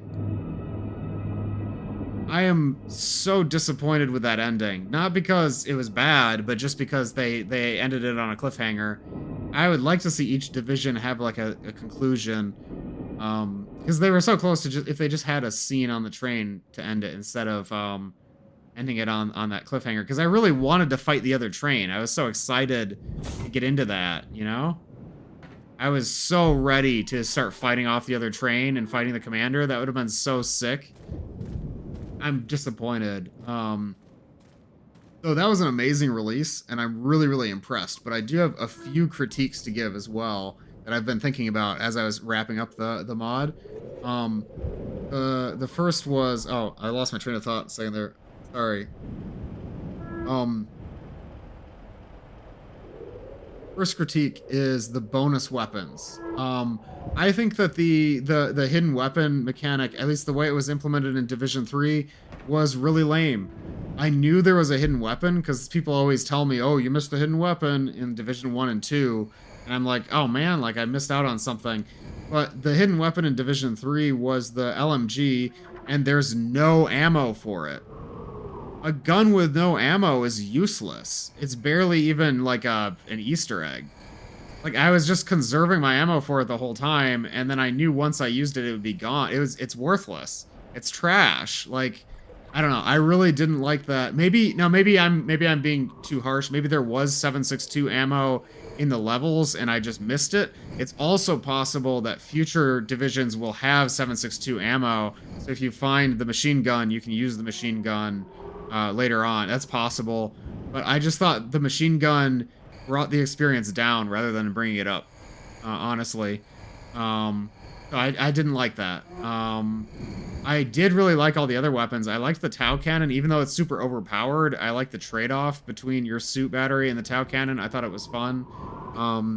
I loved the Steam Bow. Honestly, the Steam Bow wasn't utilized enough. I would love to have more like, maybe there's like a hidden cache where, or cache, excuse me, where you have to like power on a combine generator and then it opens a door to get into the cache. That would be cool. Just little things like that where you use the Steam Bow. Because I loved shooting out that AoE effect and stunning enemies. Like, that was just a lot of fun. For Div 1, the revolver had a lot of ammo around the maps. And I noticed in Div 3 there was a lot of flare gun ammo. Which again just made me frustrated that I didn't have the flare gun from Div 2. I think the idea of optional weapons and like making them secrets is cool on paper. Maybe if you do a special challenge, you can get the flare gun, and then throughout the rest of the game, you'll have that in your arsenal as a tool. But I think making it like a Doom find the hidden wall panel thing doesn't fit how much of a game changer it is to have a new weapon in the sandbox in a Half-Life game. It's not like a little teeny tiny Easter egg. That's like a major thing. That's changing your entire repertoire and giving you new abilities. I think it should be more like, you know, you should go on a little side quest and do something important and then get that as a reward. Rather than like, oh, you have to press E on every single door to find the hidden thing. Like, maybe I'm just too young, actually. I always complain about being too old, but because I'm just a little bit too far after the era of like boomer shooters, where like Half-Life is more like where my love of first-person shooters comes from. I don't really like the Doom or Quake style of shooter as much, which I know sounds a little bit blasphemous for a first-person shooter fan, but it's true. It's like I'm really more into the first-person adventure style, like Half-Life or like Metroid Prime, those kinds of games where it's more narrative-driven. Speaking of narrative, I thought the story was great in this. I really liked how the Antlion King was woven in as a way to explain how the Antlions were riled up before Gordon even got the pheromones or the pheropods. I thought that was a really neat addition. The Antlion King was a cool concept. The idea that the Antlions have a connection to the Vortigaunt hive mind through the Antlion King, that's pretty cool. I never would have thought of that before. I thought that was really interesting. I liked all the new characters like Samuel. I liked the relationship between Eli and the new Eli Maxwell, or the new old Eli Maxwell and Alex. I thought their voice actors were great. Voice acting was excellent in this. I really liked the new commander character too. He was a good antagonist. There's a lot to love here. But yeah, as far as negatives go, the first negative was the bonus weapons. I really don't care for them. Just the way that it was implemented in Division 3, at least. The second negative is AI. I felt like there were a lot of cases where the NPCs just didn't seem to be able to get where they needed to go, and they often wouldn't attack me when they should have attacked me, or they would just sort of be passive. And that can really shut down combat encounters. And you could tell there's a stark contrast between combat encounters that had good NPC navigation or AI and combat encounters that didn't. The cremators seem like they're barely functional. They just kind of stand there. They don't pose a threat. They're very easy to take down. I was never intimidated by the cremators. But the Combine soldiers had really good AI because usually the levels that they were in were designed for them to navigate around multiple paths and take cover. So I feel like the environments were designed to take advantage of the Combine soldiers, and the environments were designed to take advantage of the Antlions too. So the Antlion and Combine soldier combat was really good, but enemies like the Cremator and the Bull Squids often didn't work as well. Especially when there were areas of the maps that were like tight corridors. I noticed there were some places that the Antlions just wouldn't navigate, and I'm willing to bet it was like missing nodes. You know, like actually let me validate that. Let me prove. Go back to, I think it was like here. I think there was a spot where there were Antlions that wouldn't follow me. Yeah. Okay, right here. This Antlion will not follow me, right? So if I go in the developer console and I go debug system UI, node graph, nodes connect. Yeah, this is broken. So there's node graphs here. Oh, it crashed. But you can see how that node graph was not properly set up. And that breaks the AI when you have a node graph that isn't properly configured. The NPCs won't work. And I think the game needs like a pass through where someone just goes and like checks all the maps for their node graphs and validates whether or not it's working. That save right here.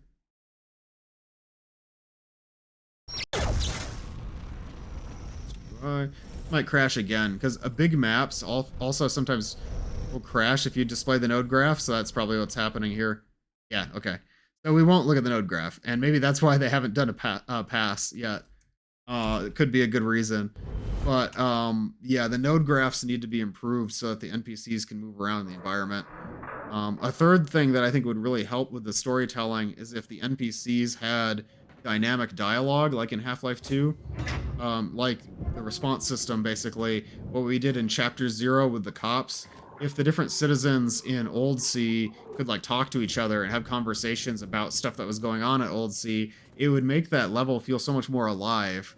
where it kind of felt like it was like a scripted like play to me, where you'd go to these areas and each area would have a little scene that plays, and that was cool. But I think if the NPCs just dynamically talk to each other, it would feel a lot more natural and a lot less scripted. Because you wouldn't be able to tell when the scripted plays were versus when the characters were just interacting naturally. I think that would give it a lot more life. Those are 3 things that I'd like to see from Raising the Bar Redux updates. But that's just me putting on my critical hat. I loved Division 3. I had so much fun playing, especially when the combat came together. I feel like it just had a lot of game juice. Fighting the antlions, driving the Jeep, the Combine Soldier combat, like just all of it was really, really good.